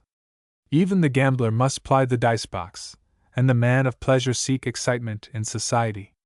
But in the true life of action, still the ruling principle should be honor. Such, in brief, is Piso's, or rather Cicero's, vindication of the old masters of philosophy. Before they leave the place, Cicero fires a parting shot at the Stoic paradox that the wise man is always happy. How? He pertinently asks, can one in sickness and poverty, blind, or childless, in exile or in torture, be possibly called happy, except by a monstrous perversion of language? 1. Footnote 1. In a little treatise called Paradoxes, Cicero discusses 6 of these scholastic quibbles of the Stoics. Here, somewhat abruptly, the dialogue closes, and Cicero pronounces no judgment of his own, but leaves the great question almost as perplexed as when he started the discussion. But of the two antagonistic theories, he leans rather to the Stoic than to the Epicurean. Self-sacrifice and honor seem, to his view, to present a higher ideal than pleasure or expediency. 2. Academic questions. Fragments of 2 editions of this work have come down to us, for almost before the first copy had reached the hands of his friend Atticus, to whom it was sent, Cicero had rewritten the whole on an enlarged scale. The first book, as we have it now, is dedicated to Varro, a noble patron of art and literature.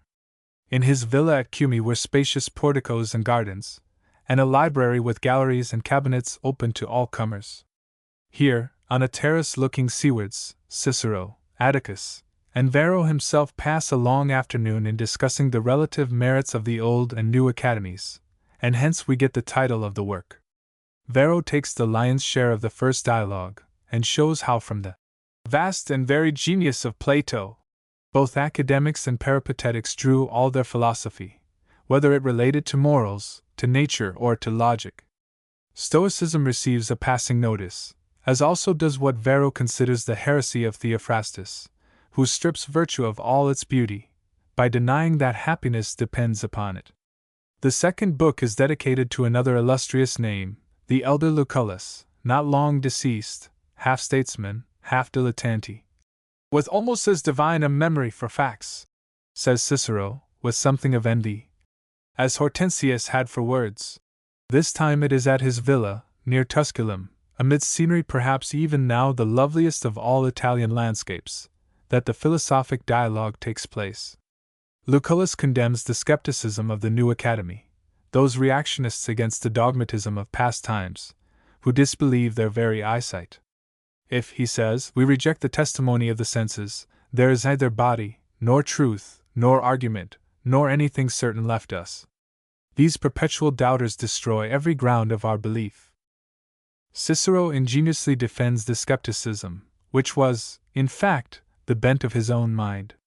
After all, what is our eyesight worth? The ship sailing across the bay yonder seems to move, but to the sailors it is the shore that recedes from their view. Even the sun, which mathematicians affirm to be 18 times larger than the earth, looks but a foot in diameter. And as it is with these things, so it is with all knowledge. Bold indeed must be the man who can define the point at which belief passes into certainty. Even the fine frenzy of the poet, his pictures of gods and heroes, are as lifelike to himself and to his hearers as though he actually saw them. See how Apollo, fair-haired god, draws in and bends his golden bow, while on the left fair Dian waves her torch. No, we are sure of nothing, and we are happy if, like Socrates, we only know this, that we know nothing. Then, as if in irony, or partly influenced perhaps by the advocate's love of arguing the case both ways, Cicero demolishes that grand argument of design which elsewhere he so carefully constructs, 1, and reasons in the very language of materialism. You assert that all the universe could not have been so ingeniously made without some godlike wisdom, the majesty of which you trace down even to the perfection of bees and ants. Why, then, did the deity, when he made everything for the sake of man, make such a variety, for instance, of venomous reptiles? Your divine soul is a fiction. It is better to imagine that creation is the result of the laws of nature, and so release the deity from a great deal of hard work, and me from fear, for which of us, when he thinks that he is an object of divine care, can help feeling in awe of the divine power day and night? But we do not understand even our own bodies. How, then, can we have an eyesight so piercing as to penetrate the mysteries of heaven and earth? Footnote 1. See page 168. The treatise, however, is but a disappointing fragment, and the argument is incomplete. 3. The Tusculan Disputations. The scene of this dialogue is Cicero's villa at Tusculum. There, in his long gallery, he walks and discusses with his friends the vexed questions of morality. Was death an evil? Was the soul immortal? How could a man best bear pain and the other miseries of life? Was virtue any guarantee for happiness? Then, as now, death was the great problem of humanity.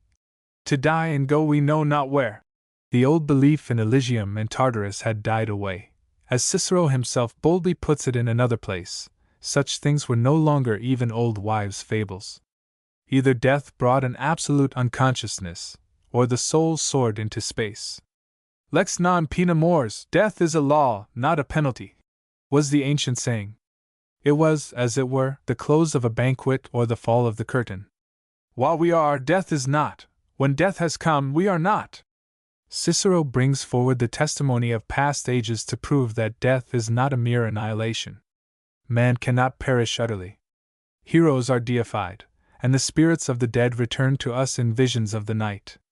Somehow or other, he says, there clings to our minds a certain presage of future ages, and so we plant, that our children may reap, we toil, that others may enter into our labors, and it is this life after death, the desire to live in men's mouths forever, which inspires the patriot and the martyr. Fame to the Roman, even more than to us, was the last infirmity of noble minds. It was so in a special degree to Cicero.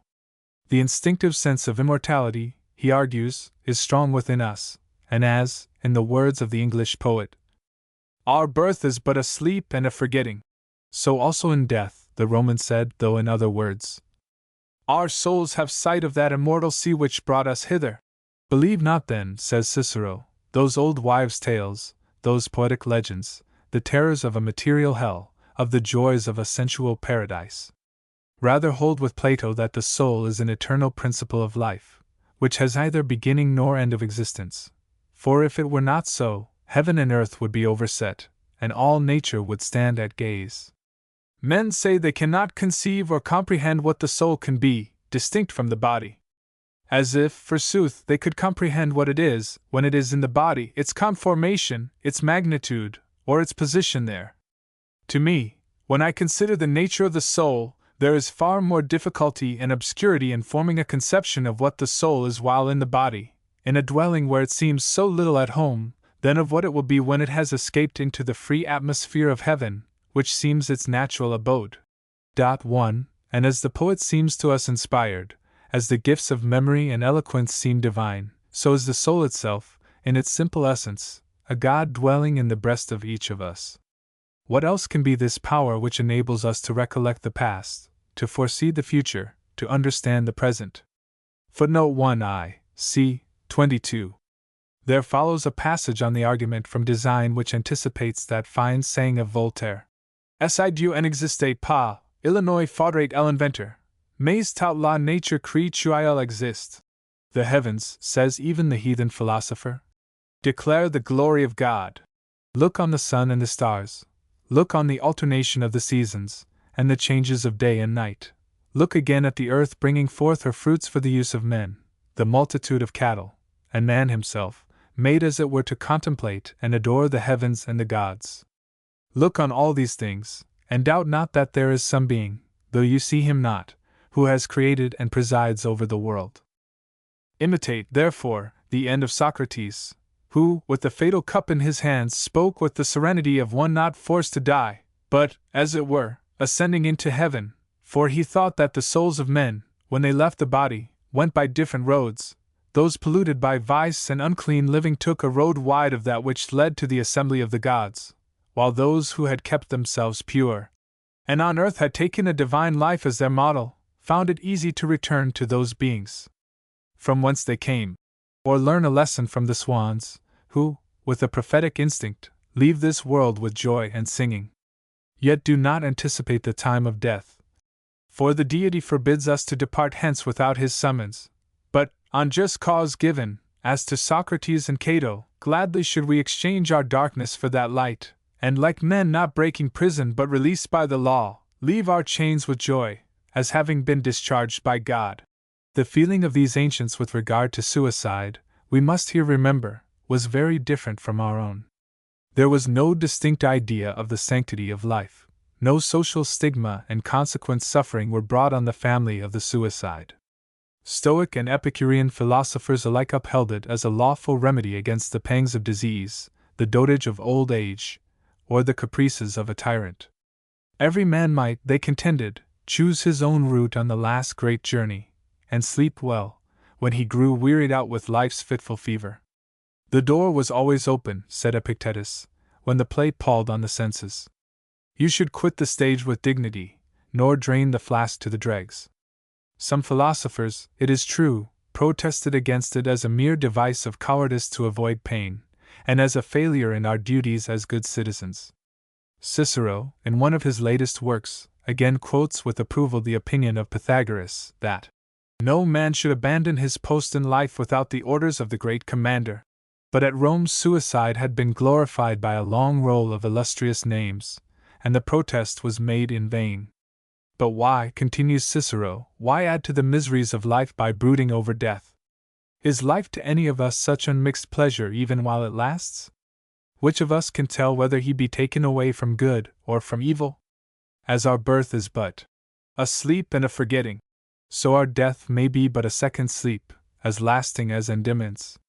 Why then call it wretched, even if we die before our natural time?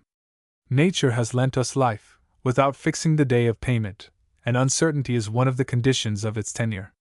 Compare our longest life with eternity, and it is as short-lived as that of those ephemeral insects whose life is measured by a summer day, and who, when the sun sets, have reached old age. Let us, then, base our happiness on strength of mind, on a contempt of earthly pleasures, and on the strict observance of virtue. Let us recall the last noble words of Socrates to his judges. The death, said he, to which you condemn me, I count a gain rather than a loss. Either it is a dreamless sleep that knows no waking, or it carries me where I may converse with the spirits of the illustrious dead. I go to death, you to life, but which of us is going the better way, God only knows. No man, then, dies too soon who has run a course of perfect virtue, for glory follows like a shadow in the wake of such a life. Welcome death, therefore, as a blessed deliverance from evil, sent by the special favor of the gods, who thus bring us safely across a sea of troubles to an eternal haven.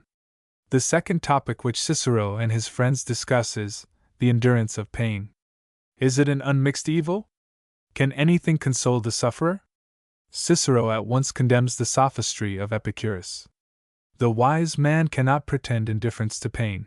It is enough that he endure it with courage, since, beyond all question, it is sharp, bitter, and hard to bear. And what is this courage? Partly excitement, partly the impulse of honor or of shame, partly the habituation which steels the endurance of the gladiator. Keep, therefore, this is the conclusion, stern restraint over the feminine elements of your soul, and learn not only to despise the attacks of pain, but also the slings and arrows of outrageous fortune. From physical, the discussion naturally passes to mental suffering. For grief, as well as for pain, he prescribes the remedy of the Stoics, equanimitas, a calm serenity of mind. The wise man, ever serene and composed, is moved neither by pain or sorrow, by fear or desire. He is equally undisturbed by the malice of enemies, or the inconstancy of fortune. But what consolation can we bring to ease the pain of the Epicurean? Put a nosegay to his nostrils, burn perfumes before him, crown him with roses and woodbine. But perfumes and garlands can do little in such case. Pleasures may divert, but they can scarcely console. Again, the Cyrenaics bring at the best but Job's comfort. No man will bear his misfortunes the more lightly by bethinking himself that they are unavoidable, that others have suffered before him, that pain is part and parcel of the ills which flesh is heir to. Why grieve at all? Why feed your misfortune by dwelling on it? Plunge rather into active life and forget it, remembering that excessive lamentation over the trivial accidents of humanity is alike unmanly and unnecessary. And as it is with grief, so it is with envy, lust, anger, and those other perturbations of the mind, which the Stoic Zeno rightly declares to be repugnant to reason and nature. From such disquietudes it is the wise man who is free. The fifth and last book discusses the great question: is virtue of itself sufficient to make life happy? The bold conclusion is that it is sufficient. Cicero is not content with the timid qualifications adopted by the school of the Peripatetics, who say one moment that external advantages and worldly prosperity are nothing, and then again admit that, though man may be happy without them, he is happier with them, which is making the real happiness imperfect after all. Men differ in their views of life. As in the great Olympic games, the throng are attracted, some by desire of gain, some by the crown of wild olive, some merely by the spectacle, so, in the race of life, we are all slaves to some ruling idea. It may be glory, or money, or wisdom. But they alone can be pronounced happy whose minds are like some tranquil sea, alarmed by no fears, wasted by no griefs, inflamed by no lusts, enervated by no relaxing pleasures, and such serenity virtue alone can produce. These disputations have always been highly admired. But their popularity was greater in times when Cicero's Greek originals were less read or understood. Erasmus carried his admiration of this treatise to enthusiasm. "I cannot doubt," he says, "but that the mind from which such teaching flowed was inspired in some sort by divinity." For the treatise on moral duties, the treatise De Officiis, known as Cicero's Offices, to which we pass next, is addressed by the author to his son, while studying at Athens under Critippus, possibly in imitation of Aristotle, who inscribed his Ethics to his son Nicomachus. It is a treatise on the duties of a gentleman. "The noblest present," says a modern writer, "ever made by parent to a child." 1. Written in a far higher tone than Lord Chesterfield's letters, though treating of the same subject, it proposes and answers multifarious questions which must occur continually to the modern Christian as well as to the ancient philosopher. What makes an action right or wrong? What is a duty? What is expediency? How shall I learn to choose between my principles and my interests? And lastly, a point of casuistry which must sometimes perplex the strictest conscience: of two things honest, 2, which is most so? Footnote 1 Kelsall. Footnote 2. The English, honesty, and honor, alike fail to convey the full force of the Latin honestus. The word expresses a progress of thought from comeliness and grace of person to a noble and graceful character, all whose works are done in honesty and honor. The keynote of his discourse throughout is honor, and the word seems to carry with it that magic force which Burke attributed to chivalry. The unbought grace of life, the nurse of heroic sentiment and manly enterprise. Noblesse oblige, and there is no state of life, says Cicero, without its obligations. In their due discharge consists all the nobility, and in their neglect all the disgrace, of character. There should be no selfish devotion to private interests. We are born not for ourselves only, but for our kindred and fatherland. We owe duties not only to those who have benefited but to those who have wronged us. We should render to all their due, and justice is due even to the lowest of mankind. What, for instance, he says with a hardness which jars upon our better feelings, can be lower than a slave? Honor is that unbought grace, which adds a luster to every action. In society it produces courtesy of manners. In business, under the form of truth, it establishes public credit. Again, as equity, it smooths the harsh features of the law. In war it produces that moderation and good faith between contending armies which are the surest basis of a lasting peace. And so in honor are centered the elements of all the virtues, wisdom and justice, fortitude and temperance. And if, he says, reproducing the noble words of Plato, as applied by him to wisdom, This honor could but be seen in her full beauty by mortal eyes, the whole world would fall in love with her. Such is the general spirit of this treatise, of which only the briefest sketch can be given in these pages. Cicero bases honor on our inherent excellence of nature, paying the same noble tribute to humanity as Kant some centuries after. On earth there is nothing great but man, in man there is nothing great but mind. Truth is a law of our nature. Man is only lower than the angels, and to him belong prerogatives which mark him off from the brute creation, the faculties of reason and discernment, the sense of beauty, and the love of law and order. And from this arises that fellow feeling which, in one sense, makes the whole world kin. The spirit of Terence's famous line, which Cicero notices, applauded on its recitation, as Augustine tells us, by the cheers of the entire audience in the theatre. Homo sum, humani nihil me alienum puto. 1. For, he continues, all men by nature love one another, and desire an intercourse of words and action. Hence spring the family affections, friendship, and social ties. Hence also that general love of combination, which forms a striking feature of the present age, resulting in clubs, trades unions, companies, and generally in what Mr. Carlyle terms swarmery. Footnote 1. I am a man. I hold that nothing which concerns mankind can be matter of unconcern to me. Next to truth, justice is the great duty of mankind. Cicero at once condemns communism in matters of property. Ancient immemorial seizure, conquest, or compact may give a title, but no man can say that he has anything his own by a right of nature. Injustice springs from avarice or ambition, the thirst of riches or of empire, and is the more dangerous as it appears in the more exalted spirits, causing a dissolution of all ties and obligations. And here he takes occasion to instance that late most shameless attempt of Caesar's to make himself master of Rome. There is, besides, an injustice of omission. You may wrong your neighbor by seeing him wronged without interfering. Cicero takes the opportunity of protesting strongly against the selfish policy of those lovers of ease and peace, who, from a desire of furthering their own interests, or else from a churlish temper, profess that they mind nobody's business but their own, in order that they may seem to be men of strict integrity and to injure none, and thus shrink from taking their part in the fellowship of life. He would have had small patience with our modern doctrine of non-intervention and neutrality in nations any more than in men.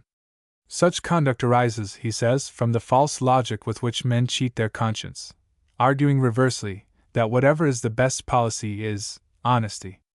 There are two ways, it must be remembered, in which one man may injure another, force and fraud, but as the lion is a nobler creature than the fox, so open violence seems less odious than secret villainy. No character is so justly hateful as a rogue in grain, veneered with sanctimonious theory. Nations have their obligations as well as individuals, and war has its laws as well as peace. The struggle should be carried on in a generous temper, and not in the spirit of extermination, when it has sometimes seemed a question between two hostile nations, not which should remain a conqueror, but which should remain a nation at all. No mean part of justice consists in liberality, and this, too, has its duties.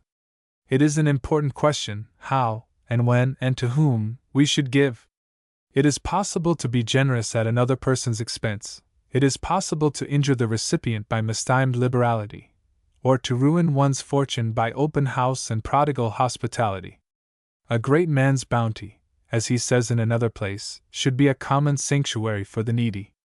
To ransom captives and enrich the meaner folk is a nobler form of generosity than providing wild beasts or shows of gladiators to amuse the mob.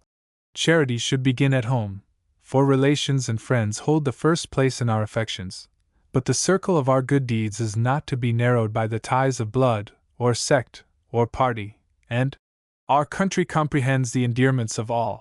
We should act in the spirit of the ancient law. Thou shalt keep no man from the running stream, or from lighting his torch at thy hearth. Our liberality should be really liberal, like that charity which Jeremy Taylor describes as friendship to all the world. Another component principle of this honor is courage, or greatness of soul, which, continues Cicero, has been well defined by the Stoics as a virtue contending for justice and honesty. and its noblest form is a generous contempt for ordinary objects of ambition, not from a vain or fantastic humor, but from solid principles of reason. The lowest and commoner form of courage is the mere animal virtue of the fighting cock. But a character should not only be excellent, it should be graceful. In gesture and deportment men should strive to acquire that dignified grace of manners, which adds as it were a luster to our lives. They should avoid affectation and eccentricity. Not to care a farthing what people think of us is a sign not so much of pride as of immodesty. The want of tact, the saying and doing things at the wrong time and place, produces the same discord in society as a false note in music, and harmony of character is of more consequence than harmony of sounds. There is a grace in words as well as in conduct. We should avoid unseasonable jests, and not lard our talk with Greek quotations. 1. Footnote 1. This last precept Cicero must have considered did not apply to letter writing, otherwise he was a notorious offender against his own rule. In the path of life, each should follow the bent of his own genius, so far as it is innocent. Honor and shame from no condition rise. Act well your part, there all the honor lies. Nothing is so difficult, says Cicero, as the choice of a profession, inasmuch as the choice has commonly to be made when the judgment is weakest. Some tread in their father's steps, others beat out a fresh line of their own, and, he adds, perhaps not without a personal reference, this is generally the case with those born of mean parents, who propose to carve their own way in the world.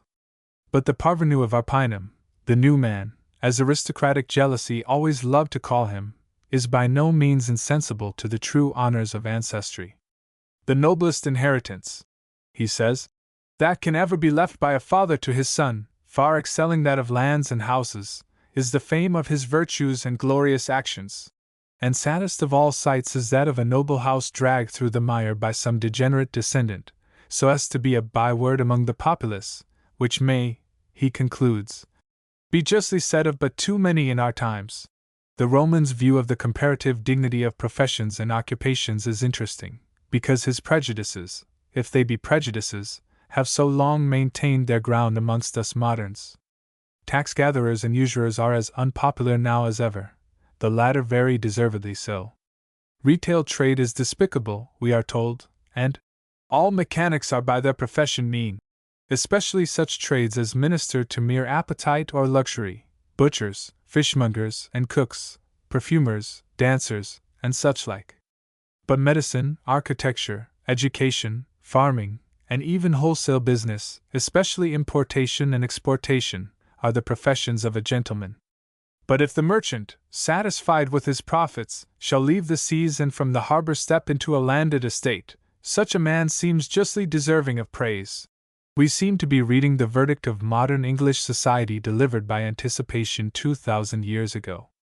The section ends with earnest advice to all, that they should put their principles into practice. The deepest knowledge of nature is but a poor and imperfect business, unless it proceeds into action. As justice consists in no abstract theory, but in upholding society among men, as greatness of soul itself, if it be isolated from the duties of social life, is but a kind of uncouth churlishness, so it is each citizen's duty to leave his philosophic seclusion of a cloister, and take his place in public life, if the times demand it, though he be able to number the stars and measure out the world. The same practical vein is continued in the next book. What, after all, are a man's real interests? What line of conduct will best advance the main end of his life? Generally, men make the fatal mistake of assuming that honor must always clash with their interests, while in reality, says Cicero, they would obtain their ends best, not by knavery and underhand dealing, but by justice and integrity. The right is identical with the expedient. The way to secure the favor of the gods is by upright dealing, and next to the gods, nothing contributes so much to men's happiness as men themselves. It is labor and cooperation which have given us all the goods which we possess. Since, then, man is the best friend to man, and also his most formidable enemy, an important question to be discussed is the secret of influence and popularity, the art of winning men's affections. For to govern by bribes or by force is not really to govern at all, and no obedience based on fear can be lasting. No force of power can bear up long against the current of public hate. Adventurers who ride roughshod over law, he is thinking again of Caesar, have but a short-lived reign, and liberty, when she has been chained up a while, bites harder when let loose than if she had never been chained at all. 1. Most happy was that just and moderate government of Rome in earlier times, when she was the port and refuge for princes and nations in their hour of need. 3 requisites go to form that popular character which has a just influence over others. We must win men's love, we must deserve their confidence, and we must inspire them with an admiration for our abilities. The shortest and most direct road to real influence is that which Socrates recommends. For a man to be that which he wishes men to take him for. 2. Footnote 1. It is curious to note how, throughout the whole of this argument, Cicero, whether consciously or unconsciously, works upon the principle that the highest life is the political life, and that the highest object a man can set before him is the obtaining, by legitimate means, influence and authority amongst his fellow citizens. Footnote 2. Not being less but more than all the gentleness he seemed to be. Tennyson, in memoriam. Then follow some maxims which show how thoroughly conservative was the policy of our philosopher. The security of property he holds to be the security of the state. There must be no playing with vested rights, no unequal taxation, no attempt to bring all things to a level, no cancelling of debts and redistribution of land. He is thinking of the baits held out by Catiline, none of those traditional devices for winning favor with the people, which tend to destroy that social concord and unity which make a commonwealth. What reason is there? He asks. Why, when I have bought, built, repaired, and laid out much money, another shall come and enjoy the fruits of it. And as a man should be careful of the interests of the social body, so he should be of his own. But Cicero feels that in descending to such questions he is somewhat losing sight of his dignity as a moralist. You will find all this thoroughly discussed, he says to his son, in Xenophon's Economics, a book which, when I was just your age, I translated from the Greek into Latin. One wonders whether young Marcus took the hint. And if you want instruction in money matters, there are gentlemen sitting on the exchange who will teach you much better than the philosophers. The last book opens with a saying of the elder Cato's, which Cicero much admires, though he says modestly that he was never able in his own case quite to realize it. I am never less idle than when I am idle, and never less alone than when alone. Retirement and solitude are excellent things, Cicero always declares, generally contriving at the same time to make it plain, as he does here, that his own heart is in the world of public life. But at least it gives him time for writing. He has written more in this short time, since the fall of the Commonwealth, than in all the years during which it stood. He here resolves the question, if honor and interest seem to clash, which is to give way? Or rather, it has been resolved already. If the right be always the expedient, the opposition is seeming, not real. He puts a great many questions of casuistry, but it all amounts to this: the good man keeps his oath. Though it were to his own hindrance. But it is never to his hindrance, for a violation of his conscience would be the greatest hindrance of all. In this treatise, more than in any of his other philosophical works, Cicero inclines to the teaching of the Stoics. In the others, he is rather the seeker after truth than the maintainer of a system. His is the critical eclecticism of the new academy, the spirit so prevalent in our own day, which fights against the shackles of dogmatism. And with all his respect for the nobler side of Stoicism, he is fully alive to its defects, though it was not given to him to see, as Milton saw after him, the point wherein that great system really failed, that philosophic pride, which was the besetting sin of all disciples in the school, from Cato to Seneca. Ignorant of themselves, of God much more. Much of the soul they talk, but all awry, and in themselves seek virtue, and to themselves all glory arrogate, to God give none, rather accuse him under usual names, fortune, or fate, as one regardless quite of mortal things. 1. Footnote 1. Paradise regained. Yet, in spite of this, such men were as the salt of the earth in a corrupt age, and as we find, throughout the more modern pages of history, great preachers denouncing wickedness in high places, Bourdaloue and Massillon pouring their eloquence into the heedless ears of Louis XIV and his courtiers, Sherlock and Tillotson declaiming from the pulpit in such stirring accents that even the indolent Charles roused himself to listen, and the fastidious Buckingham forgot to sneer. So too do we find these monks of heathendom, as the Stoics have been not unfairly called, protesting in their day against that selfish profligacy which was fast sapping all morality in the Roman Empire. No doubt, as Mr. Lecky takes care to tell us, their high principles were not always consistent with their practice, alas! Whose are, Cato may have ill-used his slaves, Sallust may have been rapacious, and Seneca wanting in personal courage. Yet it was surely something to have set up a noble ideal, though they might not attain to it themselves, and in that hideous carnival of vice, to have kept themselves, so far as they might, unspotted from the world. Certain it is that no other ancient sect ever came so near the light of revelation. Passages from Seneca, from Epictetus, from Marcus Aurelius, sound even now like fragments of the inspired writings. The unknown God, whom they ignorantly worshipped as the soul or reason of the world, is, in spite of Milton's strictures, the beginning and the end of their philosophy. Let us listen for a moment to their language. Prayer should be only for the good. Men should act according to the Spirit, and not according to the letter of their faith. Wouldst thou propitiate the gods? Be good, he has worshipped them sufficiently who has imitated them. It was from a Stoic poet, Aratus, that St. Paul quoted the great truth which was the rational argument against idolatry. For we are also his offspring, and, so the original passage concludes, we alone possess a voice, which is the image of reason. It is in another poet of the same school that we find what are perhaps the noblest lines in all Latin poetry. Persius concludes his satire on the common hypocrisy of those prayers and offerings to the gods which were but a service of the lips and hands, in words of which an English rendering may give the sense but not the beauty.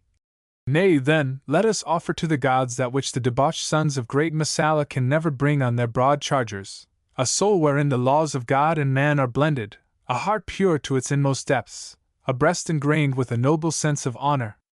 Let me but bring these with me to the altar, and I care not though my offering be a handful of corn. With these grand words, fit precursors of a purer creed to come, we may take our leave of the Stoics, remarking how thoroughly, even in their majestic egotism, they represented the moral force of the nation among whom they flourished. A nation, says a modern preacher, whose legendary and historic heroes could thrust their hand into the flame, and see it consumed without a nerve shrinking, or come from captivity on parole, advise their countrymen against a peace, and then go back to torture and certain death, or devote themselves by solemn self-sacrifice like the Decii. The world must bow before such men, for, unconsciously, here was a form of the spirit of the cross self-surrender, unconquerable fidelity to duty, sacrifice for others. 2.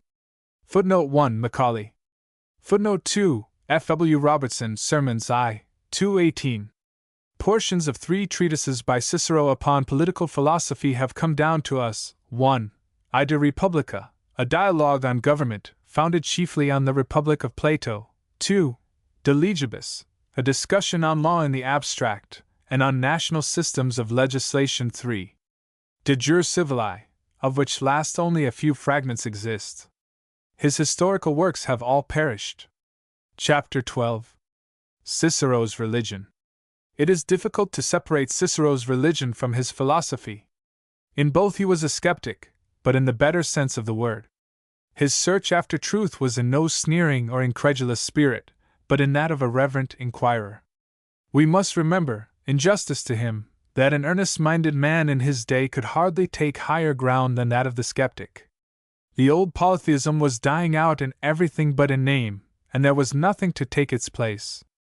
His religious belief, so far as we can gather it, was rather negative than positive. In the speculative treatise which he has left us, on the nature of the gods, he examines all the current creeds of the day, but leaves his own quite undefined. The treatise takes the form, like the rest, of an imaginary conversation. This is supposed to have taken place at the house of Aurelius Cotta, then Pontifex Maximus, an office which answered nearly to that of minister of religion. The other speakers are Balbus, Velleius, and Cicero himself, who acts, however, rather in the character of moderator than of disputant. The debate is still, as in the more strictly philosophical dialogues between the different schools. Velleius first sets forth the doctrine of his master Epicurus. Speaking about the gods, says one of his opponents, with as much apparent intimate knowledge as if he had just come straight down from heaven, all the speculations of previous philosophers, which he reviews one after the other, are, he assures the company, palpable errors. The popular mythology is a mere collection of fables. Plato and the Stoics, with their soul of the world and their pervading providence, are entirely wrong. The disciples of Epicurus alone are right. There are gods, that much the universal belief of mankind in all ages sufficiently establishes. But that they should be the laborious beings which the common systems of theology would make them, that they should employ themselves in the manufacture of worlds, is manifestly absurd. Some of this argument is ingenious. What should induce the deity to perform the functions of an aedile, to light up and decorate the world? If it was to supply better accommodation for himself, then he must have dwelt of choice, up to that time, in the darkness of a dungeon. If such improvements gave him pleasure, why should he have chosen to be without them so long? No, the gods are immortal and happy beings, and these very attributes imply that they should be wholly free from the cares of business, exempt from labor, as from pain and death. They are in human form, but of an ethereal and subtle essence, incapable of our passions or desires. Happy in their own perfect wisdom and virtue, they sit beside their nectar, careless of mankind. Cotta, speaking in behalf of the new academy, controverts these views. Be these your gods, Epicurus, as well say there are no gods at all. What reverence, what love, or what fear can men have of beings who neither wish them, nor can work them, good or ill? Is idleness the divinest life? Why, 'tis the very heaven of schoolboys, yet the schoolboys, on their holiday, employ themselves in games. Nay, he concludes, what the Stoic Posidonius said of your master Epicurus is true. He believed there were no gods, and what he said about their nature he said only to avoid popular odium. He could not believe that the deity has the outward shape of a man, without any solid essence, that he has all the members of a man, without the power to use them, that he is a shadowy transparent being, who shows no favor and confers no benefits on any, cares for nothing and does nothing. This is to allow his existence of the gods in word, but to deny it in fact. Velleius compliments his opponent on his clever argument, but desires that Balbus would state his views upon the question. The Stoic consents, and, at some length, proceeds to prove, what neither dispute and has at all denied, the existence of divine beings of some kind. Universal belief, well authenticated instances of their appearance to men, and of the fulfillment of prophecies and omens, are all evidences of their existence. He dwells much, too, on the argument from design, of which so much use has been made by modern theologians. He furnishes Paley with the idea for his well-known illustration of the man who finds a watch. When we see a dial or a water clock, we believe that the hour is shown thereon by art, and not by chance. 1. He gives also an illustration from the poet Attius, which from a poetical imagination has since become an historical incident. The shepherds who see the ship Argo approaching take the new monster for a thing of life, as the Mexicans regarded the ships of Cortez. Much more, he argues, does the harmonious order of the world bespeak an intelligence within. But his conclusion is that the universe itself is the deity, or that the deity is the animating spirit of the universe, and that the popular mythology, which gives one god to the earth, one to the sea, one to fire, and so on, is in fact a distorted version of this truth. The very form of the universe, the sphere, is the most perfect of all forms, and therefore suited to embody the divine. Footnote 1. De Nat. Der. 2. 34. Paley's Nat. Theology Chi. Then Cotta, who though, as pontifex, he is a national priest by vocation, is of that sect in philosophy which makes doubt its creed, resumes his objections. He is no better satisfied with the tenets of the Stoics than with those of the Epicureans. He believes that there are gods. But coming to the discussion as a dispassionate and philosophical observer, he finds such proofs as are offered of their existence insufficient.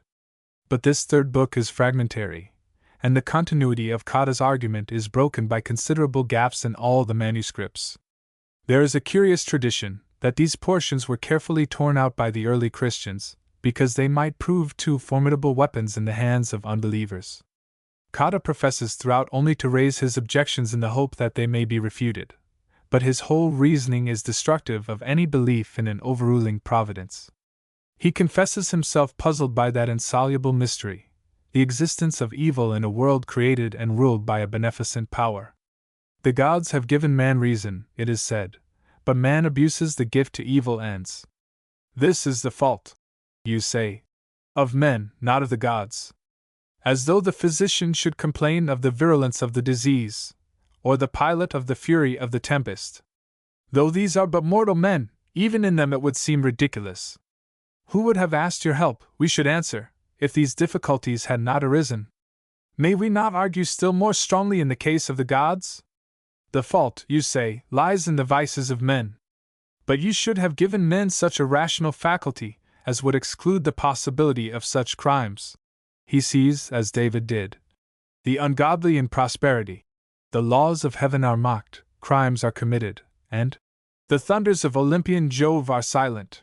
He quotes, as it would always be easy to quote, examples of this from all history. The most telling and original, perhaps, is the retort of Diagoras, who was called the atheist, when they showed him in the temple at Samothrace the votive tablets, as they may be seen in some foreign churches now, offered by those shipwrecked seamen who had been saved from drowning. Lo, thou that deniest a providence, behold here how many have been saved by prayer to the gods. Yea, was his reply. But where are those commemorated who were drowned? The dialogue ends with no resolution of the difficulties, and no conclusion as to the points in question. Cicero, who is the narrator of the imaginary conference, gives it as his opinion that the arguments of the Stoics seemed to him to have the greater probability. It was the great tenet of the school which he most affected, that probability was the nearest approach that man could make to speculative truth. We are not among those, he says, to whom there seems to be no such thing as truth, but we say that all truths have some falsehoods attached to them which have so strong a resemblance to truth, that in such cases there is no certain note of distinction which can determine our judgment and assent. The consequence of which is that there are many things probable, and although they are not subjects of actual perception to our senses, yet they have so grand and glorious an aspect that a wise man governs his life thereby. 1. It remained for one of our ablest and most philosophical Christian writers to prove that in such matters probability was practically equivalent to demonstration. 2. Cicero's own form of skepticism in religious matters is perhaps very nearly expressed in the striking anecdote which he puts, in this dialogue, into the mouth of the Epicurean. Footnote 1. De Nat. Der. I. 5. Footnote 2. To us, probability is the very guide of life. Introd. To Butler's analogy. If you asked me what the deity is, or what his nature and attributes are, I should follow the example of Simonides, who, when the tyrant Hiero proposed to him the same question, asked a day to consider of it. When the king, on the next day, required from him the answer, Simonides requested 2 days more, and when he went on continually asking double the time, instead of giving any answer, Hiero in amazement demanded of him the reason. Because, replied he, the longer I meditate on the question, the more obscure does it appear. 1. Footnote 1. De Nat. Der. I. 22. The position of Cicero as a statesman, and also as a member of the College of Augurs, no doubt checked any strong expression of opinion on his part as to the forms of popular worship and many particulars of popular belief. In the treatise which he intended as in some sort a sequel to this dialogue on the nature of the gods, that upon divination, he states the arguments for and against the national belief in omens, auguries, dreams, and such intimations of the divine will. 1. He puts the defense of the system in the mouth of his brother Quintus, and takes himself the destructive side of the argument. But whether this was meant to give his own real views on the subject, we cannot be so certain. The course of argument employed on both sides would rather lead to the conclusion that the writer's opinion was very much that which Johnson delivered as to the reality of ghosts.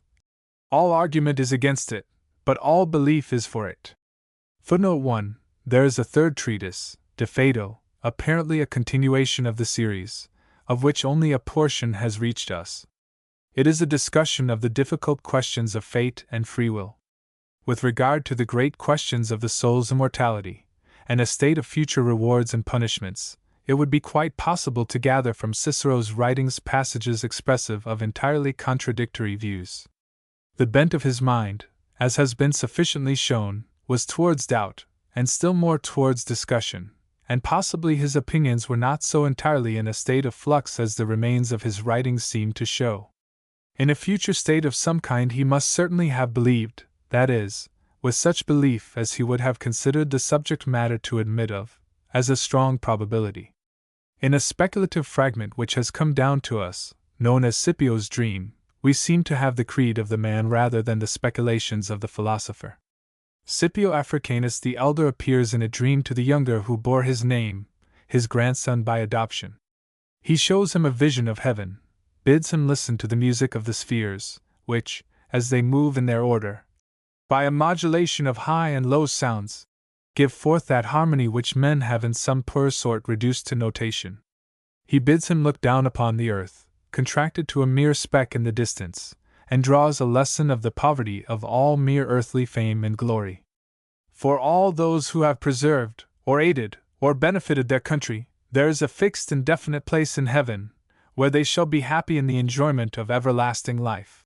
But the souls of those who have given themselves up to the pleasures of sense, and made themselves, as it were, the servants of these, who at the bidding of the lusts which wait upon pleasure have violated the laws of gods and men, they, when they escape from the body, flit still around the earth, and never attain to these abodes but after many ages of wandering.